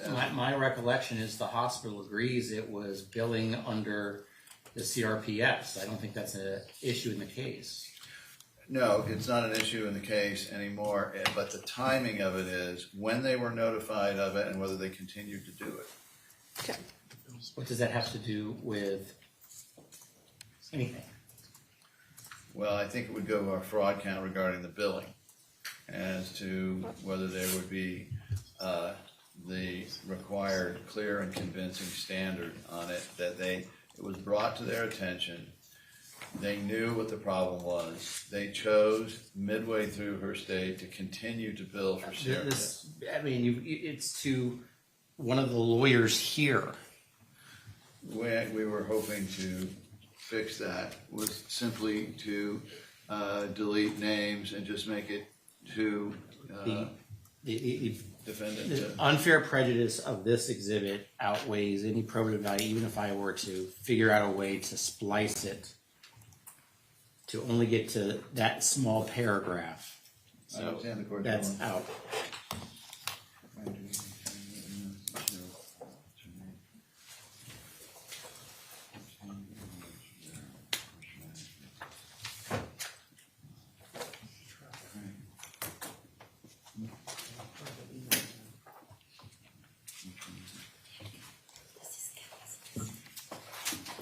What's the color?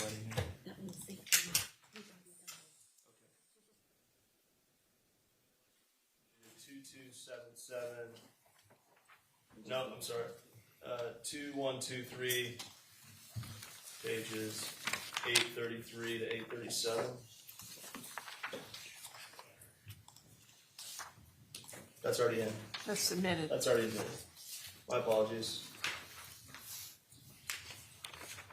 So if we have time for one more, we would like to address 2277-453.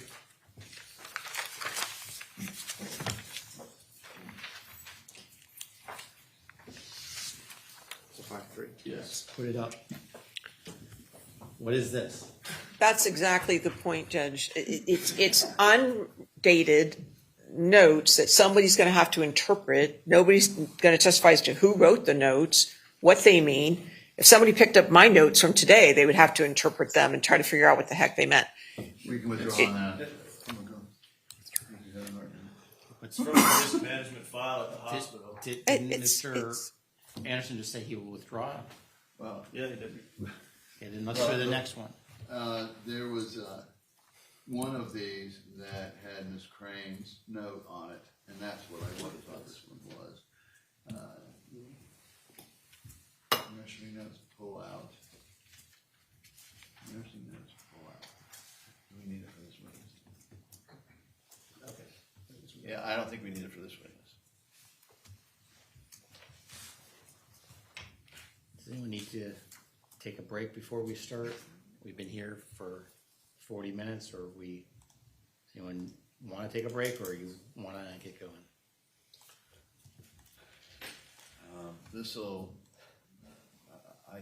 I think we have time for a break if the court would like one, simply because we've got. I'm fine. I'm just asking the lawyers if you want one. The defense would like a 5-minute break, right? Let's take a 5-minute break then.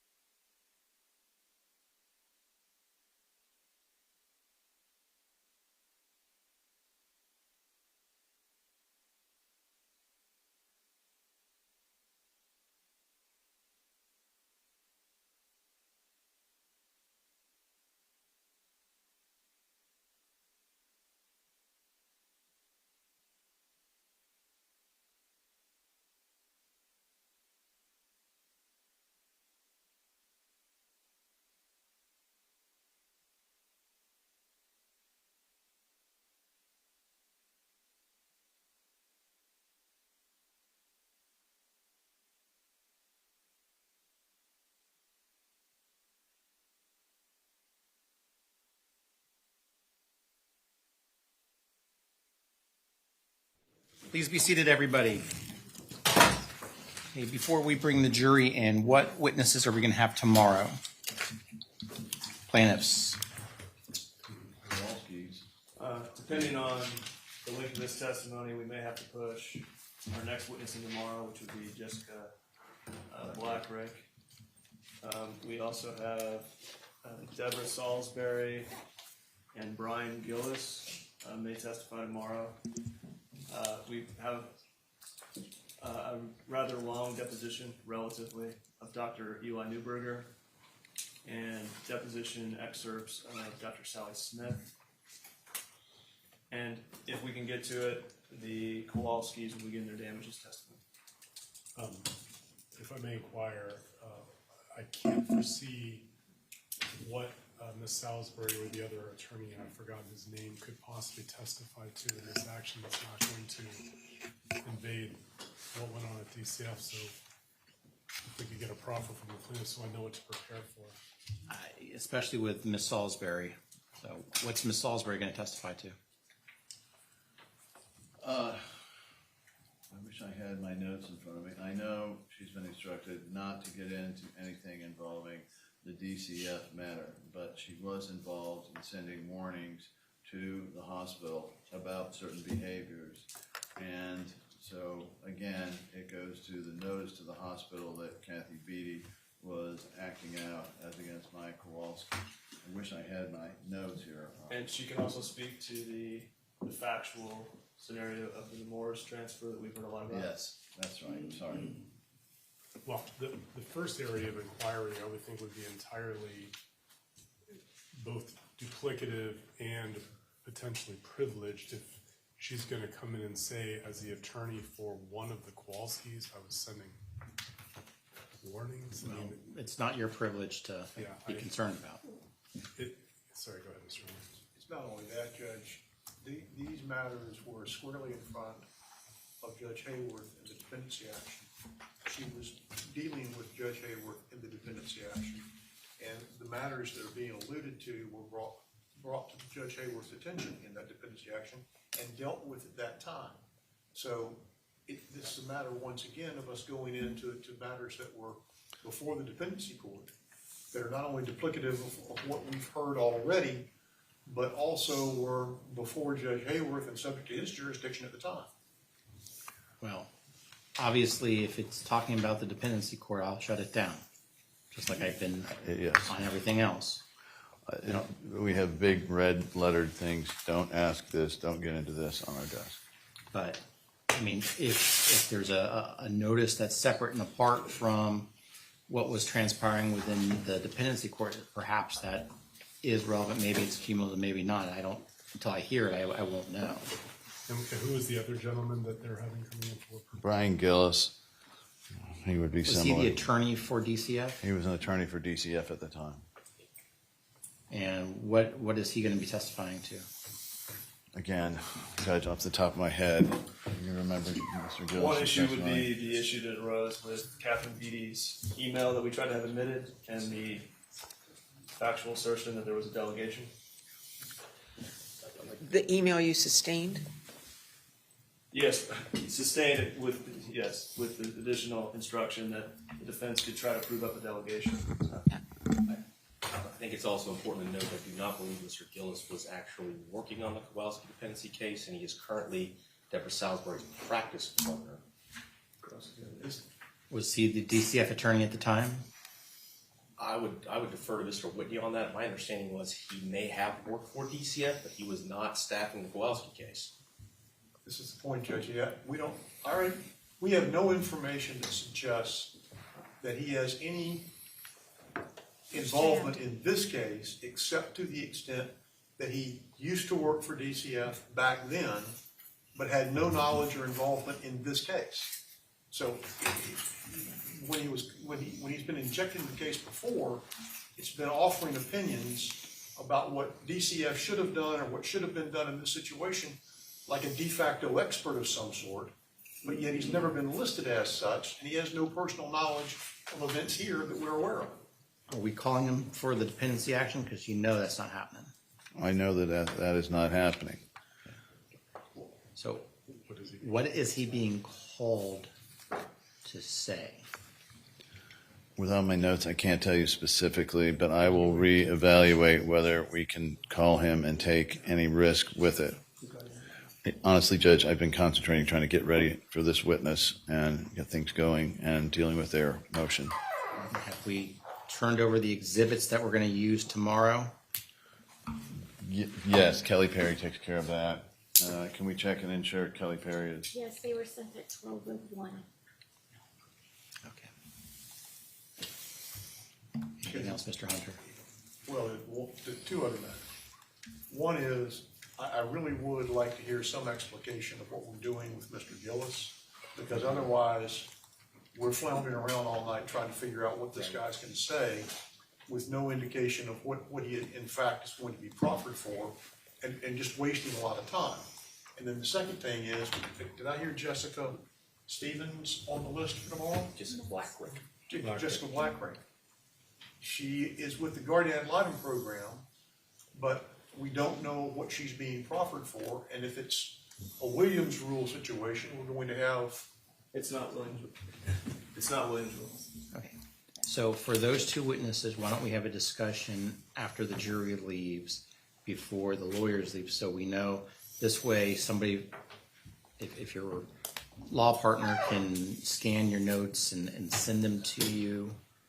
That Yes. way we can have a more intelligent discussion before everyone leaves here today, so we can be more targeted and focused tomorrow. I understand.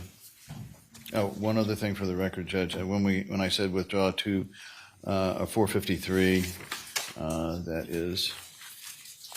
was the last exhibit that we were discussing there. I think it was 277. 453. That was just as words all over the place. Say again. It's the one with words all over the place. Yes, we weren't withdrawing that completely forever. We were simply withdrawing it for the purposes of this witness. Okay. Judge, I apologize for this request, but I've looked at their redacted exhibit and I didn't take the best of notes. And can I ask the court to look at it to Yes, make please. sure that it's in conformance with the court's ruling? And I don't know about the other one. You only gave me the one.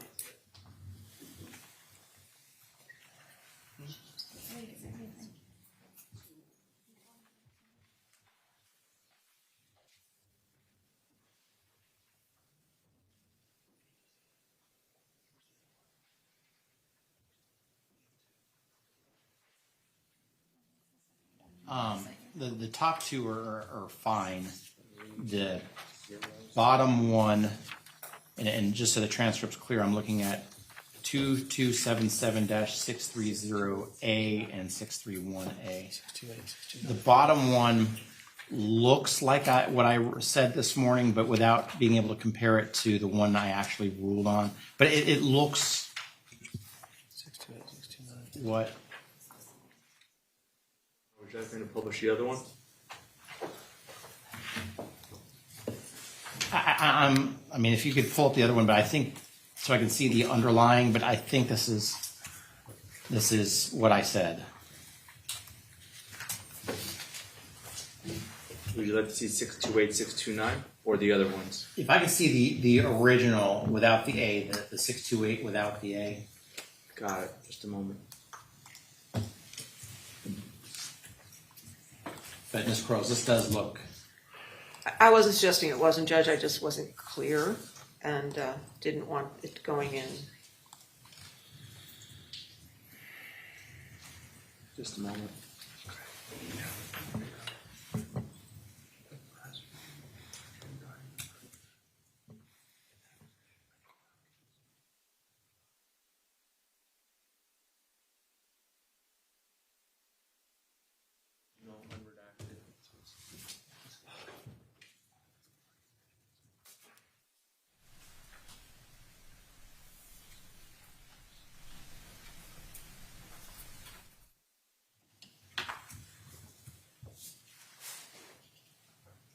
Yeah, this conforms with what I wrote earlier today. All right, thank you, Judge. Thank you. Anything else, or can we bring the jury in? like to proceed. Let's bring in the jury. Yes, sir.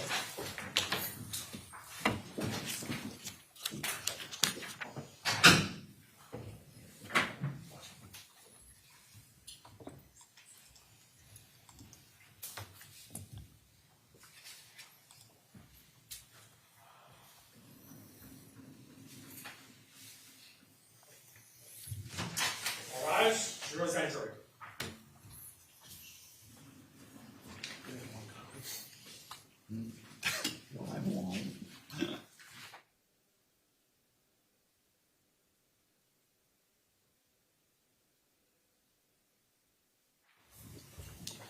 Okay. Welcome, members of the jury. Please be seated. Did you have a good lunch? Yes. Okay, glad to hear that. I want to confirm while you're away, you did not discuss this case amongst yourselves, you did no investigation and received no information. Is that all correct? And I want to confirm while you're away, you reviewed a whole bunch of media about this case. No, great. Has anyone approached you about this case since you were last with us? No. Mr. Anderson, your next witness, please. May it please the court, I'd like to call Dr. Joseph Corcoran.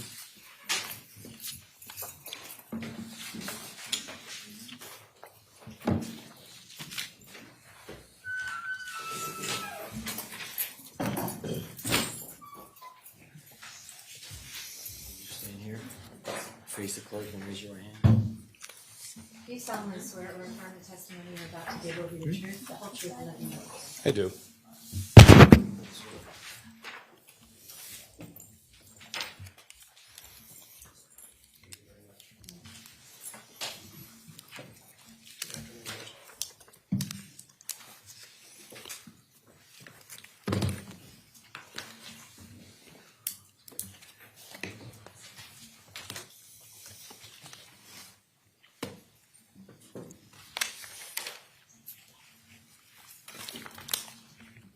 Hi. Can you please state your name for the record? Yes, sir. I'm Joseph Corcoran, MD? DO. DO. And where do you live? I live in Tampa, Florida. And have I asked you here as an expert in hospital administration to advise the jury on your review of the policies and procedures at Johns Hopkins All Children's Hospital during the relevant period? Yes, you have. I'd like you to give the jury the background, a little bit of your background training and experience for offering opinions here today, particularly well, why don't I let you start? Good afternoon. So I'm Joe Corcoran. I am an OBGYN by background. After finishing my residency in Philadelphia, I practiced in Sarasota for about 12 plus years, from 1991 to 2003. I'm board certified by the American College of OBGYN. I spent my first 3+ years working for a large practice. In March of 1995, I started my own practice with the idea of keeping it small and boutique-y. That didn't last very long, and the practice actually grew fairly quickly. By the end of my term with the practice, I believe that we had 3 physicians, 3 nurse midwives, and 4 nurse practitioners serving a variety of offices, one of which was here in Venice. The main one was in Sarasota near Doctors Hospital. In 2003, shortly after I became a dad, I had what should have been routine back surgery. There were complications after the back surgery that ended my clinical career. I was unable to continue to stand, bend, lift, twist. Obstetrics is a fairly physically demanding specialty, even though the babies are fairly small. So it took about 2 years for me to get better, and I did that recuperation at home in Sarasota. In 2006 or 7, I started a business education master's program at University of Florida in the Warrington College of Business. I graduated with a Master's of Science in Entrepreneurship and Innovation. Shortly after graduation, I was recruited to a healthcare think tank in Washington, D.C., known as the Advisory Board. It's been around since the early 70s and is now part of Optum Healthcare. I joined in November of 2008. My first day on the job was the day before we elected Barack Obama as president. So it was really kind of neat to have a front row seat to the development of the Affordable Care Act.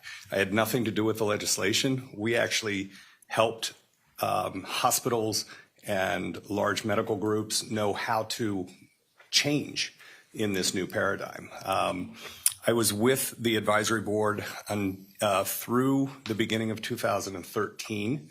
At the end of 2012, just prior to the election between Barack Obama and Mitt Romney, I was asked to deliver an address at the Longboat Key Club in Sarasota, talking about what would a second term of Obama versus a first term of Romney look like for healthcare. There were some executives from HCA in the audience. A conversation started that evening that ultimately led to them offering me the opportunity to work with HCA Healthcare. HCA Healthcare is a for-profit hospital company. It currently has about 180 hospitals, I believe in 20 or 22 states. So I was offered the opportunity to become the chief medical officer of Brandon Regional Hospital in suburban Tampa. It's about a 350 to 400 bed hospital at the time. I was in that role from 2013 until 2018. Did Brandon, I'm sorry to interrupt, did Brandon have pediatrics as well? Brandon always had a pediatric capability. But during my tenure, we actually developed what we referred to as a hospital within the hospital, so that we had a dedicated pediatric emergency department that had a separate entrance from the adult emergency department. And we had a dedicated floor for pediatric patients, including a pediatric ICU. And of course, being a heavy OB hospital, we always had a neonatal unit as well for newborns. Please continue from there. Thank you. So in the fourth quarter of 2018, based on some progress that I had a hand in at Brandon Regional, I was given the opportunity to assume a larger role within the company.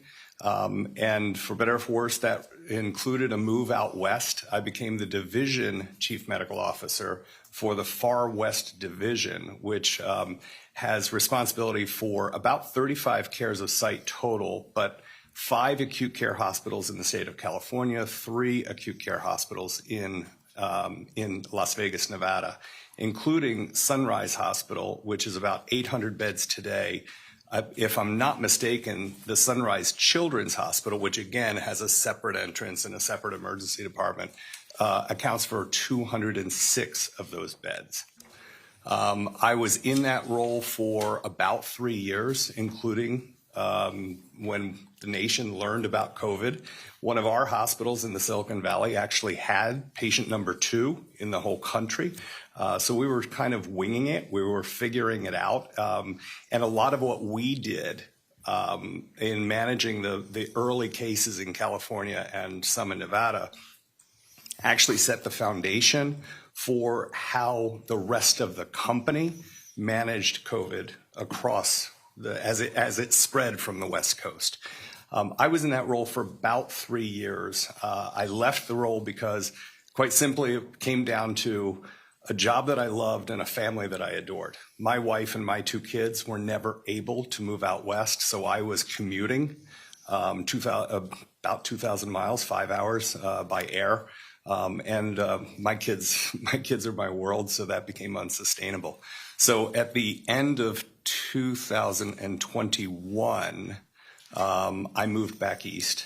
And in the early part of 2022, I accepted an opportunity to step away from full-time service to HCA Healthcare and take on the opportunity to serve interim roles. So they would drop me in basically as a consultant, and I would work, 3 months at a time, engaged at a specific hospital trying to address more specific problems. So did Sunrise Hospital, can you elaborate a little more on what your job duties were there at HCA in the Western Division? And particularly, Jerry would like to know about Sunrise Hospital and the other pediatric units that you were involved in. Yeah, so Sunrise Hospital is a very large safety net hospital. As I said, it's over 800 beds today. The night of the 1 October shooting, you may remember where there was a sniper at the Mandalay Bay Hotel. The night of that shooting, 100 patients were taken to the county hospital, the old Clark County General, which ultimately became University Medical Center. They accepted 100 trauma patients and then shut off and went on divert. Our hospital emergency room took over 350 patients in that night. We always felt that we had to be there for the community. So it was very much a safety net hospital. It was, really kind of, it was off the strip. It was not the glamorous part of Las Vegas. The Children's Hospital, and Mr. Anderson, I want to make it clear, as the division chief medical officer, I had a facility chief medical officer at Sunrise who really was more responsible for the day-to-day operations. Did he report to you or she? He did. Yes, sir. Reported to you? Yes, sir. All right. So you were over the administrator there in terms of problem solving and operational decisions? So my focus was always on clinical quality and patient safety. That really is job one for a chief medical officer. So I want to make clear, I was not over the entire leadership. There was a CEO who really ran responsibility for the hospital. My job was to support, lead, direct the chief medical officer at the facility, who also had the responsibility for clinical care and quality. Safety, I'm sorry. And you said you're married. How long have you lived in Sarasota, setting aside your trip out west? So I moved to Sarasota in the summer of 1991 after finishing my residency. I was a little bit of a slow learner. I didn't get to meet my wife until 1998, so I was single for a long time. And I lived on Siesta Key for most of that time. I met Patty in 1998. We got engaged in 1999. We got married in 2000, so we've been married a little bit over 23 years now. And is she involved in business as well? Yes, sir, she is. When I met her, she was helping her mom and dad run El Greco Cafe, which was a Greek restaurant down on Main Street in Orange in downtown Sarasota. And it's funny, I actually remember sitting at the intersection waiting for the light to change and saw the logo that said, where it was Greek cuisine, where Athens meets Sarasota. And I thought I wouldn't even know what to order if I ever walked in. Little did I know that I would end up marrying Patty just a couple years later. She now works with her sister and our nephew, and they have started a new chain of restaurants called The Breakfast Company. There's one in the Landings. There's one on State Road 70. And soft grand opening was yesterday for the new site across from UTC Mall. So how did you, lack of a better term, get this gig? How did I find you to advise the jury on these issues? So one of my longtime friends is Steve Heese. Steve is someone that I met during the Reagan administration when I was doing my residency in Philadelphia. Steve is a very smart businessman. He ultimately went on to be one of the owners of Chris Craft Boats. This is irrelevant, and it's invoking third parties who are not parties to this, and nothing to do with it. Sustainments. I'll speed it up, Your Honor. You knew Steve Heese and... I knew Steve Heese. We had dinner. Our wives are friends, so the four of us were having dinner. Steve actually knew Greg as his chief counsel, I believe, for Chris Craft Boats. Objection, Your Honor. Sustained. That's all I had on that, actually. We're dire the witness, Your Honor. I've not Why don't completed. you let him finish? Thank you. Yeah, exactly. Finish the credentials portion. Okay, all right. So in terms of operating hospitals and in advising the jury on your opinions here today, tell the jury about your practical experience in evaluating the operations of hospitals and noting where there are issues that must be resolved. So it started my involvement in assessing and helping hospitals run smarter actually began when I was in practice. I was on the medical executive committee of Doctors Hospital in Sarasota for 4 years. I was elected as the chief of staff, but my surgical complications did not allow me to fulfill that role. After graduation from business school, as I said, I was recruited to the advisory board, which was a think tank and a consultancy.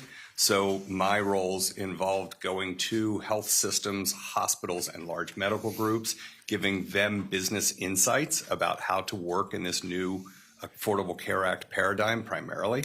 And then for HCA, as I said, I was a chief medical officer at Brandon, which was about a 375-bed hospital, which has subsequently grown, and then had responsibility for about 3,500 beds all total between California and Nevada in my role as division chief.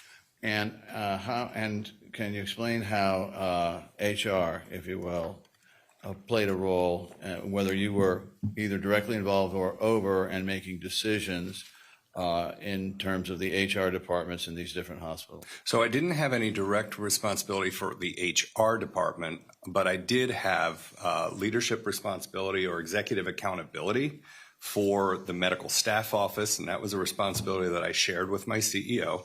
I had direct responsibility for the quality department, and I had a VP, a vice president of quality who headed up that department and had maybe half a dozen to a dozen members on her team. I also oversaw a couple of other organizations, including computer physician order entry. Were you involved in some of your roles in the development of hospital policy on various topics? Yes, sir. So I didn't write the policy, but we met with the folks who did. That typically was somebody with a legal degree, so that we made sure that we wrote it the right way.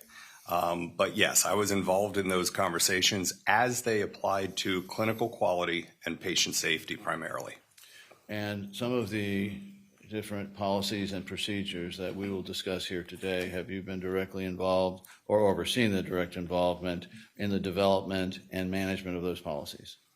Well, not the policies that we'll look at today, but policies like that as they applied to Obviously not our these, hospitals. Yes, sir. But in other hospitals. Yes, sir. And then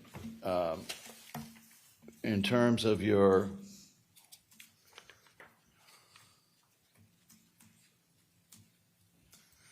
as chief medical officer in Brandon Regional Hospital, then, can you explain your role in terms of overseeing or developing hospital policy and procedures of the type that we'll be discussing here today? Yes, sir. So, for instance, one of the things that we did, aside from just writing policy, was actually working on performance improvement. So, for instance, shortly after I started at the hospital in the early part of 2013, we participated in an effort to improve how we were doing with sepsis, which is an overwhelming bacterial infection. When I joined the hospital, if you were diagnosed with septic shock, there was a 44% chance that you would die rather than be discharged home. That was unacceptable from a clinical perspective. Average nationally is about 30%. Before the end of the year, we actually worked as a team, and I had a part in leading that team. We worked as a team to put in new procedures based on what evidence and data showed us was the right path. We created guardrails for our clinical teams to stay between. What's a guardrail? That's my term for it. We said, look, the data and evidence says that this is acceptable and this is acceptable, and there's a range, right? So I think about it as guardrails, And we leave which lane to be in, we leave that up to the physician based on their knowledge, their skill, their education, their judgment. But we know that if you stay between the guardrails, the data and the evidence points us to the patient is more likely to get the favorable outcome that they want and we want for them. So we were able to lower our mortality rate from 44% to 24%. And we maintained that performance for several years in the mid to low 20s. And can you explain your involvement with the standards that you'll be speaking about today? They're called CMC or CMA? CMS? CMS standards. Yeah, so, lawyers frequently talk about standards of care, and that's a legal definition about what is expected a physician to do when treating whatever. Sure.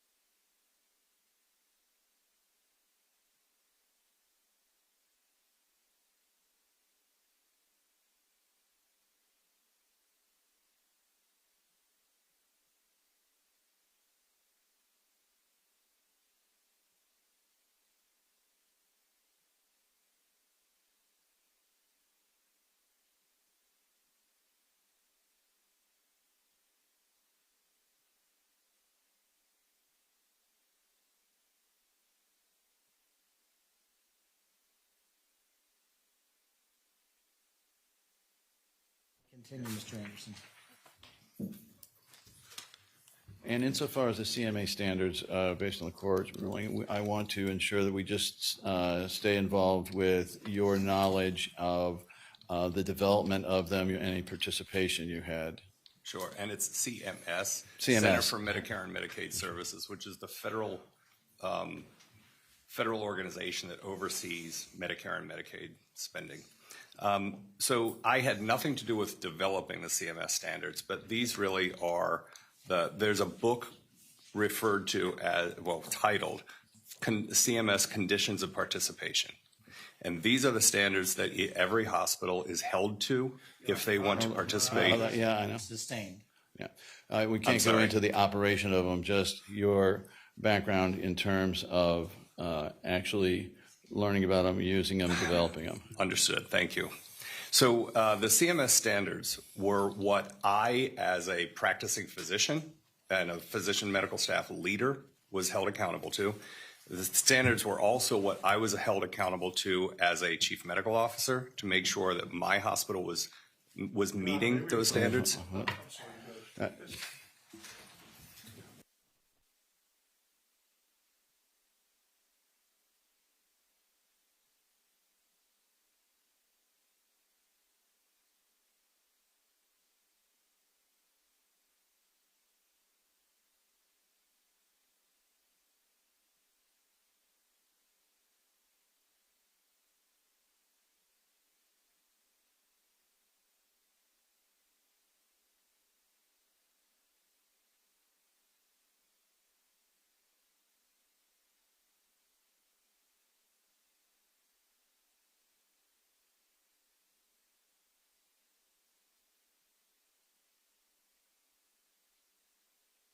Objection is sustained.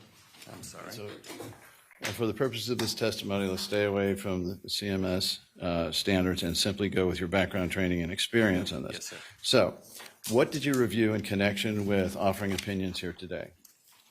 I was provided with a variety of documents. Which I've listed out in this. If you could give the jury just an overview of everything that you'd received towards offering opinions here. Will do. It's quite lengthy, but it's multiple depositions from some of the treating physicians, from Catherine Beatty, some documents from Johns Hopkins variety of organizations, including All Children's Hospital.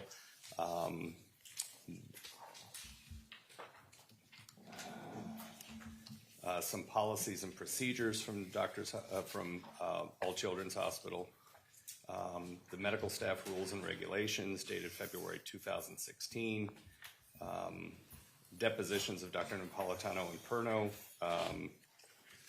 Patty Condon,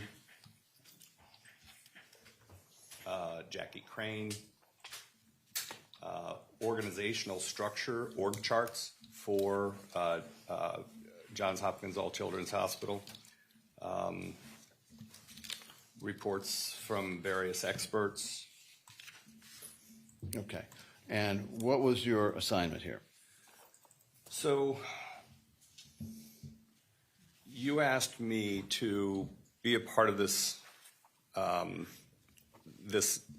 litigation, this case, to really help the judge and jury understand how hospitals work. They're very complex. They're very complicated. The hospitals that I worked in, Johns Hopkins actually has another layer on top of it because it is an academic medical center which has its own kind of fiefdom, right? So I was really brought on. Object to relevance. Johns Hopkins is not part of the case. Overruled. And if you can speak to any experiences you had where you were working with or developing things with Johns Hopkins, any one of them. Yeah, so I'll be more precise about Johns Hopkins All Children's Hospital. I apologize. So I'm sorry, the question was, sir? Well, that's a good point. I added on to it about any experiences you had actually working with Johns Hopkins in developing any policies, procedures, or other programs. So I never worked directly with Johns Hopkins in Baltimore. When I was at Brandon Regional Hospital as the chief medical officer, as I said, we opened a pediatric hospital within the hospital. We actually worked with Jackie Crane, Dr. Napolitano, and other leaders from All Children's to help us build that hospital within the hospital. For the pediatric aspect of it? Yeah, yes, sir. It was a pediatric hospital within the hospital. Okay. Now, so that the jury understands here, in terms of the hierarchies in hospitals, and can we bring up I guess it's now 2802 organizational chart, published, Judge, if we may. Is it in evidence? Yeah, it's the 2015 version we talked about. I'm sorry, Judge, I want to go to the witness. Please don't forget. Are you finished with your credential background? Yes. Then Mr. Hunter can go out of here.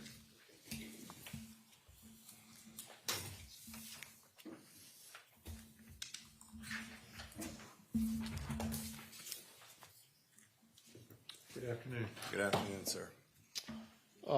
Just a few questions at this point. As I understand it, your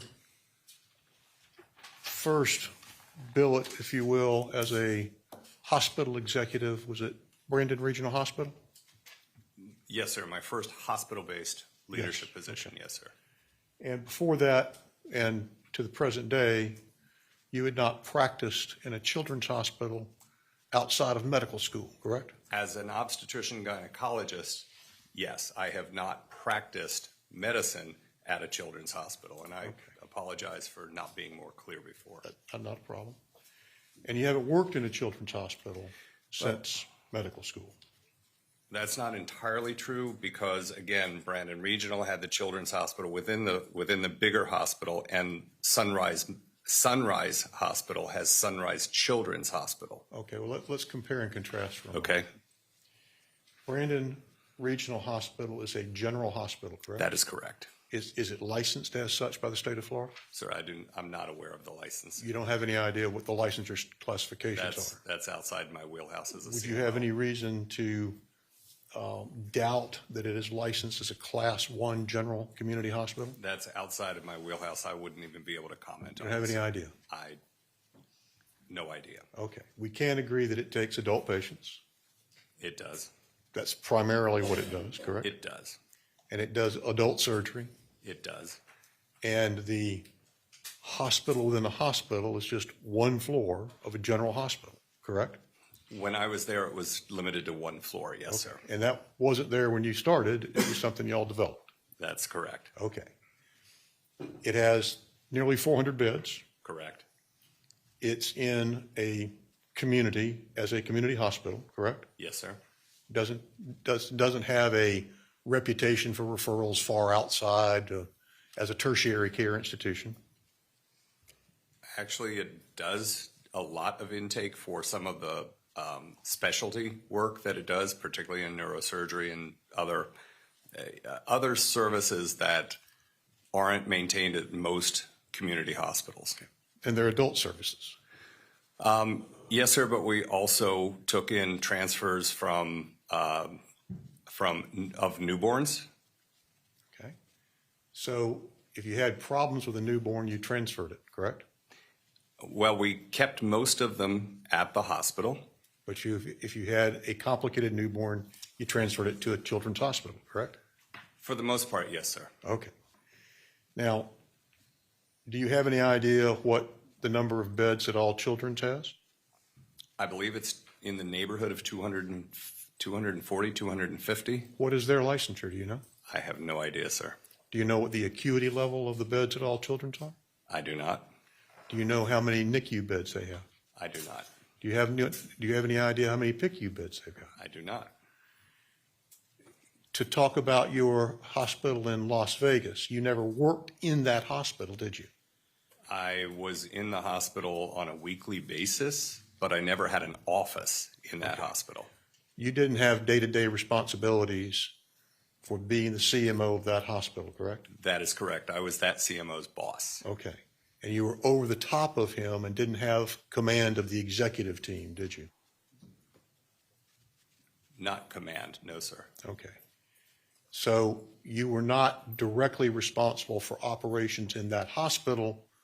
You were supervising what your employee did in that hospital, correct? I was accountable to the work that was done there, Okay. but not responsible for the day-to-day operations. Okay, that's my point. Okay, so how many beds was that hospital? The hospital writ large is, I believe, just over 800 beds, and I believe just over 200, I believe it's 206 of those are part of Sunrise Children's Hospital. Is it separate? The hospital is a multi-block complex. Sunrise Children's has an entrance on the south side of the complex. The adult hospital has its entrance on the southwest corner. The emergency room is, both the adult and children's emergency rooms are on the east side. So I don't know how to answer that. They are, when you're leaving one hospital and entering the other, but there are contiguous hallways. Are they separately licensed? To my knowledge, they are.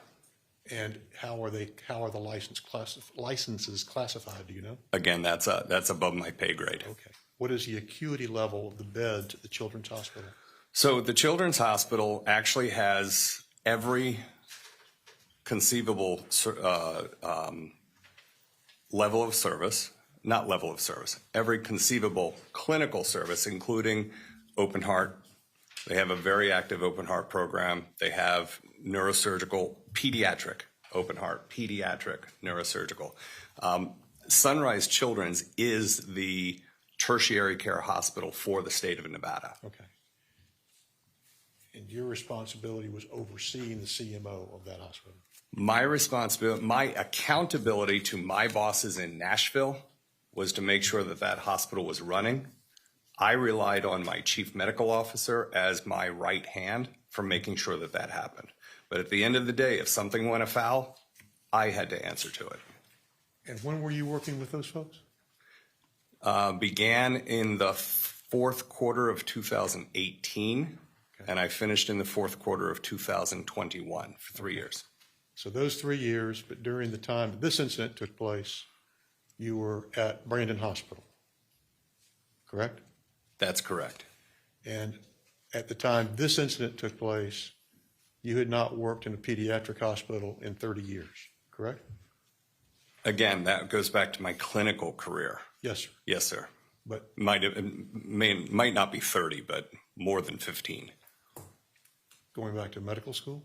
And residency training, so up to 1991. It's pretty close. We're getting old, aren't we? All right. That's all I have right now. Thank you. Thank you.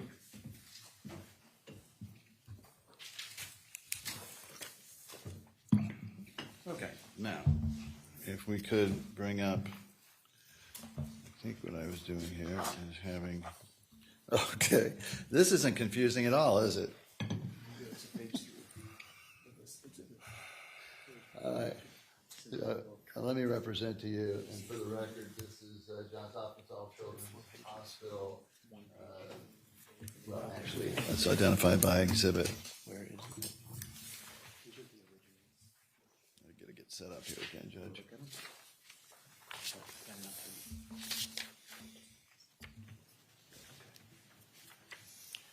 All right, so this is exhibit Johns Hopkins, actually 2802. The Johns Hopkins organizational chart as of 2015, the year before what we're talking about here. Now, I'm sorry, the date on mine says February of 2016. Are you that'll looking still at be the fine, same? I think it was 2015 issued and 2016 on it. No, we said 2016. This was revised 2022, 2616. All right, so it's 2016. Okay. Okay, can you take the jury? Your Honor, may we approach? I'm sorry. We have an issue with this exhibit.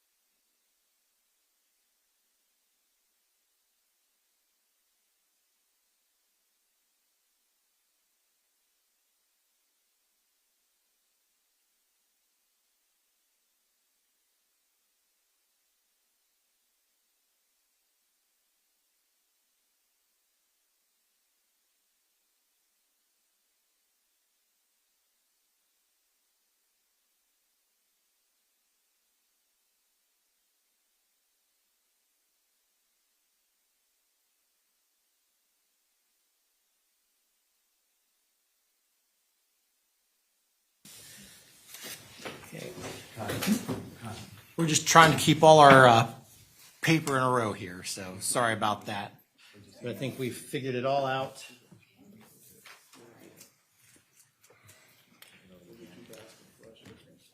I'll keep asking questions. All right, so before we get to the organizational chart, can you tell the jury a little bit of the history of how All Children's Hospital became Johns Hopkins All Children's Hospital, to the best of your knowledge? Jets Foundation, Your Honor. Sustained. Are you aware of the circumstances surrounding the acquisition, of the date and the general terms of how Johns Hopkins how All Children's Hospital became Johns Hopkins All Children's Hospital? Jets Foundation, Judge, if we may need to approach.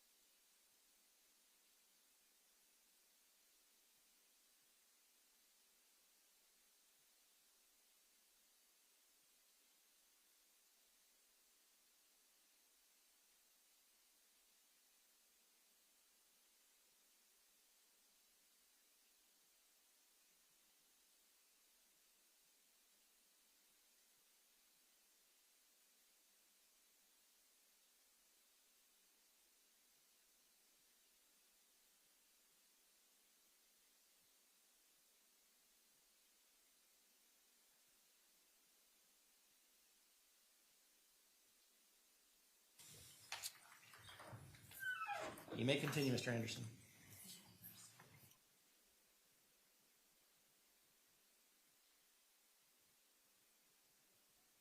Let me show you what's in my into evidence as 2200 and ask you if this was something you relied on in reviewing the background of Johns Hopkins Children's Hospital. I'm sorry, can we have the zip number?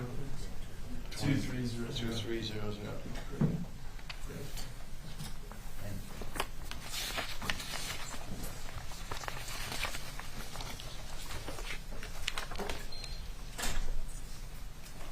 Yes, Mr. Anderson, it is. Can you tell the jury approximately when All Children's Hospital became Johns Hopkins All Children's Hospital? On April 1st, 2011. And is Johns Hopkins All Children's Hospital part of the Johns Hopkins Hospital system?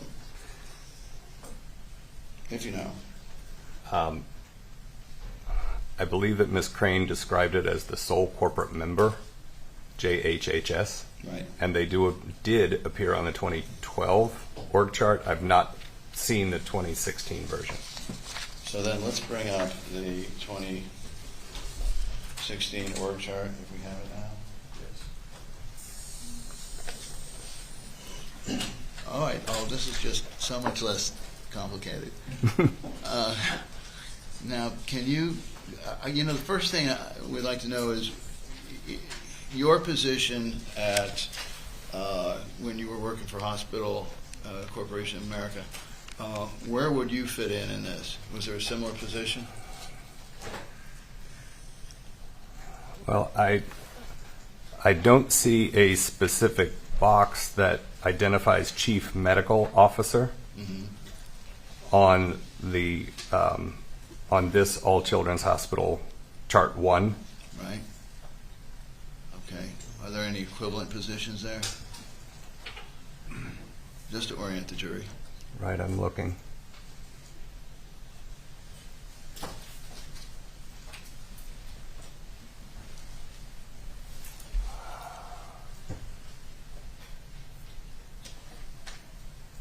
At the time, I believe they had a Vice President of Medical Affairs, Dr. Brigitte Mueller, in 2016. I'm looking for her box on this org chart. Let's go to the next page, please. And what I'm looking for here, and you can stop us when we. What I'm trying to look at here, and there's Dr. Mira. So this position right there. I see it. Okay. So let's then, if we can scroll through the next page. All right. What I'm trying to establish here is the chain of command from the president down to risk management. Okay. Now, if you can identify risk management, which I used to be able to on the old chart. Right. So risk management is on the upper right corner. Right, thank you for the red box. Risk management is one of 5 organizations that report directly up to senior counsel, Jackie Crane. Jackie Crane then has direct reporting responsibilities, signified by a solid line. One goes directly to President Chief Executive Officer Jonathan Ellen, MD. One goes to the right to JHHS, which is the Baltimore-based organization. And then one goes further to the right to the internal auditor. All right. So in terms of the level, I see that the risk management department is separated off to report directly up to the senior general counsel. Objectively, Your Honor. Overall, you can answer. Yes, that is correct. Risk management was responsible for reporting up to the senior counsel, Jackie Crane. I just want to point out, our expectation as leaders is that you not only expected your reports to direct. Your Honor, it's not responsive to a question. All right. Thank you. What, if anything, is different about this that you were about to explain? I was just going to explain that there's a push of information up to your boss. Rule of thumb, never let your boss be surprised. But there's also a responsibility to pull information up because you are accountable as a leader to the organizations that you lead. You can delegate out tasks. You can delegate out. Your Honor, some response to a question being editorial comment has no foundation. Overrule the foundation, but let's have a question next time. Well, why is the pull part of this so important? So as a leader, you are responsible for what your teams are doing. So they should be reporting up to you, but it's your job, if needed, to pull information from them so that you have a clear understanding of how they are performing on tasks that you have delegated down to them. So for the general counsel, senior counsel right here, and the senior counsel reports to the president? That's correct. The general counsel, senior counsel, for your background training experience, would that he or she have a duty to pull information then on a timely basis from risk management? Objection, lack of foundation in this organization, you speculate. Let's just go with non-speaking objections, please. Foundation, speculation. Overrule. You can respond.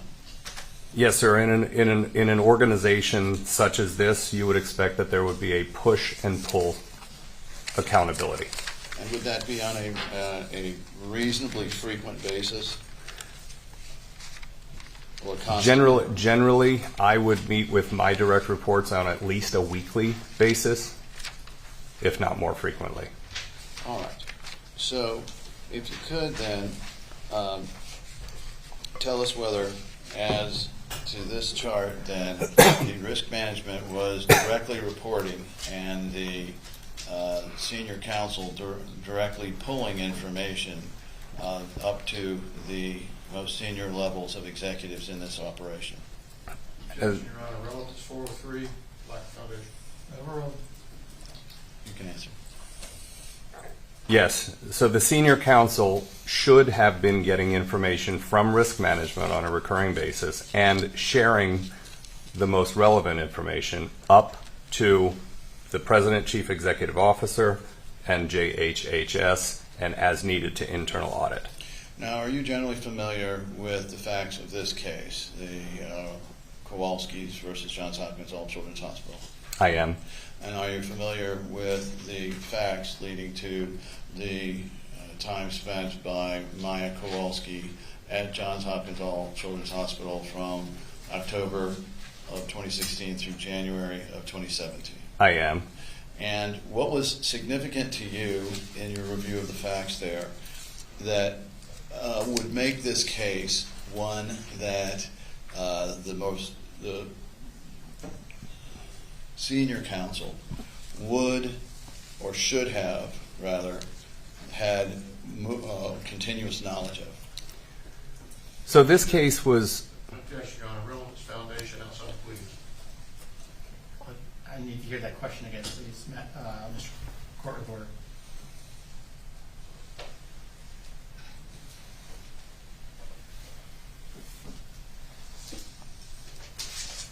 Okay, John, what was the significance to you in your view of the facts that there would make this case one that the most senior counsel would or should have rather had continuous knowledge of?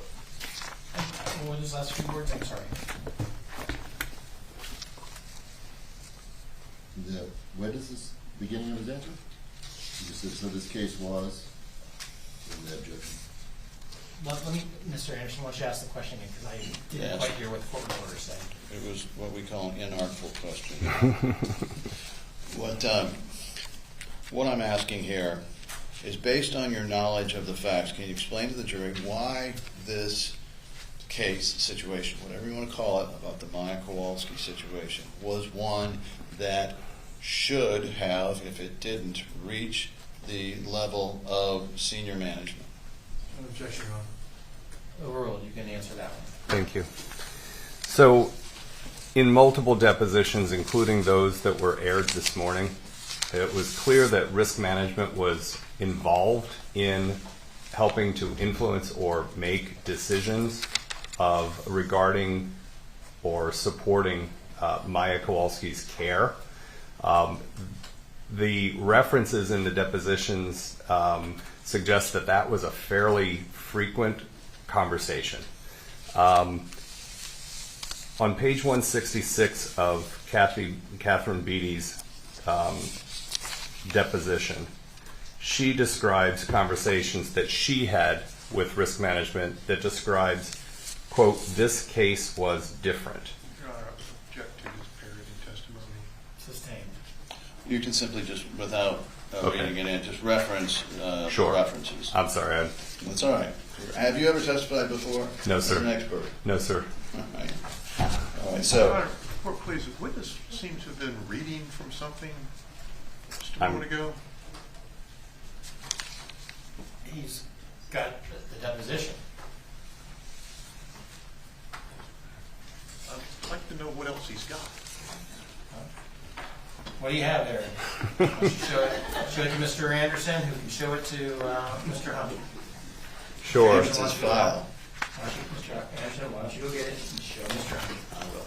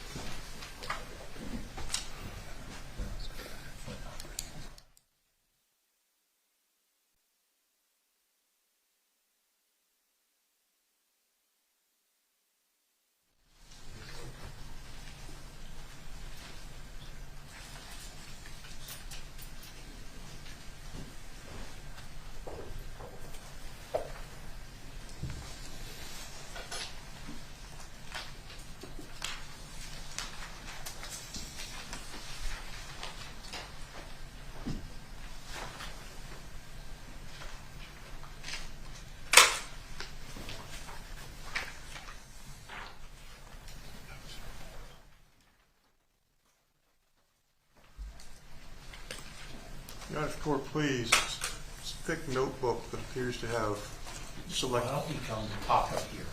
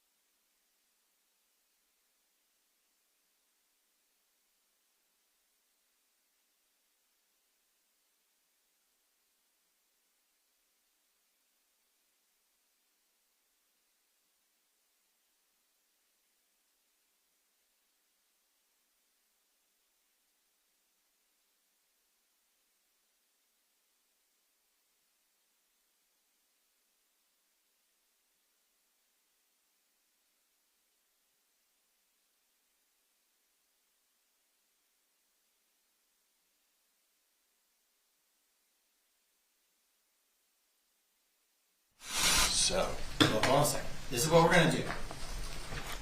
We're gonna put the notebook back there, but we're gonna keep it closed. Okay. If you need to refresh your recollection, just let us know. Okay. We can open it up and then the lawyers will come up and look at whatever you're looking at. Understood. Okay, thank Yes, you. sir. you may approach. You may. Thank you. Yes, sir.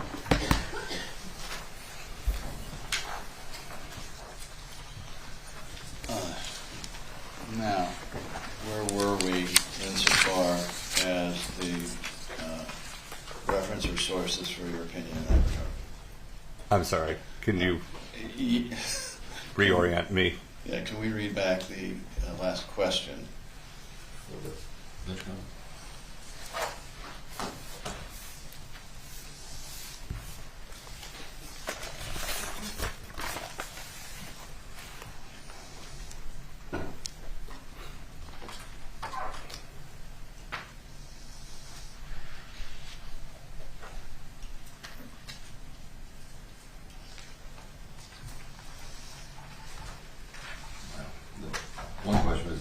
simply just without reading and just references? I think the one before that.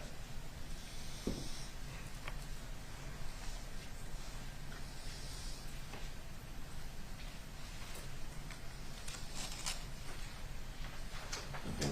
What I'm asking here is, based on your knowledge of the facts, can you explain to the jury why this case, this situation, whatever you want to call it, about the Maya Kowalski situation was one that should have, if it didn't reach the level of senior management, and there was an objection? Thank you. Thank you for that.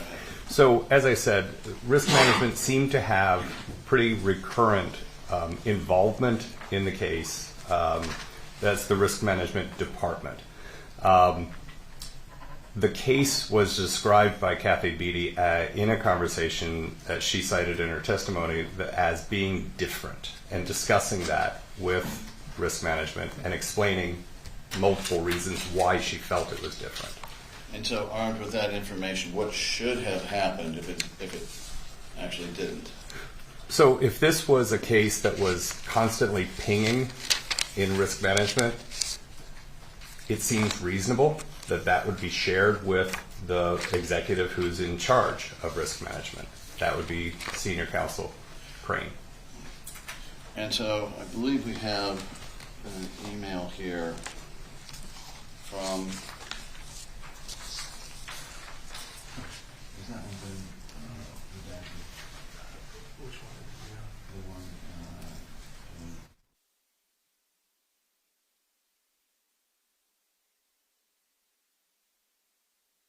We'd like to publish at this time 2277, 628, and 629 alpha, previously admitted evidence. You may.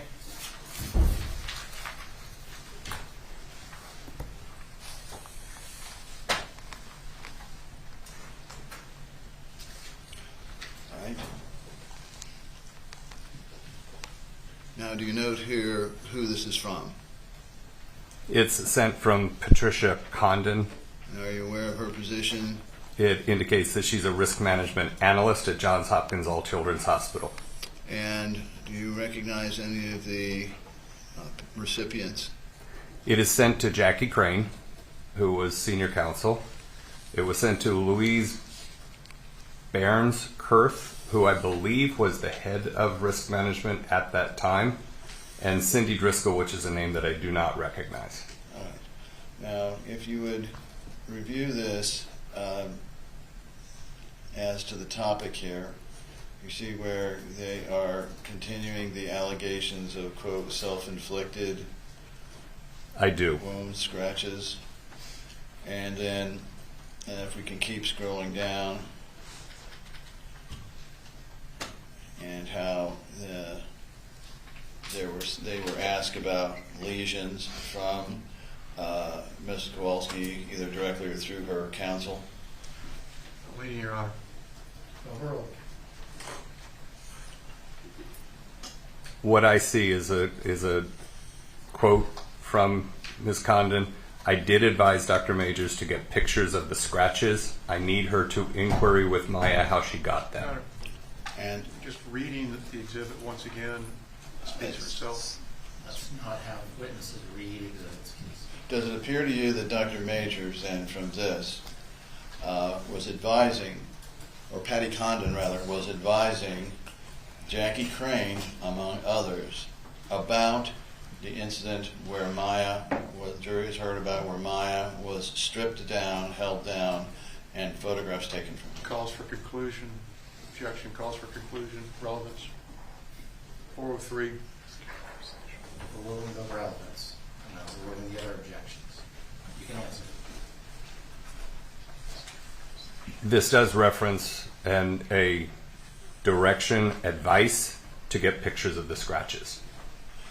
And assume for the purposes of this question that the photographs taken of Maya Kowalski were never analyzed as part of the medical records, and an after set were never taken, and that this just appeared to be an unpleasant, highly unpleasant situation for Maya Kowalski without any authorization from parents or anyone else?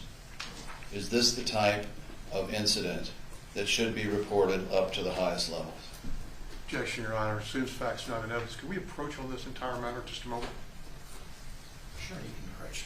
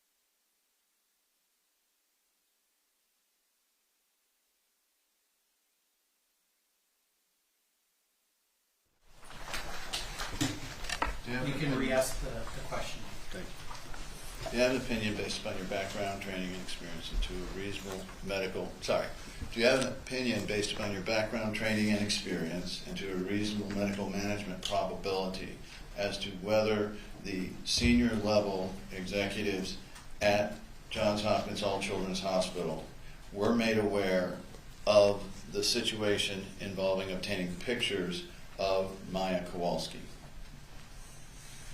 Objection, foundation, and proper hypothetical. Overruled. You can answer. From this email, it's apparent that Jackie Crane received this email and the information was there for her to receive. And based upon your background and training and your knowledge, what would be the appropriate thing to do if a senior level person, management level person, received reports that could be construed as a battery upon a child? What should they do?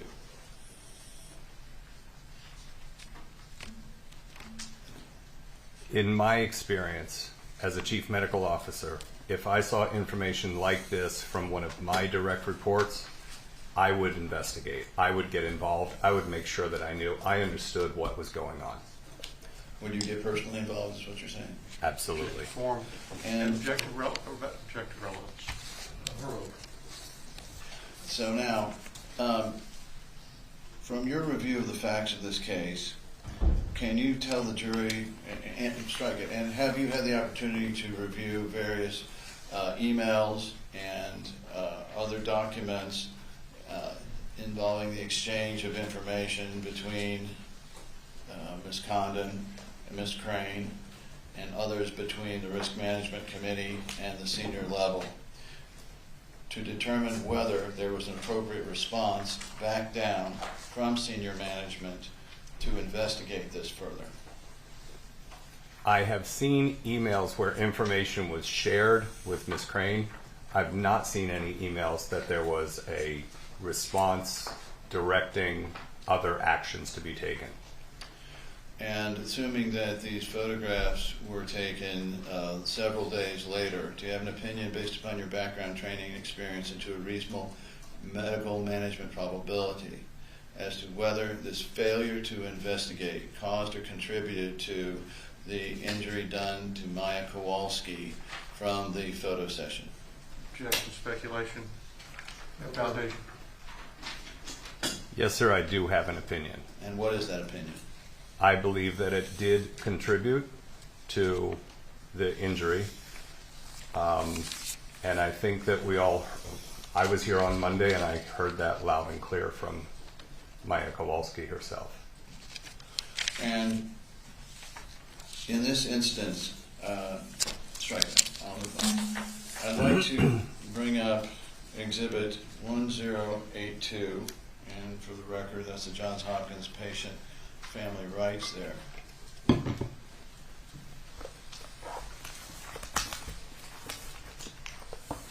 if we could go to the next page that sets forth the actual, and then if we could go down or look at the first two under expect privacy and always receive polite and now based on your knowledge of what happened to Maya Kowalski just in this incident, do you have an opinion based upon your background, training, and experience as to whether Johns Hopkins All Children's Hospital violated its own internal statement of rights to patients? Objection to relevance outside of pleading. Overruled. Yes, I do have an opinion. And what is that opinion? I do believe that there were episodes that have been reported in testimony that were outside of these directives as rights that patients should have and expect. Same question as before. Based on your background, training, and experience, if a senior member of management learns that patients' stated rights are being violated on a consistent basis, what should they do? Objection, Your Honor. Relevance foundation outside the pleading. Overruled. Again, as a leader, if I saw this kind of information coming up from one of my direct reports, yes, I would get personally involved and I would find a way to get us back on track. And would that involve, what if any training would that involve as to the participants? I would certainly make sure that they understood what the patient rights were that we were advertising as affording every single patient in the hospital. I would make sure that they understood what was in bounds and what was out of bounds. And what if anything would you do to ensure that if a particular employee, in this case, let's say Kathy Beatty, rejected that training, what is your opinion based upon your background, training, and experience into a reasonable medical management probability should be the action taken with an employee in this situation who either fails or refuses to accept this training? Objection to relevance foundation outside of pleadings, no foundation. I don't understand the question. So I'm going to sustain it on my own. I don't understand what you just asked. All right. Maybe I'll ask another one. All right. So what is appropriate in this circumstance for the retraining of Kathy Beatty if there was a circumstance such as you have learned repeated behavior violating the patient's internal rights? What type of training should be undertaken in addition to just educating them on this? Objection. I don't understand that one. Same objection as before. Sustained. As to the training? I don't understand your question, Mr. Anderson. I'm sorry. I'll move on, Judge. All right. I would like to direct you over to the farthest column right before the black column right there, and at the top has got an arrow next to it, and it involves the ability to talk to another physician outside of this. I want you to assume, for the purposes of this question, that one or more of Maya's treating physicians, in particular Dr. Ashras Hanna, attempted to visit Maya in order to gain an understanding of her physical condition, how she was doing, and that he was rejected not from trying to go and treat, but simply as a visitor who was a doctor. Do you have an opinion based upon your background, training, and experience into a reasonable medical management probability as to whether Johns Hopkins All Children's Hospital violated this right that Maya Kowalski had. Objection to relevance, assumes facts not in evidence, improper hypothetical. Sustained. There's been evidence of Dr. Hanna. Sustained. All right, now, has it come to your attention through your investigation that the Kowalskis were attempting to exit Johns Hopkins All Children's Hospital during the first 7 days of Maya post-admission? Yes. And has it come to your attention that over that period of time there was no court order that authorized keeping her there? Yes. I'd like to show and publish now Trial Exhibit 2237-005, and this is from the Johns Hopkins discharge of patient against medical advice. First, what is AMA? Against medical advice. Does it have the power of law? No. All right, so if we look at this chart down here and we continue down, from your review of it and further down, is this describing what the Johns Hopkins personnel should be doing in the event that a parent disagrees with their proposed treatment and wants to just get their child out of there? Objection, Your Honor, relevance, foundation, lack of foundation, lack of credit. This is the foundation. Can you all approach, please?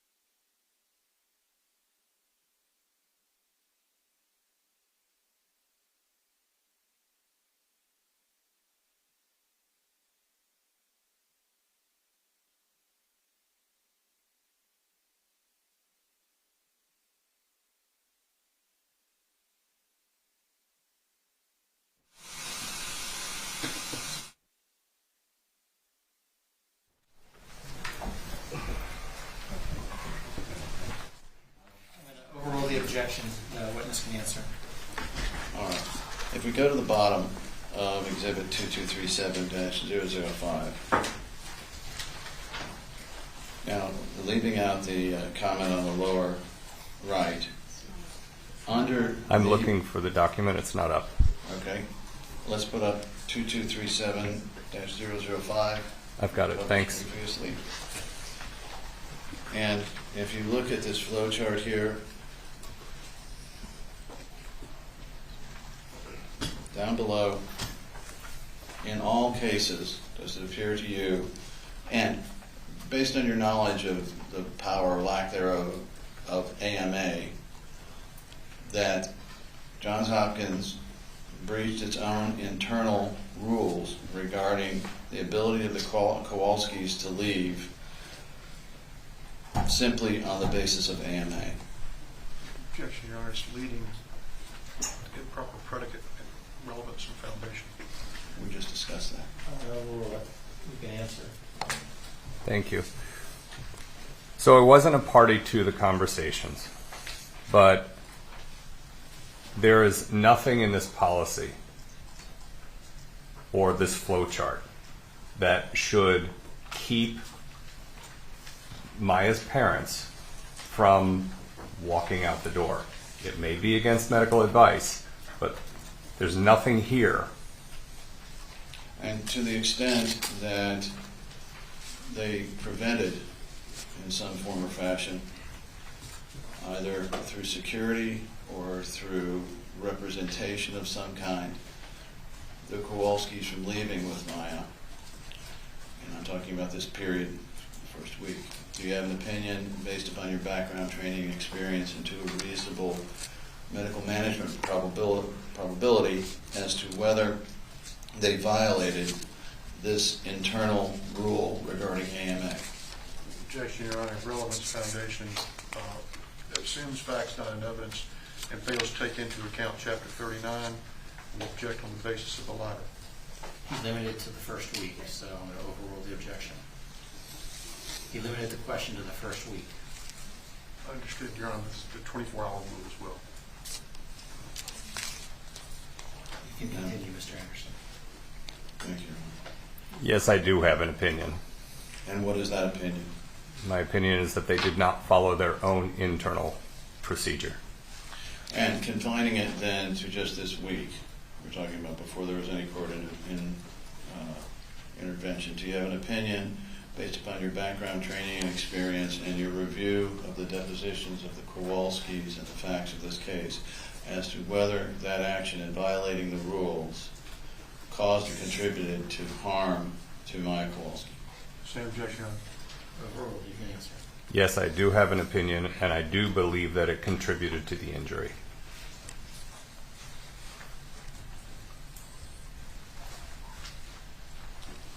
I'd like to ask you, and I want to focus now, go back to 1082, if we could. I mean, I published, Judge, the same patient's rights. You may. All right. Now, if we look on the center column, the third from the bottom, where it discusses cultural values and spiritual beliefs, let me ask you to assume for the purposes of this question that Maya Kowalski was prevented on one or more occasions from practicing her religion, either by not being able to pray with or see her own parish priest, or by having certain materials taken from her or not provided to her, I should say, or by having this religion criticized.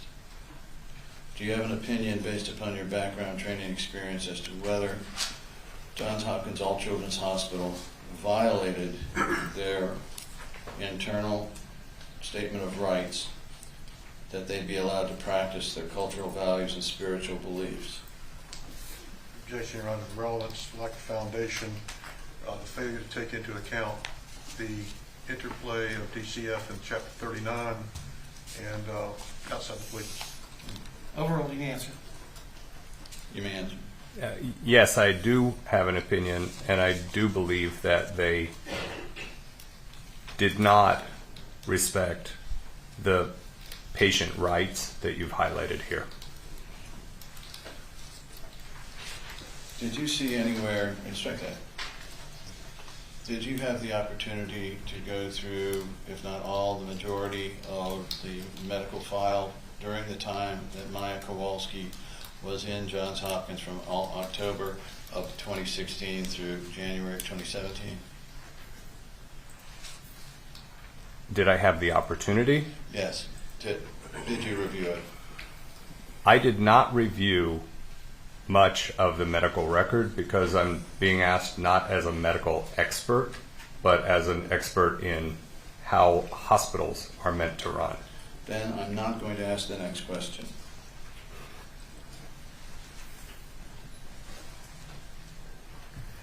I want you to assume for the purposes of this question that the Kowalskis informed the physicians during this first week that they had a different type of medical treatment and they did not want to move forward with the hospital's recommendations. Do you have an opinion based upon your background, training, experience, and to a reasonable medical management probability as to whether the hospital violated the second from the bottom on the first column to right to refuse treatment? Objection, lack of foundation and relevance, Your Honor. This rule is outside the pleadings. Overruled. Yes, I do have an opinion, and this right clearly states that you have a right to refuse treatment except that written by law. And have you seen anything in these records or been told in any of your investigation that the Kowalski's decision to be treated, have their daughter treated outside of Johns Hopkins violated any law? Same ruling. I've seen nothing to the sort.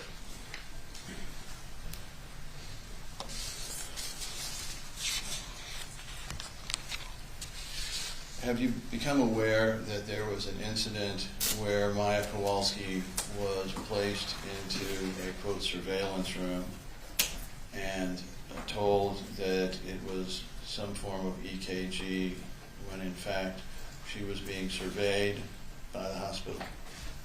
Objection, foundation, misrepresentation of the record. Overruled.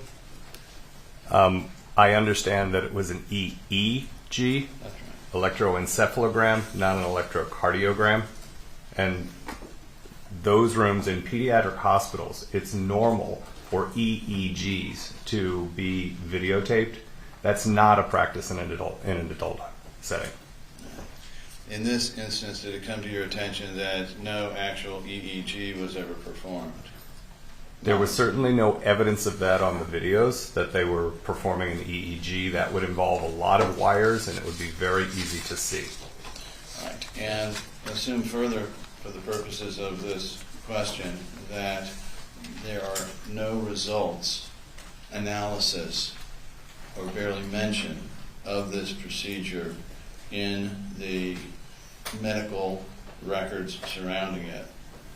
Do you have an opinion based upon your background, training, experience, and to a reasonable medical probability as to whether, again, this violated Maya Kowalski's patient's rights to be able to move freely around? Objection, Your Honor. Relevance, foundation, 403. It's outside the pleadings. Overruled. Okay. She was placed in an EEG room and surveilled, but that apparently never made it to the medical records. Correct. Which would indicate to me that it was not part of the care and treatment of Maya Kowalski. And so then, do you have any opinions as to why they were doing this? Objection, cause for speculation. No foundation. Overruled. You can testify.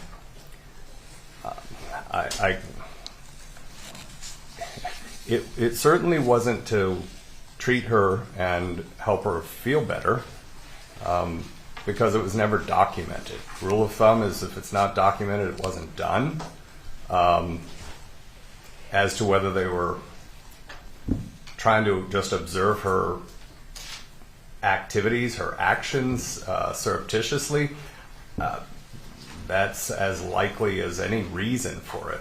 Would you expect in that circumstance for there to have been some documentation in the medical records, some discussion of results or observations? Objection, lack of foundation. He's indicated he didn't review the record. Sustained. Okay, I'll move on. And Mr. Anderson, the next 7 minutes, let's bring us in for a good point for a break. Yes, sir.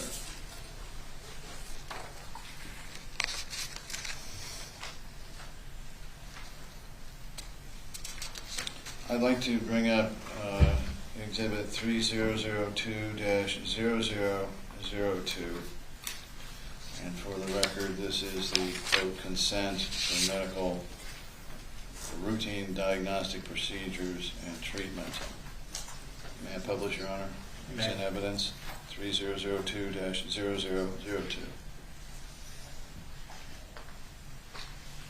It's a defensive exhibit.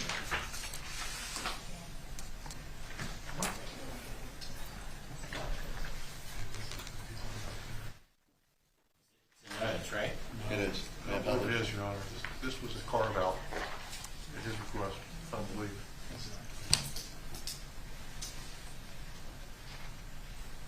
If it's not in evidence, you either needs to get in evidence or you can't show it to the jury. We don't object to it, Judge. It's not evidence right now. If you're going to lose it, go ahead. Well, then what's this number? 3002-0002. Okay, I'll receive that exhibit in evidence. Now you can put it up to rest. Thank you, Judge. Now, if we could look at the second page of this, and you've got it up. All right. So in this, first, tell me, if you can, have you had involvement in either the development or the evaluation of these types of consents placed in the admissions packages of the patients before? I've never developed a consent to treat. I'm certainly familiar with them as both in my professional life and as a patient. All right, and so in this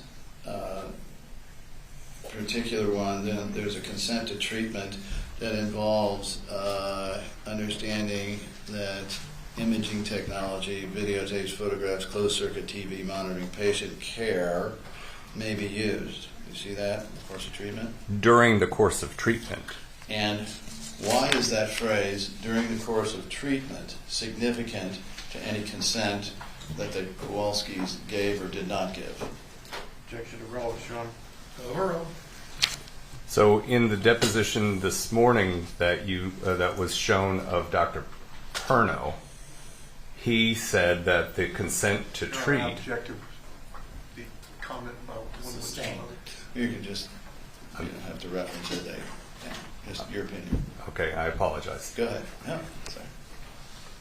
It's been testified that the consent to treat gave the legal No objection, Your Honor. Does this? I'm sorry. I'll rephrase. In your practical and clinical experience, is there a requirement that any such video or photographs have to be part of actual treatment in order for these consents to apply? Objective form, calls for conclusion, relevance. Overruled. Yes, it's clearly stated that videotapes, photographs, and closed-circuit television monitoring of patient care may be used during the course of treatment. And so, if the jury were to want to determine whether this consent had any validity, what would they want to look for in the medical records around the time of any such photos or video? Objection, foundation, speculation. Overrule those two objections. At a very minimum, I would expect that the videos, photographs, etc., would be part of the medical record if, in fact, it was part of a course of treatment. And would you expect there to be discussion or analysis of them as to the why, how, and result? Same objection, Your Honor. Overruled, you can answer. Yes, I would expect that it would be referenced in a progress note. I would expect that there would be results or interpretations, just like any other test. And so then let me bring up Trial Exhibit 2277-06. Oh, not. I'd like to move in Trial Exhibit 2277-068, part of the risk management file. It's actually just that first page. I think the two of them are complete. If I may inquire, was this one of the ones we discussed, or could we approach her? Well, I tell you what, why don't we take a break? Members of the jury, do not discuss this case amongst yourselves, do not do any investigation, and receive no information. Let's try to keep it to a 15-minute break, please. All rise. Doors exited.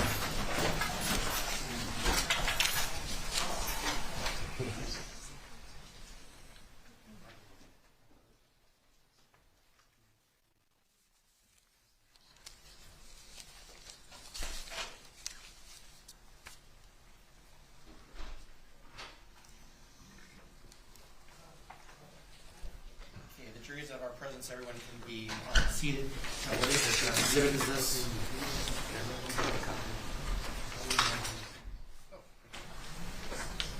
I'm sorry, I missed the question. I need someone can put the. Oh, yeah, it's 2277-068.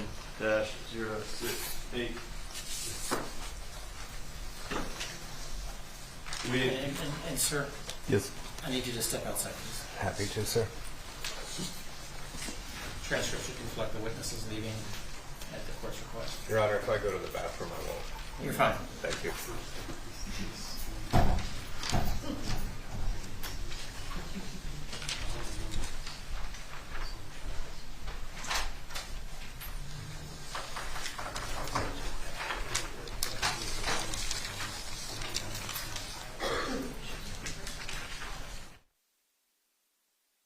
So, what is this and how are we going to use it? Your Honor, this is a risk management note from the hospital, and it is describing circumstances of the videotaping. It's unfortunately one of the exhibits we would have used our lunch break for, but we had other issues. So, pertinent to this discussion is that it relates to the October 18th to 20th videotaping in the EEG room, which was just discussed at some length. And at the bottom, you can see the various approvers, for lack of a better term. You have Dr. Sally Smith, Dr. Deese, and then pertinent to this witness's testimony, you have an authorization from risk. It says okay from risk. It describes, in particular, the videotaping, and then it says no order relevant to this witness's testimony that there would need to be a progress note, a result, an order of some type for this not to be a failure by the hospital. And then it explains the circumstances of the videotaping and the rationale relevant to the consent to treatment, which is the diagonal right in there at the bottom right says able to do when no one was there. So it's reference to, well, that's it. Notice. Judge, we don't know who wrote this. We don't know for what purpose it was written. We don't know what these random cryptic notes mean. And this witness has testified that he's never reviewed the medical record to comment on what should be in the medical record or what is or isn't in the medical record. So I don't know what this is being offered for right now, but there's no foundation for it. There's no demonstration of who created it, for what purpose, under what circumstances, or for what intended result. Well, let me ask you more fundamentally, because I know we've been discussing this particular issue for 2 years now. Is the hospital's position that this was a medical procedure? Yes, sir. This was part of a diagnostic procedure. We said that from the outset. Okay, so then what's it doing in a risk management file?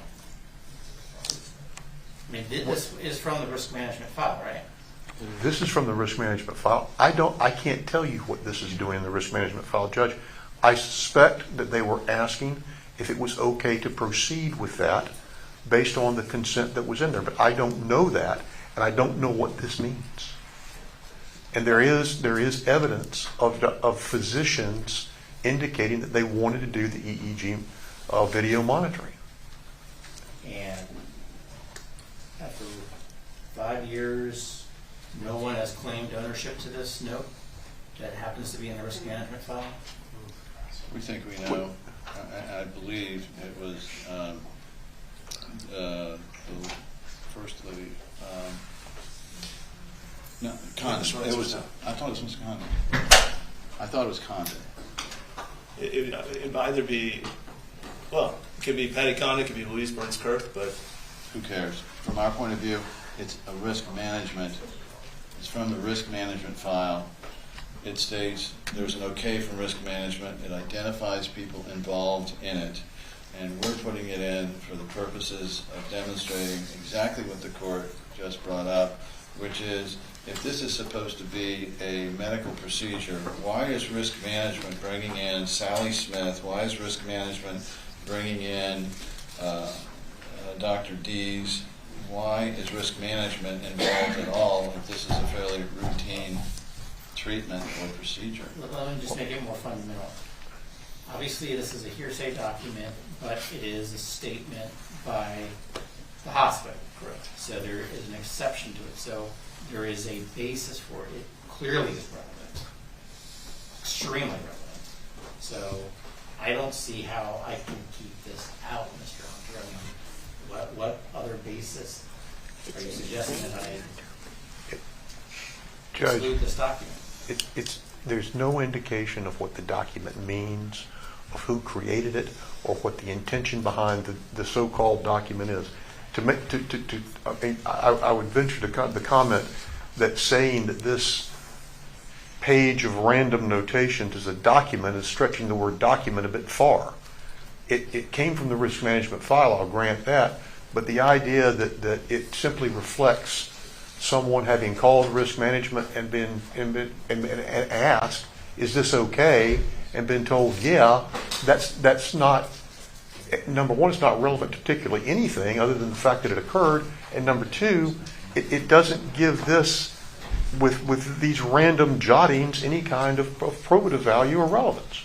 Well, here's where I'm just not following your argument, because this has been one of the most hotly contested issues in this case, and you're telling me that a document from the risk management file, and this is one of the punitive damage claims, talks about the video, no audio, no order, to see if she can walk on her own, suspected Munchausen syndrome by proxy.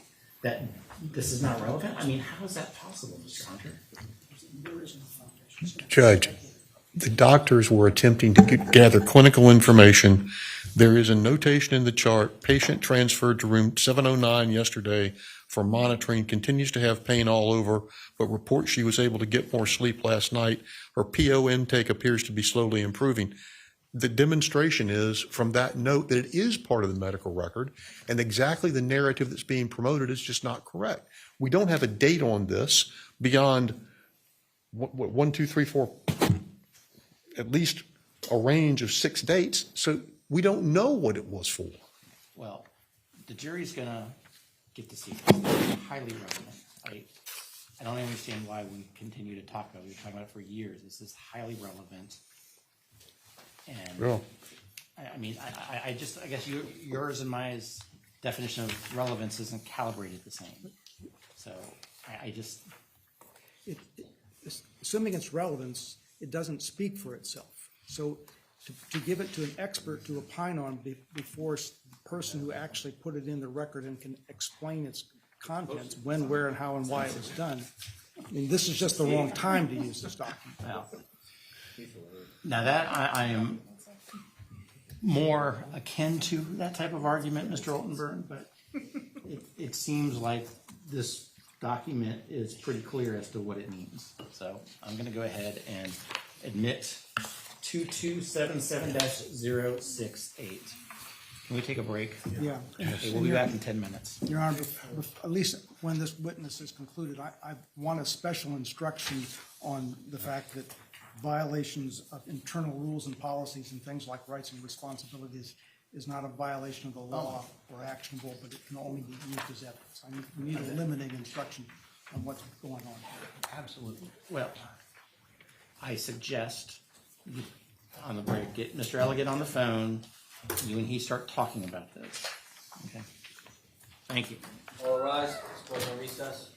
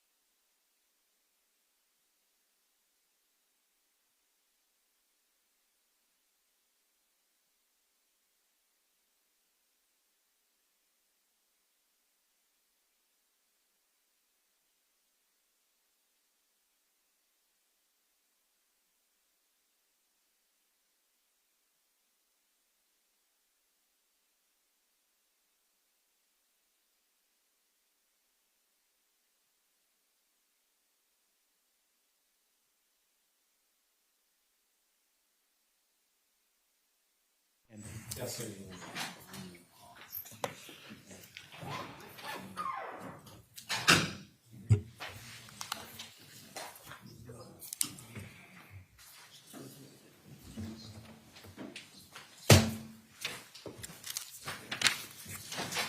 All rise, jurors entering.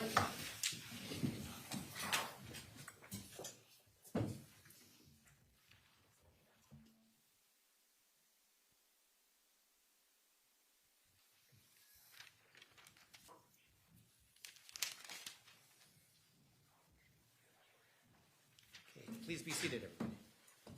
Okay, members of the jury, I just want to confirm while you're away, you did not discuss this case amongst yourselves, you did not do any investigation, and you did and you received no information. Is that all correct? And has anyone approached you about this case?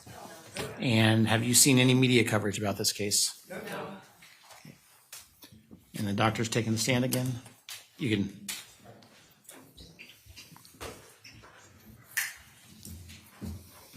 And you understand you're still under oath, sir? Yes, sir. Okay. Mr. Anderson, you may continue. I'd like to pull up trial exhibit 2277-068. Is that in? Yeah, that's in. That's the one we just got in. 2277-068. All right. Now, Dr. Corcoran, I'd like to orient you to a few phrases here. And the center bottom of the page here, there is an inscription that says, okay from risk. And then and we can highlight that. Now, based on your experience and knowledge, and I'll represent to you, this came from the risk management file. Does this appear to be a form of authorization from a risk management department, given the circumstances? Judge, conclusion, lack of foundation, relevance. Overruled, you can answer. I don't have enough information to make that conclusion, sir. Assume for the purposes of this question that in fact is a risk is referring to a risk management department. All right, so if you then look up in the top right hand, it says to see if she can walk on her own. Do you see that? I do. And then above that, it points and says something to the effect of no video. Apparently in the PICU? Right. Right. And then below that, it says video only, no audio. Correct. Right. And then if you go down here, in this box on the lower right, able to do when no one was there, I believe. And then finally, on the bottom left, it says no order dash and above it videotaping. And I'll represent to you that this is from the risk management department. Now,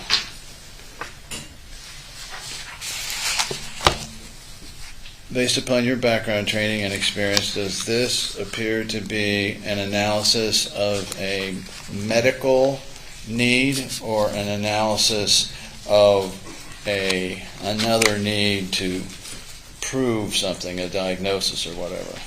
Objection, leave, relevance, foundation. This does not look like a traditional order, which would be electronically submitted in an electronic medical record. This looks like notes taken. You said it's from the risk management department, so I would say that these are notes taken of a briefing or a meeting where it's decided based on this history, based on this need, we have the okay from risk to do videotaping without an order. And then in the center of it, it says suspected Munchausen syndrome by proxy. I know you're not a psychiatrist or psychologist, but are you aware of whether suspect Munchausen syndrome by proxy is a diagnosis of a parent or a child? Objection, Your Honor. Foundation, competence, relevance. Sustained. What, if anything, do you know about This is about Munchausen syndrome by proxy. Same objection, beyond scope.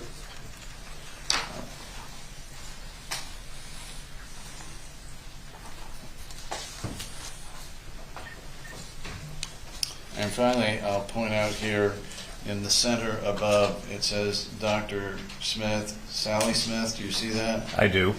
And Dr. Dees and Dr. Smith, Sally. You see that? I see that. And have you seen in the records where these two doctors were participating in the ordering of this video? Objection, foundation. I asked you if you had. Overruled, you can answer. I have not seen that specific order, but I have seen both doctors referenced throughout the stay. Okay. And have you had an opportunity to investigate, as part of your the assignment here, the role of Dr. Sally Smith in all of this? I have.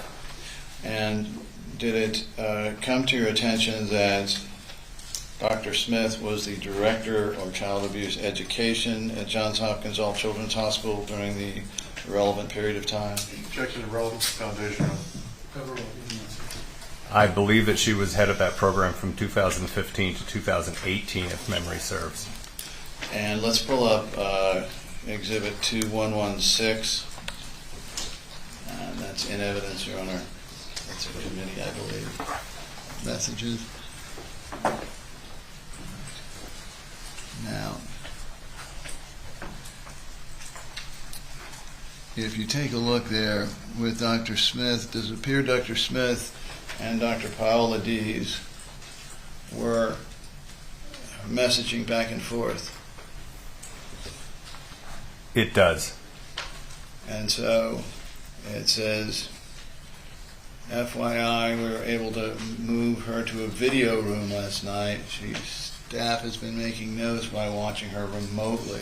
Apparently she's currently sitting in bed with legs crossed and has a laptop or something propped up on her lap. Objection to leading. You see that where it's written there? I do see that. Oh. And I'll ask you to assume for the purposes of the question that the videotaping in question occurred October 18th and 19th, 2016.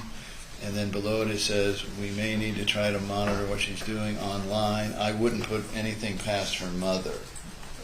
I see that. Objection, Your Honor. Reading the document speaks for itself. It's a predicate. So, if this type of communication was brought to your attention in your roles as director of, again, Chief Medical Officer, where two doctors were conversing in this manner about a patient and a patient's mother, what, if anything, would be your concern? Objection, Your Honor. Speculation, foundation, relevance. Overruled. at a minimum, I would address their method for discussing the case and the tone and characterization of their discussion. Does this tone and characterization, based upon your knowledge and position, both as a physician and as a medical director, does this appear to be a compassionate concern for a little girl? Objection, foundation, relevance, leading, speculation. Overruled. In a word, no. And should doctors be trying to set up their patients to see if their symptoms are correct or not? Or I'm real sorry? Or not? Should doctors be trying to set up their patients to develop, for lack of a better term, evidence or proof against them for their diagnosis? Objection to relevance, 403. Can you, Mr. Corcoran, can you re-ask that one for me? Should doctors be trying to set up their patients to develop, for lack of a better term, evidence or proof against them for their diagnosis? Sustain that one.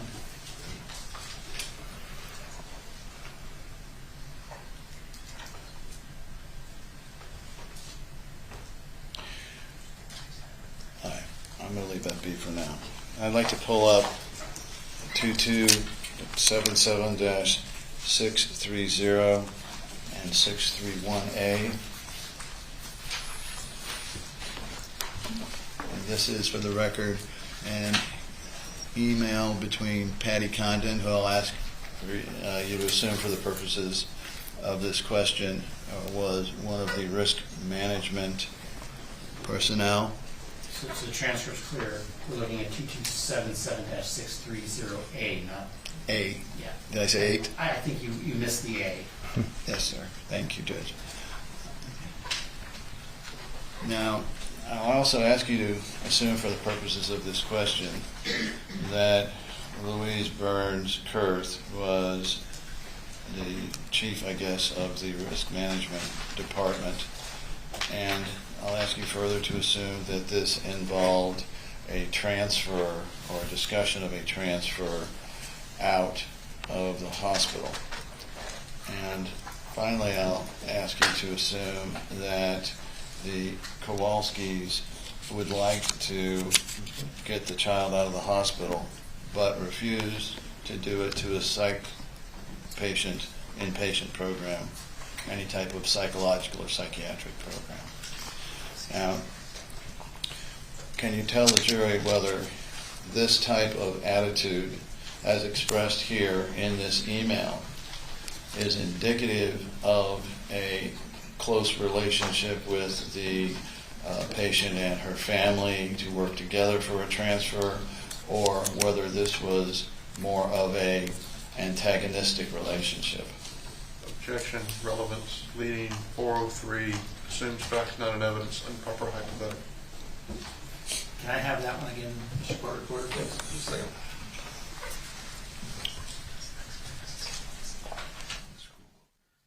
It's also beyond the scope of the pleadings, Jeff. Now, can you tell the jury whether this type of attitude, as expressed here in this email, is indicative of a close relationship with the patient and her family to work together for a transfer, or whether this was more of an antagonistic relationship? I'm going to sustain the objection. What, if anything, does this email tell you about the risk management position on Maya Kowalski being transferred out? Same objection, Your Honor. In addition, vague.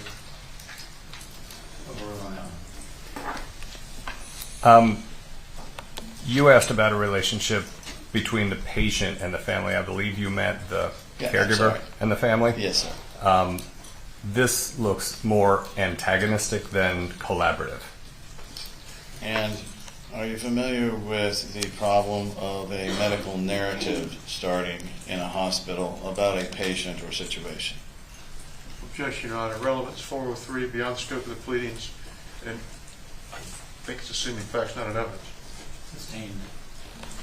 What, if anything, have you experienced in terms of a narrative, that is, a story based on a selection of facts and ignoring other facts to prove a point or make a point through the course of your experience in hospitals? Same objection, Your Honor. In addition, he's used the prior question to suggest an improper question to the witness. Can we scroll down, please?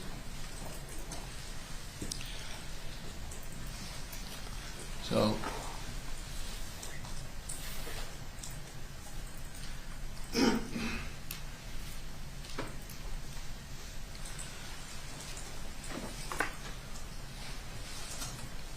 I think I'll live with the last answer. Let's proceed. Now, can we...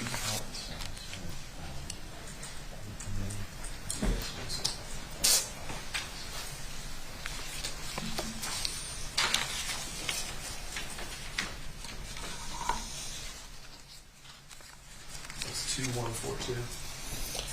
2142, you want to like publish? And it's in evidence, It is. then yes.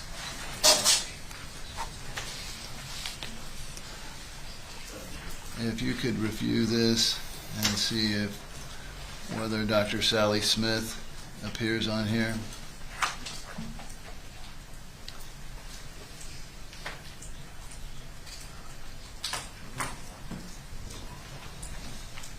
She's listed on the Standards and Credentials Committee, four names down. All right.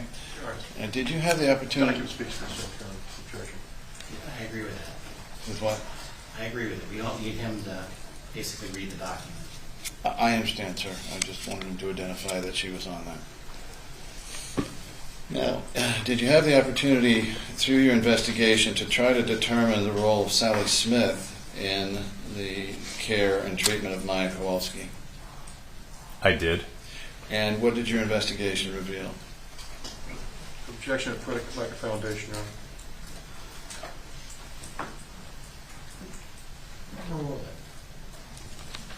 You can answer. So Dr. Smith was head of an outside agency, but had an internal. I'm going to sustain the objection. Okay.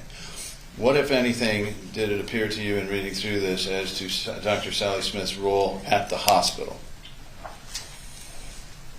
Excuse me, Your Honor. I object. I don't know what he's reading through. I don't know what he's being asked. I assume you're talking about the committee list? Yes, her overall role at the hospital based on what we've already. For a second, please.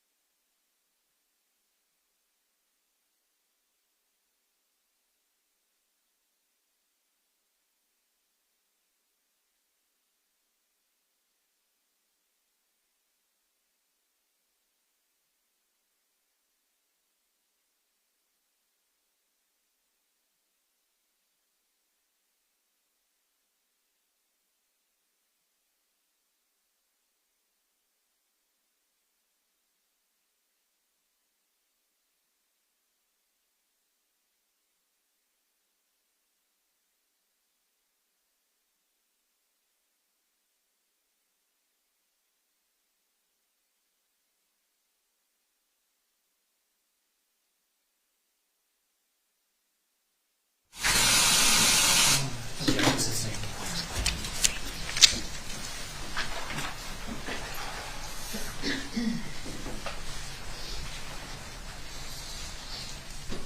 I'd like to publish then 2045-005. This is a statement. Actually, is this in evidence? Yes, it's not. All right. May we publish, Judge? If it's in evidence, yes. All right, I'd like you to review that statement to yourself, please, Doctor.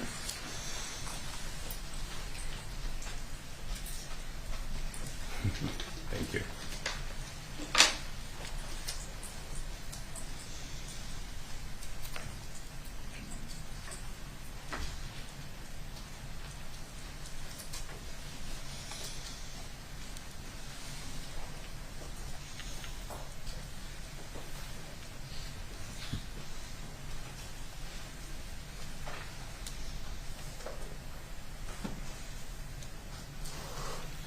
Do you have an opinion based upon your background, training, and experience into a reasonable medical management probability as to whether, based on your review of the facts of this case, Johns Hopkins All Children's Hospital lived up to or complied with the statement by Dr. Mueller? Objection, Your Honor. Relevance, foundation, lack of predicate in 403. Sustained. What, if anything, did you see in this organization to indicate that there was a defined chain of, that there was a defined leadership or lack thereof? Same objection, Your Honor. We're going to overrule that objection. You can answer that one.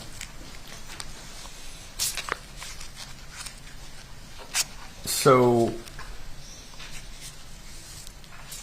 it's the indications have been consistent that quality assurance and performance improvement was to be organized at a division level. And the divisions report up to departments. There appeared to be no system-wide approach to quality assurance and performance improvement. What's the problem with that? Well, for a start, Objection, Your Honor. It's vague. It's calling for a narrative answer. It's calling for a lecture. It's outside the pleadings. It's 403 violation as well.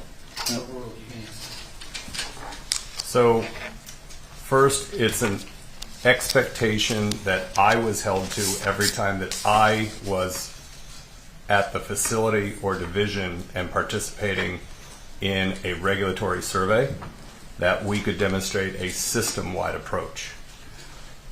Why is that better? Well, You can answer.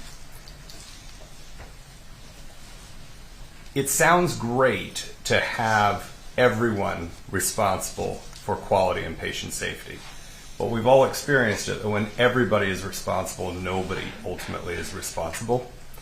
So without oversight by a leader like a VP of quality, a VP of medical affairs, a chief medical officer, somebody to make sure that there was a consistency, you had wide standards from one division to the next, and that creates gaps where patients can fall through the net.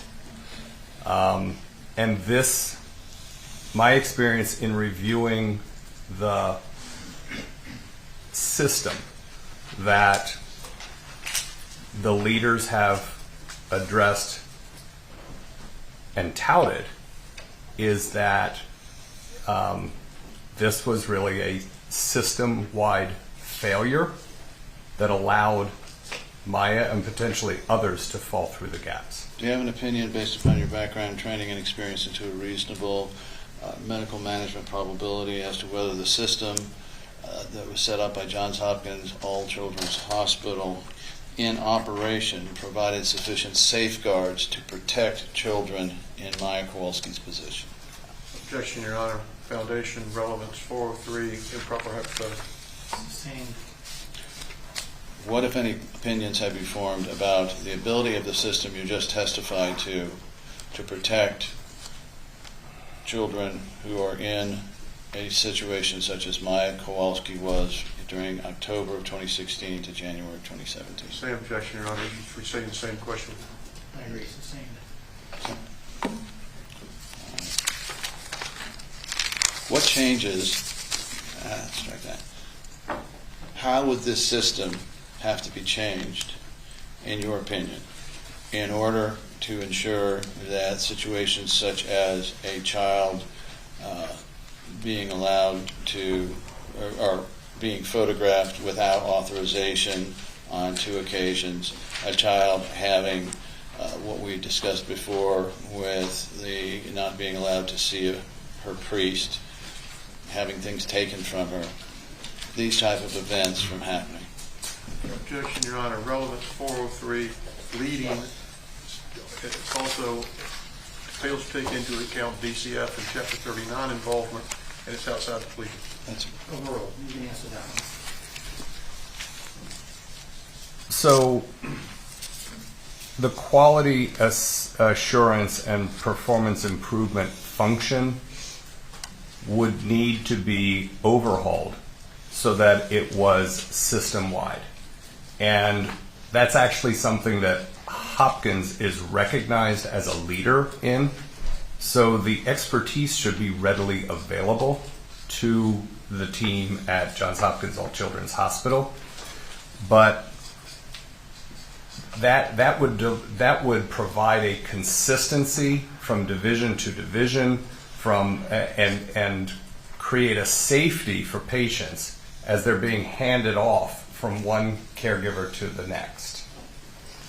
Do you have an opinion based upon your background, training, experience into a reasonable medical management probability as to whether the system in place provided sufficient safeguards for children at Johns Hopkins All Children's Hospital during the relevant period? I do have an opinion. And what is that opinion? Objection, Your Honor. Relevance outside the pleadings, improper foundation. But I don't think you tied it to Maya Kowalski, so I'm going to sustain the objection. Same question as to the care and treatment of Maya Kowalski. Same objection, Judge. The question's compound as well. I'm going to overrule that. You can answer it. I do have an opinion. What is that opinion? I do believe that the system failed Maya Kowalski and her family during her stay, primarily because the architecture was so siloed that there was no, there were gaps in the safety net that let her care fall short. Your witness.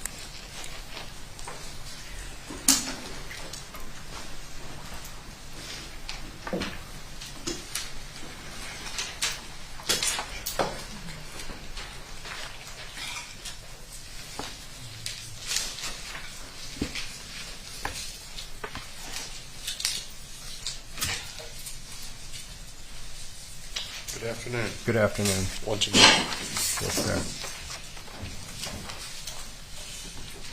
Your Honor, if the court please, could I first approach the witness and ask to look at the materials he's reviewed? Sure.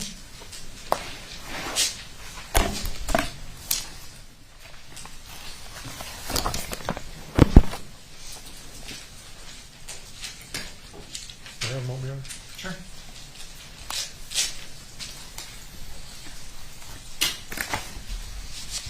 I'll get this back. No worries. Honest.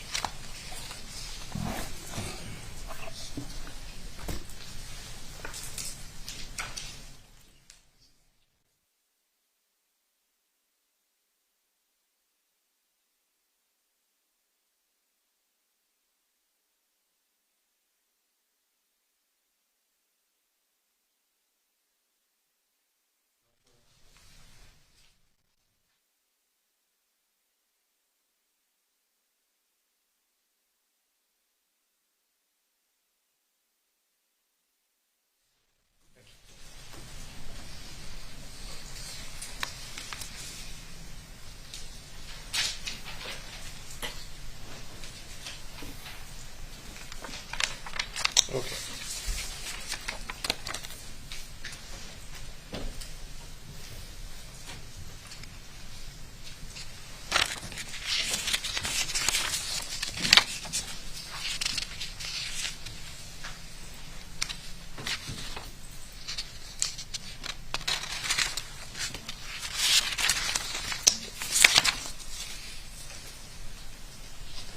Thank you, sir.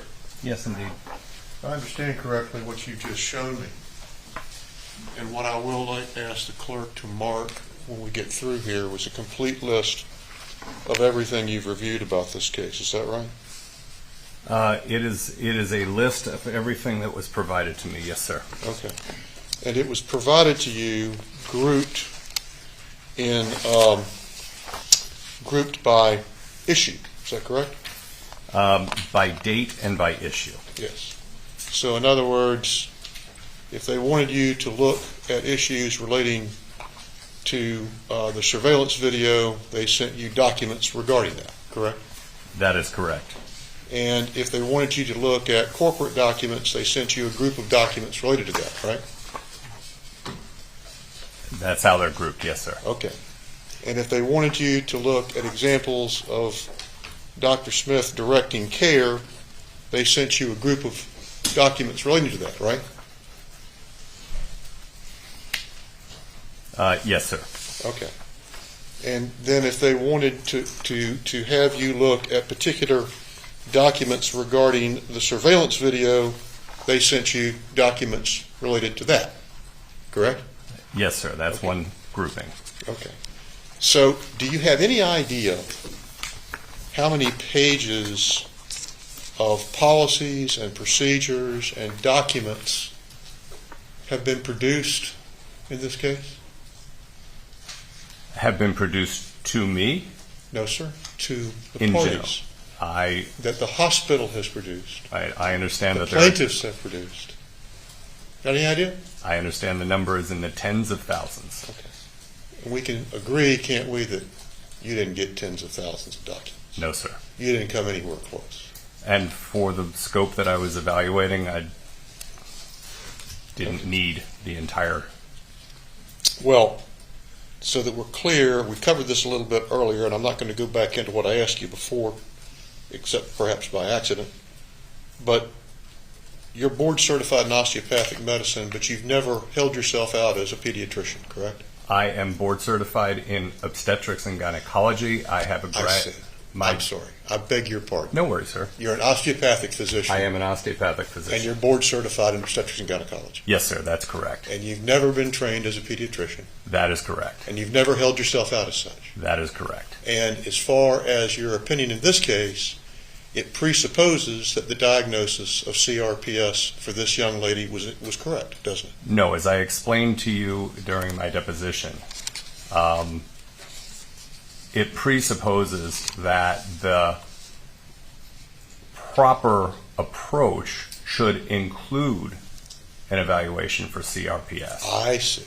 Okay. Did you ever look at any records of this young lady's care from Lurie Children's Hospital? Not from the hospital, no. Did you ever look at any from Tampa General Hospital? No, I did not. Did you ever review any complete medical record in this case? Medical record? No. Okay. And the depositions that you seem to have reviewed in this case, looking at your list, seem to be somewhat limited. Is that right? Yes, sir. I think that's fair. Okay. Well, you reviewed Sally Smith's and Ms. Beatty's and Dr. Elliott, Ms. Condon, Ms. Crane. That's about it, wasn't it? No, sir. Dr. Perno. Okay, Dr. Perno. Dr. Napolitano. There were others. There were others. Did Yes, you sir. ever review Dr. Michelle Smith's deposition? I don't recall that name. Okay, well, that's a good thing because she wasn't deposed. Here's what I meant to ask you. Did you ever review her progress notes from the PICU? I did not. So you have no idea what efforts were made to transfer this patient during the first week that she was at All Children's?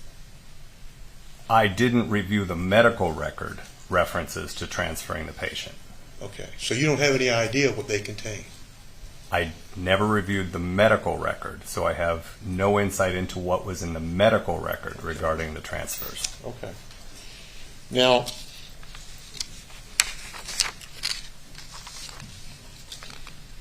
let's go back to what you haven't looked at. Did you ever look at Dr. Hanna's records? Ever see his records at all? Not his records, no, sir. You never saw Dr. Kirkpatrick's records? Not their treatment records. Okay. And you've never seen any order in the chart regarding the EEG video or seizure monitoring, have you? Again, I have not reviewed the medical record because that's not the area of expertise that I've been brought to assess. Well, you've expressed some opinions regarding the EEG video.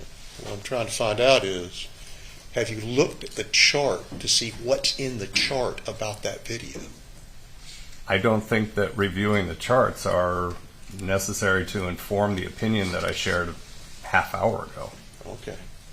But you did indicate in that opinion what you thought the chart should contain, right? I was asked to review a memo.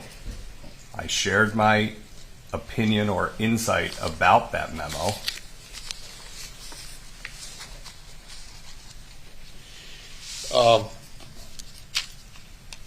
Were you ever provided any of the court orders regarding this patient?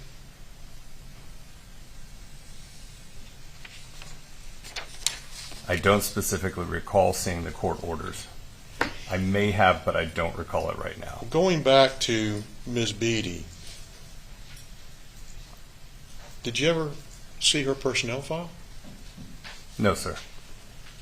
Did you ever see any of the evaluations that she had, or annual evaluations? Annual evaluations? No, sir. Okay, so you have no knowledge of any of that? Of her annual evaluations? No, sir. Okay. And with Dr. Mueller, the VPMA, you know who she is? I do. Did you ever see her job description? No, sir. You did notice on all the charts here that there was no title called Chief Medical Officer in their lexicon. And I pointed that out. Okay. So you're kind of assuming where the Vice President of Medical Affairs fits in? You don't really know what her I don't agree with that characterization at all. Well, you don't know what her job description is, do you? The job description wouldn't be on the organizational chart anyway, but you are correct. The organization. I do. I've never seen her job description. Okay. So you know where the line is, that's about all. It wasn't represented, so I don't know where that line is, and that was Okay. my point. You don't know where the line is, and you don't know where she fits in. On that chart, you are correct. Okay. Well, you looked at several charts, didn't you? Well, I looked at organizational charts that were provided that apparently were from 2012, which had the position listed.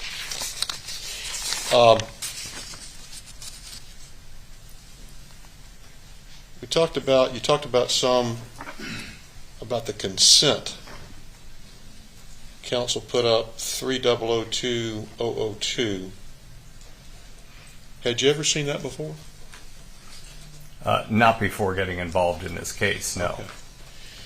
Well, there was a question about the use of images, video in this case, Mm-hmm.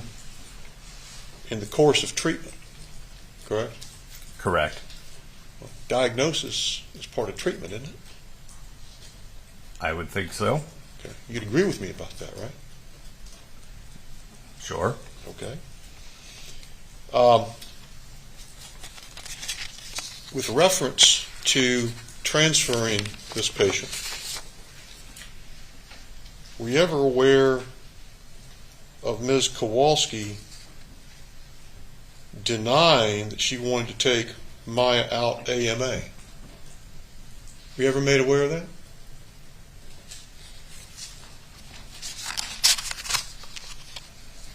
My understanding is that the objection that she had was based on the diagnosis of a psychiatric disorder. I understand. So your understanding was that she didn't want the child transferred because the child would carry a psychiatric diagnosis upon discharge. Is that right? I think we heard that that they didn't want to accept that as a transferring diagnosis. Did you ever see any indication that the hospital was asked to reconsider that part of the medical record? Again, sir, I've not reviewed the medical record. Okay. No, well, my question wasn't really restricted to that. My question was, did you ever see any indication that this family heard, gee, you're going to discharge our daughter with this diagnosis. We want you to change the diagnosis. Did you ever see any documentation of that? Where would that documentation be? Could be any one of 1,000 places. I'm asking you whether you ever saw that suggested. Only in testimony. Okay. You heard it in testimony somewhere? I believe we heard that Monday morning. We heard that someone asked to change the diagnosis? No, we heard that the diagnosis was rejected. I understand that. Okay. Listen to my question very carefully, please. Because it's probably confusing, even to me. And I confuse very easily. But here's my question. My question is, did you ever see any indication, any documentation, any indication that this family asked that that diagnosis for Maya's discharge that they didn't like, that it be changed? Documentation? No. And under the client's rights you talked about, they had the right to do that, didn't they? I don't have the document in front of me, but if it's in your hand, I have no reason to question you, Mr. Hunter. Okay. I appreciate you having a chat with my wife. Only if you'll do the same, sir. Okay, deal. Were you aware of any policy at All Children's regarding images and recordings of patients in child abuse cases, child abuse situations? Can you cite the policy for me? I can. It's Defense Exhibit 3019-005. Did you ever see that? Visible? Off the top of my head, I can't tell you. Okay. Well, I'm not sure it's in evidence, so I'm going to pass along with it right now. But that brings me to another set of questions. In your experience as a CMO in Florida, have you ever worked with DCF? That never came across my desk. Objection. Sustained. Very well.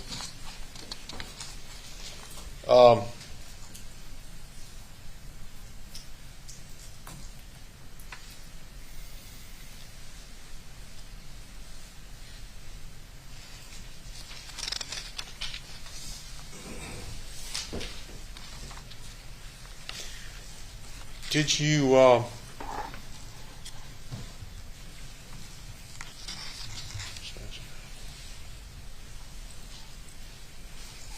you told us that you had no role in preparing any consent of the type we talked about earlier. Is that right? I never wrote the consent. We left that to the lawyers. Didn't I understand your testimony to be that the medical staff is independent of the hospital? The American Medical Association was granted autonomy around the time of the adoption of Medicare. So, yes, the medical staff is meant to be self-governing. Okay. So the mere fact that someone holds a position in the medical staff doesn't necessarily reflect any position with the hospital per se. Is that right? I disagree with that. So you don't agree that the medical staff is independent of the hospital? I don't agree that anyone with a position of authority, regardless of who they're aligned with, can't hold a position of influence with a hospital. A board member, a politician, a community leader. Like yourself? I'm neither. None of the above, sir. Well, you were elected president of your medical staff. I was and unable to serve, Okay. but that was when I was in practice. That was a when long you were time in ago. practice. But if you had served, Yes, sir. that would not make you an employee of the hospital, now would it? That's correct.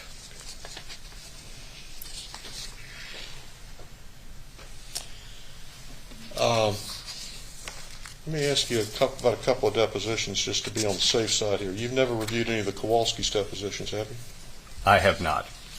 And you've never reviewed the depositions of Dr. Kreisman or Dr. Kilgore? Kilgore, I have not. Dr. Posey, Dr. Sanchez? I don't believe it. Off the top of my head, I can't comment about those. Okay. Well, let me ask you about Dr. Tepa Sanchez while I've got you on the subject here. Okay. You talked about, you referred to the text exchange between Dr. Vos and Dr. Tepa Sanchez? I believe that was brought up. Okay. Do you know who Dr. Tepa Sanchez is? From the PICU? Yes. Yes, sir. You know what date she saw this patient? Not off the top of my head, sir. Were you aware that she hadn't seen the patient for nearly 3 months at the time that Mrs. Kowalski committed suicide? Well, she was a PICU physician, and Maya was in the PICU in the early days of October, and that unfortunate message was exchanged, yes, 3 months later in January of the following year. I think maybe she was referring to what she did 3 months before, not what the hospital did during the ensuing 3 months. Can you read the text for me so I can put it into I've context? been objecting to that, so I'll tell you what, we'll let the jury hear that from her. Okay. But the point is, you never heard from her what her explanation was for what she meant in that text message, have you? I've never spoken with her, no, sir. Okay. That's all I have. Thank you, sir. Thank you, Mr. Hunter. Mr. Anderson, do you have any follow-ups?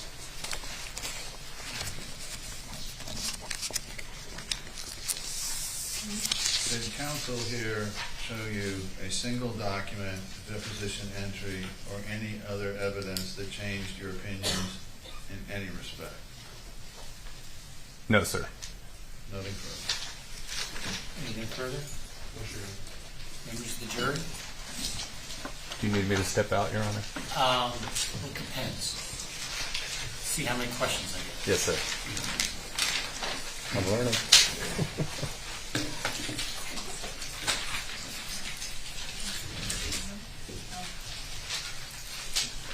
John. Got what? I'm sorry, what before? Well,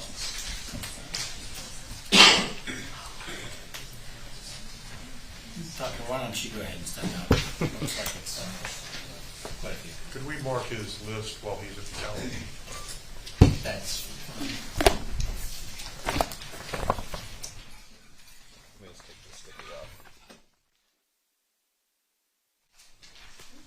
Stepping out, sir. Thank you. Members of the jury. Well, no, let's go to the instructions. I need those.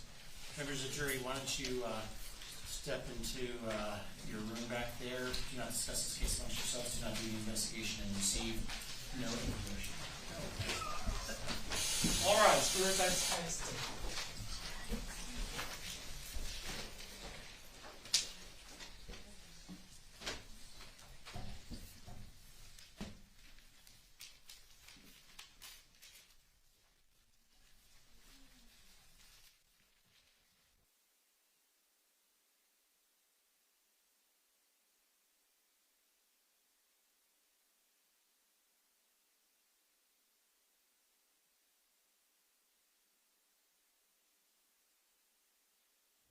through these questions.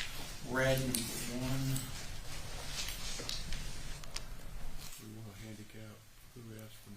No, let's just get through this. And what's the name of the witness again? Dr. Corcoran. Okay, the first question is Dr. Dees and Dr. Smith still at Johns Hopkins All Children's Hospital? If not, why?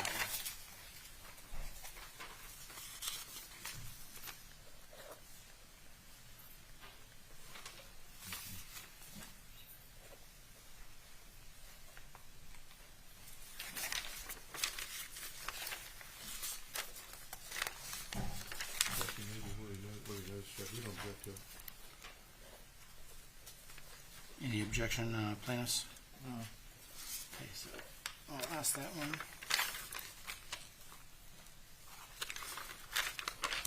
Next one has a couple of questions. If parents have ongoing concern regarding their child's daily care and treatment at the hospital and expressed it often to the staff, would the parents be advised as to the proper chain of command they should contact to voice their concern? The next question, were the Kowalskis told, I think it's they, could contact senior executives to voice their concern via email, Dr. somebody? Next question is, and I'll put an underline so you can tell me the name of that doctor. Next question, if medical staff works independently of the hospital, then who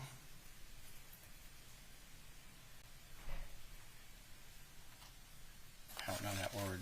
I think it might be told them or who holds them accountable? Who holds them accountable?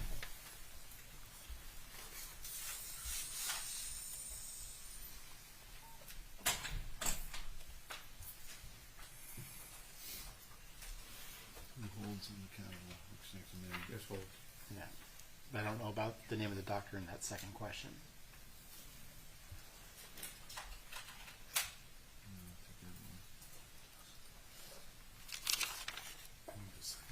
Well, but it's via email or otherwise. Or otherwise? Yeah, I think it's a doctor's name, I think it's or otherwise. Or otherwise, okay.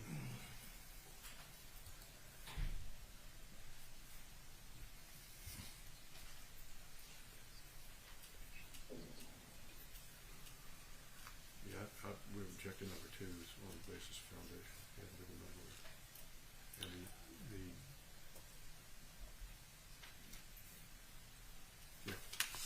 Mr. Anderson? No objection, and if he knows, it's number 2, which I think he might, Mr. Kowalski's testimony. He can testify. Okay, I'm going to overrule the objection to number 2 on red number 2. So I will ask it. Okay, red number 3, there's several questions. Do court orders have an effect on a patient's family rights? If a child is in custody of DCF, do the parents have the rights to consent or deny treatments during the DCF custody? Have you assisted in a case with a Munchausen by proxy diagnosis in your career? I'm assuming the first 2 are ones that ultimately I'm going to give legal instructions on and are not appropriate for the witness. agreed. So that leaves us the question about, have you assisted a case with a Munchausen by proxy diagnosis in your career? Well, he's not being tendered as any kind of medical expert, so I don't know what matters whether he answers or not. It doesn't matter to me, Judge.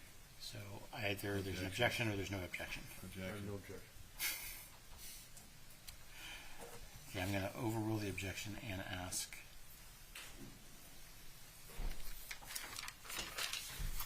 And I think the last page.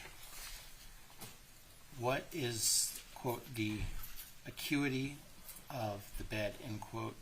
Please elaborate, what does this mean? During defense review, the question was regarding the, is it acuity of the beds?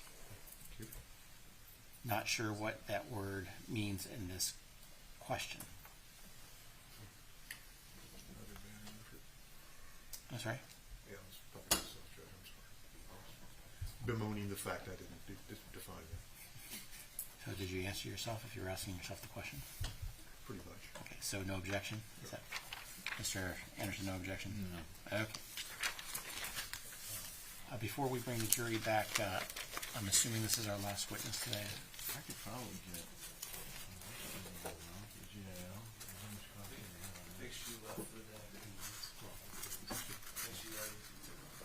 Oh, she did. Yeah. Well, that answers that. That's gonna be our last. Okay, so it sounds like this is our last witness. I'm going to tell the jury 9 o'clock tomorrow. Is that what we all decided?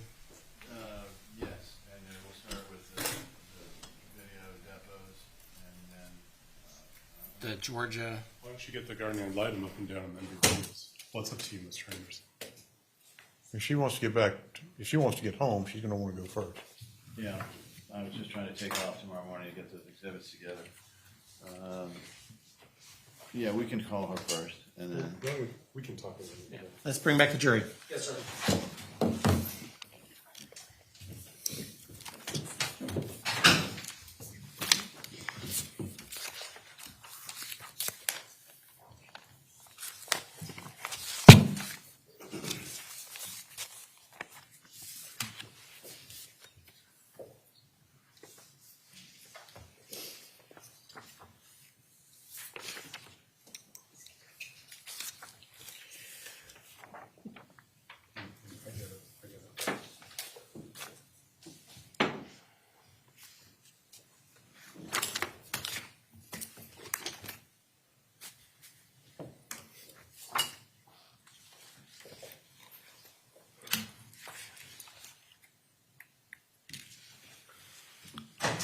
get the All word. rise. Jurors in. Thanks.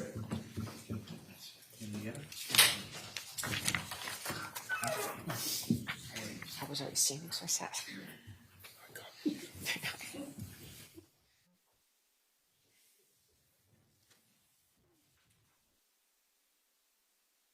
Everybody.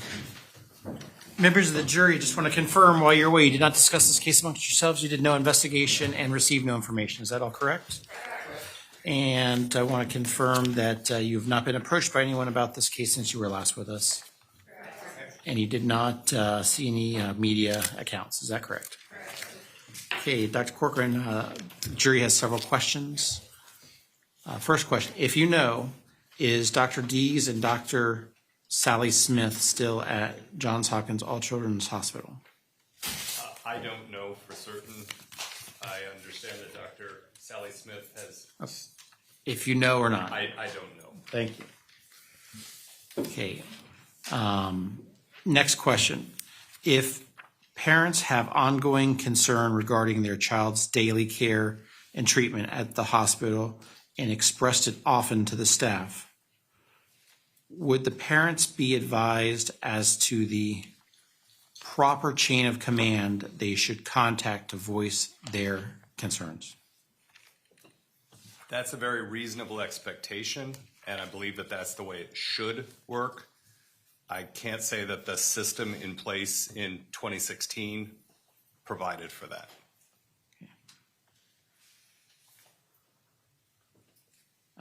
Were the Kowalskis told they could contact senior executives to voice their concerns via email or otherwise? I don't know the answer to that. If medical staff works independently of the hospital, then who holds them accountable? That's a great question.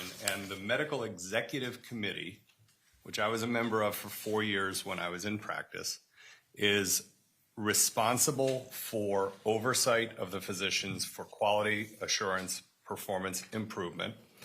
And the Medical Executive Committee has a relationship with the board of the hospital so that everyone's on the same page.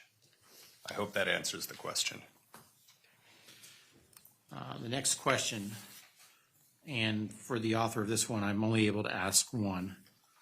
Have you assisted in a case with a Munchausen by proxy diagnosis in your career? I have not. I practiced obstetrics and gynecology, and I'm happy to say that that was not part of my experience. Next question. What is the acute, quote, the acuity of the bed, end quote? What does this mean? That would be a better question for Mr. Hunter, but I believe that he was referring to how sick of a patient can you care for. Some hospitals, like Venice Hospital when it was around, was a lower acuity. Sarasota Memorial Hospital takes care of sicker patients, so it has a higher acuity. Mr. Anderson, that completes the jurors' questions. Do you have any follow-up questions? No, sir. Mr. Hunter, do you have any follow-up? No. And may this witness be excused. Please. Although he's still under subpoena. Okay, so you're free to go today, but you still might be called back. Okay, have a good day.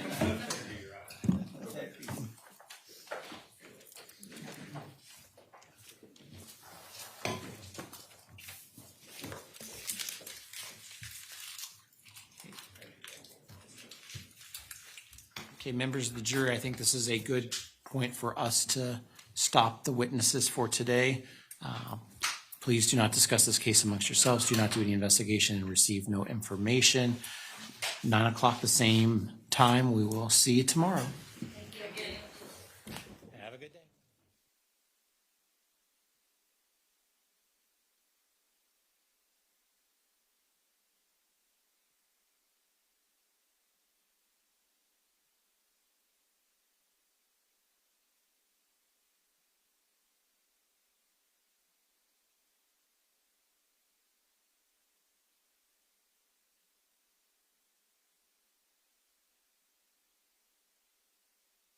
Everybody.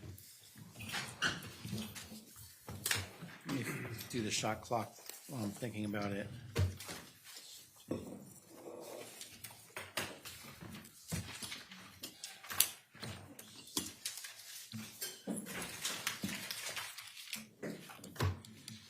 Okay, the plaintiffs consumed 3 hours and 20 minutes today.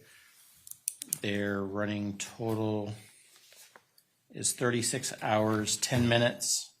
The defense consumed 40 minutes today. Their running total is 12 hours, 50 minutes. Are there any issues we need to address before we? Well, just to be helpful, Judge, there were a couple of objections on the Dr. Newberger's that you had some question marks, and if we could look at those so we could get rulings on those. Sure, and I think have a part of copy for you. Okay, that's great, but I think maybe it was a missed site or. Well, I think it's just the way they designated it, Judge, so, Nick, can you mind looking with me? Sure. Okay. So on page 3, you had a question mark of your order. I'm sorry, of your, So this is the it's September actually- 22nd, 2020 deposition. And you bring up page 145? Yes, yes. So I have a copy of that page of the DEP, Judge. I meant to object 145-15, the word indeed, through line 21. So, This isn't the right one. so if I could,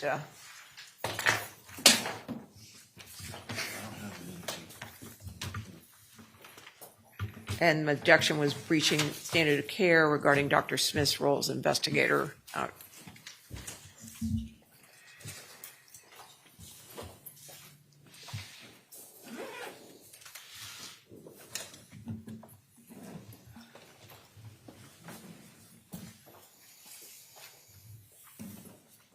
So you're suggesting that the lines 13 through 15 before indeed are okay by you?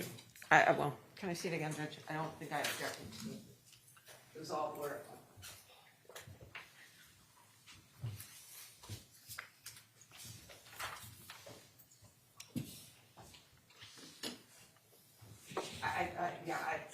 Okay. My objection starts with the word. Yeah, I will sustain starting at the word indeed at line 15 on page 145 through line 21. Okay. And then the other one has to do with plaintiff's designation. You questioned on page 4. It's the September 30th, 2020 deposition. I went back and checked. They did designate page 183, line 1 to 12, which doesn't have a question. That's what they designated, Judge. Okay, so what I put on here is I would overrule if the correct page site, so. Well, I have the deposition for you on if you want to look at the page. But the line 1 is it's hanging there. There's the page before it's not designated. Which is why I added Right. a question mark. Oh, it looks like we failed to designate. We would designate the last word of the question, but we failed to designate The question beginning at page 1. I'm okay with the question, because I remember last night going back and looking at it. And, Okay.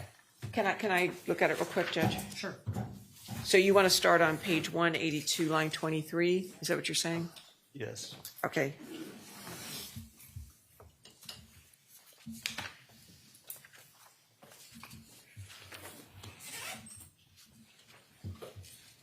And then, did you want line, can I ask counsel? Did you want line 12? You designated No, line that 12? just looks to be Okay. sloppy highlighting. Okay. No, that was your designation. Well, I went and checked. Sloppy highlighting translated to a designation. Okay. All right, understood. I think those were your only 2 question marks, Judge. Let me just check real quick.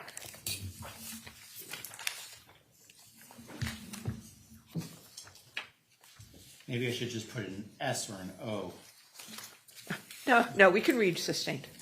But it might help your time.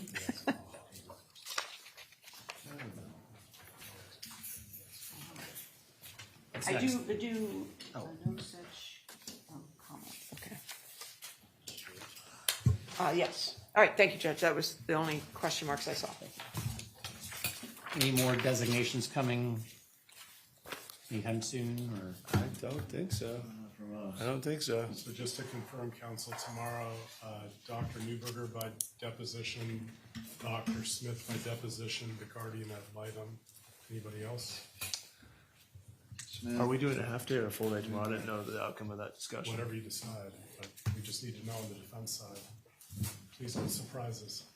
I am looking to both sides. I will do whatever you all want to do, so long as you can agree.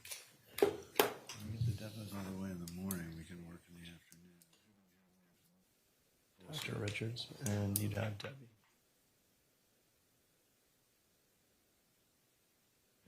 Yeah, we can take tomorrow afternoon off. Dr.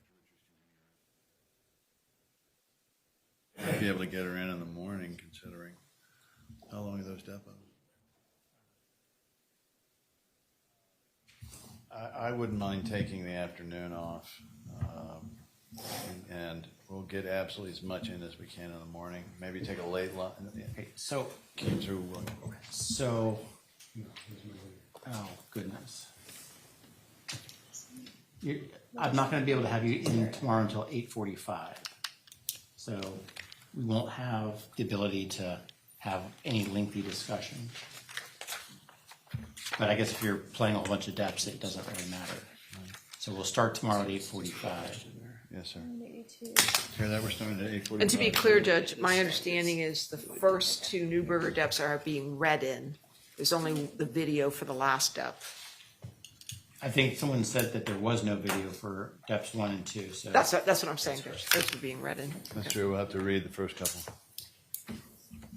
Well, I'm sure you'll have readers. So it sounds like that's the plan, just those two depositions and the guardian ad litem, and then. So did you want to, because for a while you were talking about putting Maya and Jack Kowalski back on. I think Thursday. Tomorrow is Thursday. You know, I can't take it off. We've got to put them on because we've got the damages people the next morning, Friday morning. Okay, so tomorrow will be a full day, and then is it Jack Kowalski and Maya Kowalski coming back, or just Jack, or? It's all three, but they're. All three, meaning Kyle as well? Yes, Your Honor. But it's simply limited to the general damages, although I would like a stipulation of some kind about the liens, so I don't have to get into that with him. I will if there's no stipulation. I'll try to work out an instruction.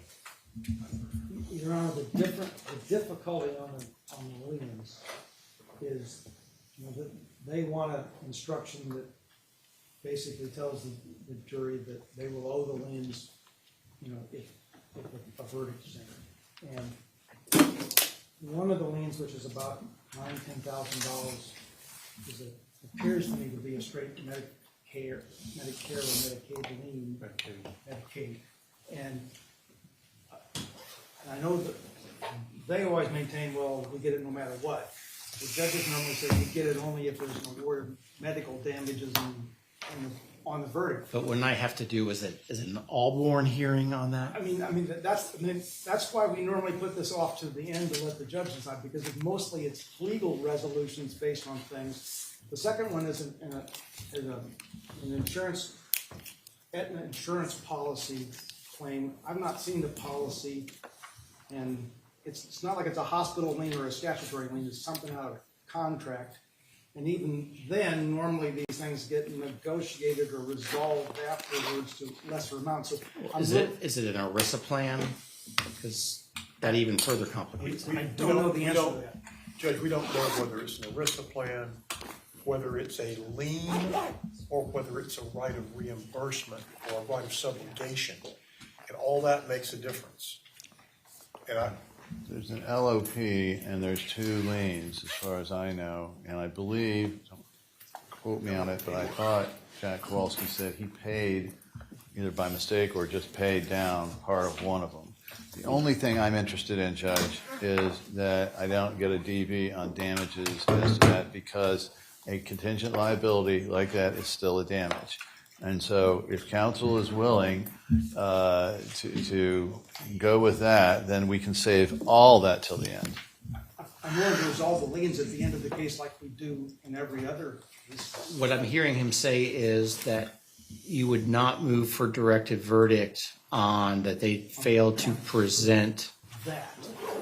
the Special medicals. The damages. And on the thing for fraudulent misrepresentation of the bills, is what we're talking about, right? Is that clean? Right, yeah, that's what it is. Yeah, I might move for DV on a bunch of other issues, but not on that. So it sounds like we have the beginning of an agreement here. Yeah, I won't move for directed verdict on that count because you don't prove that stuff up. I absolutely will not. All right, so I don't have to put in the liens for damages for proof of the fraudulent.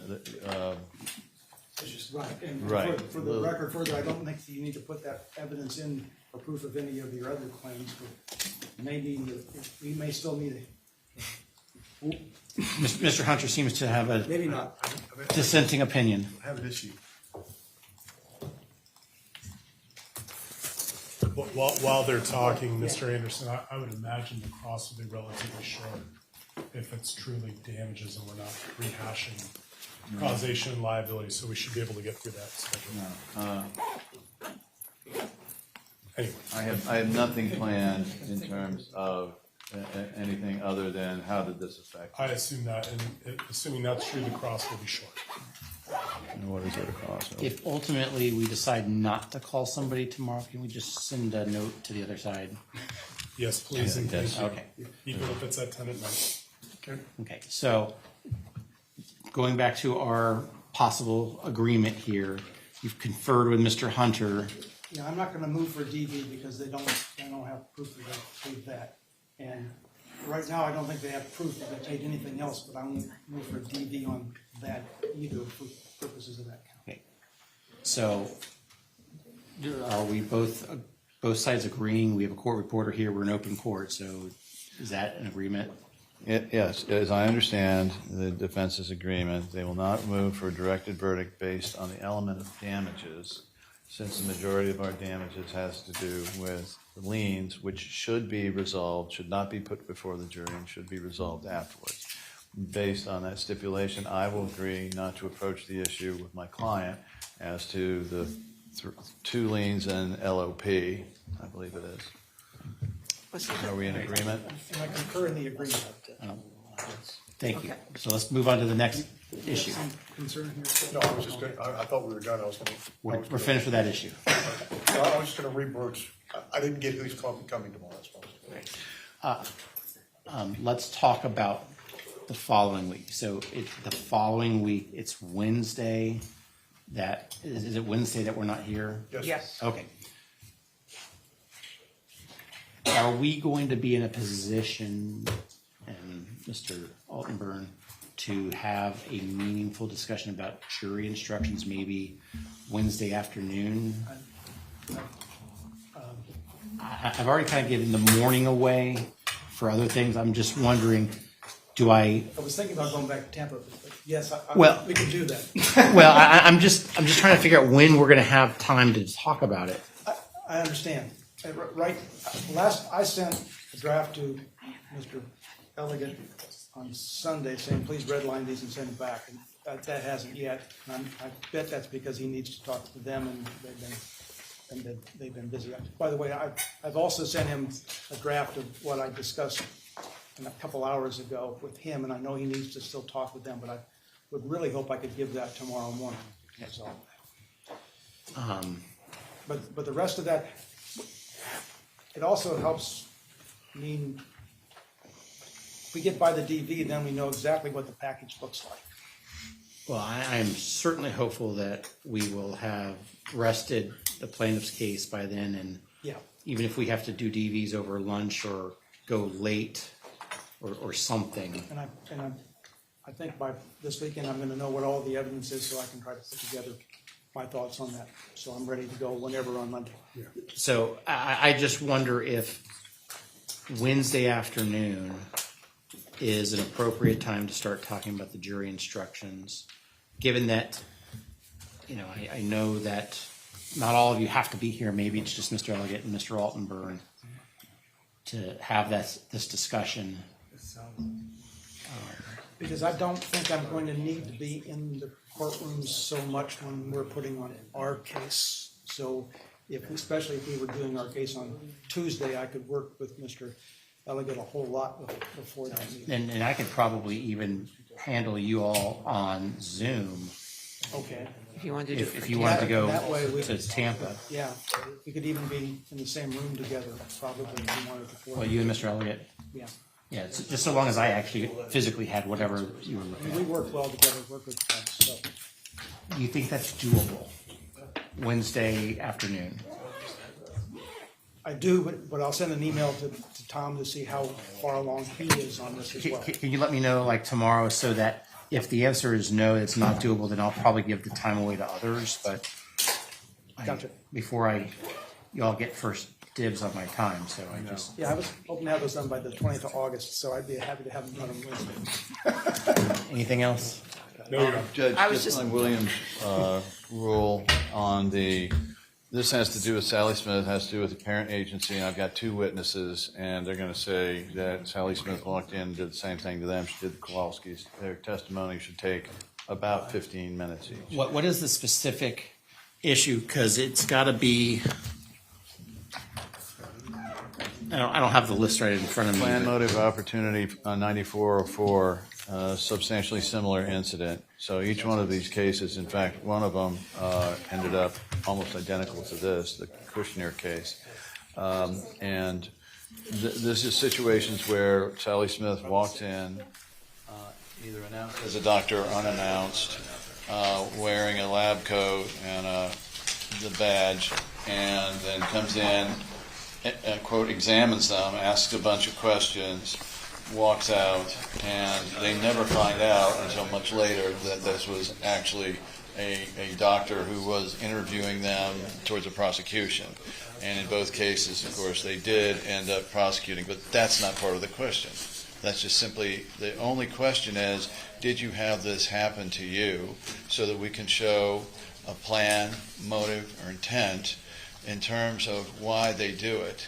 And under 9404 and the substantially similar incident stuff, which I grant you is usually railroad tracks or things, but it would appear to be fall within that.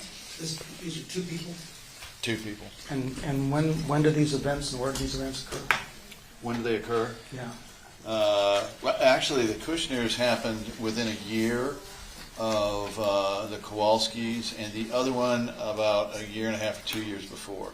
But I couldn't give you an exact date for the other one. I don't know it. I know the Kushner case because they're on the other side of it, and there's litigation in it. I don't know the details of that, Your Honor, but the language in 404.2 on this is that you can get in symbol or fact evidence of crimes, wrongs, or acts that are admissible when relevant to prove a material fact in issue, including but not limited to proof of motive. I don't see motive, opportunity, intent, preparation, plan, knowledge, identity, or absence of mistake or accident. But it's inadmissible when the evidence is solely to prove bad character or propensity. And this smells like propensity evidence that we've done this before, so we can do it again. Well, I guess my question, because I had to pull up the statute to Mr. Anderson, was because it has to be an element in the case. Right. It's got to be not just a side issue, but a big issue in the case. Yeah, and Correct. so I'm struggling. I mean, it doesn't fit your medical malpractice. Apparent agency. It all goes to the agency argument, Judge, which is a key issue in the But case. here's, and I was thinking about this the other day because I had a chance to read this yesterday. How is it that, let's say they did, this is true that it's been doing lots of other families, but how does that impact what the Kowalskis understood? Right. Dr. Sally Smith's role was, because it doesn't go to what the Kowalskis understood. It's really what the Kowalskis understood. Right. So I don't think it goes there. I think that's two different points. As the Kowalskis understood, it goes on the detrimental reliance and how much they told Sally Smith and what actions they took based on their belief that she worked for Johns Hopkins All Children's Hospital. So I don't think the fact of identification and the plan that we argue was in place, which the defendants acceded to, was that Sally Smith would come in unannounced, and it didn't really matter, Judge, after that, what the circumstances were. It was simply that this was an ongoing pattern and plan of conduct in order to extract But if you're talking about a parent agency, it's got to be focused on the Kowalskis and their understanding, and what experiences other people had is absolutely not relevant to what the Kowalskis understood, which is why it doesn't come in under medical malpractice. And I'm not sure it comes in, what happens to other people under any of your other accounts. So that's why I'm struggling to see how this comes in. I think under the intentional infliction of emotional distress count, obviously Sally Smith is part of that. But I'm not going to I didn't plan to ask them, were you traumatized by Sally Smith misrepresenting? They were, but I hadn't planned to ask them about that. I guess I could ask them about whether discovering the misrepresentation, the subsequent prosecution, was harmful to them, and that would place it as a similar incident. Unless you can come up with something really strong, I'm going to end up denying your motion, because I don't think it fits under 90.404 paren 2 paren A. Because we're traveling under a parent agency is the thing, and that's... And it does not go what experiences other families, and I'm not saying it didn't happen, it's just what happened to other families isn't within the knowledge base of the Kowalskis, and it's really the knowledge base of the Kowalskis that matters for purposes of your parent agency. I thought, I'll have to check though. I thought we were in on other, let me check the plea. So, I mean, unless something massive changes, expect that motion to be denied. And just to buttress the record on that, there is a case called Trees By and True Trees versus Kmart Corporation at 40467 Southern 2nd 401. It's a 4th District case from 1985. And it was reversing a civil case because something in this nature was done. And explaining this was a propensity and pattern of conduct were the same thing, and that's just a pattern of conduct, which is what I think they were just trying to explain. Thank you. Thank you very much. Anything else? No, but I just to quadruple check, because I'm so sorry. I was up very late last night and very early preparing for Dr. Hanna again, because I'm hearing whispers and different people coming. The only people the Kowalskis are bringing tomorrow, again, are the DCF coordinator, the 3 Kowalskis on damages only, and the 2 depot designations, correct? At that time, we have sent over the list, including Deborah Salisbury. And we're evaluating whether her testimony is necessary at this point, or she would be a rebuttal witness. But we will let you know one way or the other after I have a chance to speak with her after we get out of here. I guess the frustration with this, and I know it's very late in the day, is unless the plaintiff wants us to be doing this to them, in our case, throwing 7, 8, 9 witnesses that they know they have no chance of us getting through, it's very frustrating to hear that we now have a lineup of 7 to 8 witnesses that are going to span 9 to 10 hours that we know we're not getting through. It's been a constant pattern throughout the career. Well, But anyway. it sounds like Ms. Salisbury is probably going to ultimately require some sort of proffer before. Right. And so I wonder if, from a timing perspective, is that something that is even doable tomorrow, given everyone else? I think what I'm trying to evaluate is the scope of what she can say and not get into the wrong area. And I can't assure the court of or counsel the breadth of that until I talk to her one more time. Well, what it sounds like is she should not be a witness tomorrow, perhaps on Friday, but not tomorrow. Is what I'm hearing, but just from a timing perspective. That's fine with us. Because that means someone gets to go to bed at midnight as opposed to 2 a.m. I'm in that program, and yes, Okay. we'll move her to till Friday if we do decide to use her. All right, thank you. That's all, Your Honor. Thank you. Have a good night.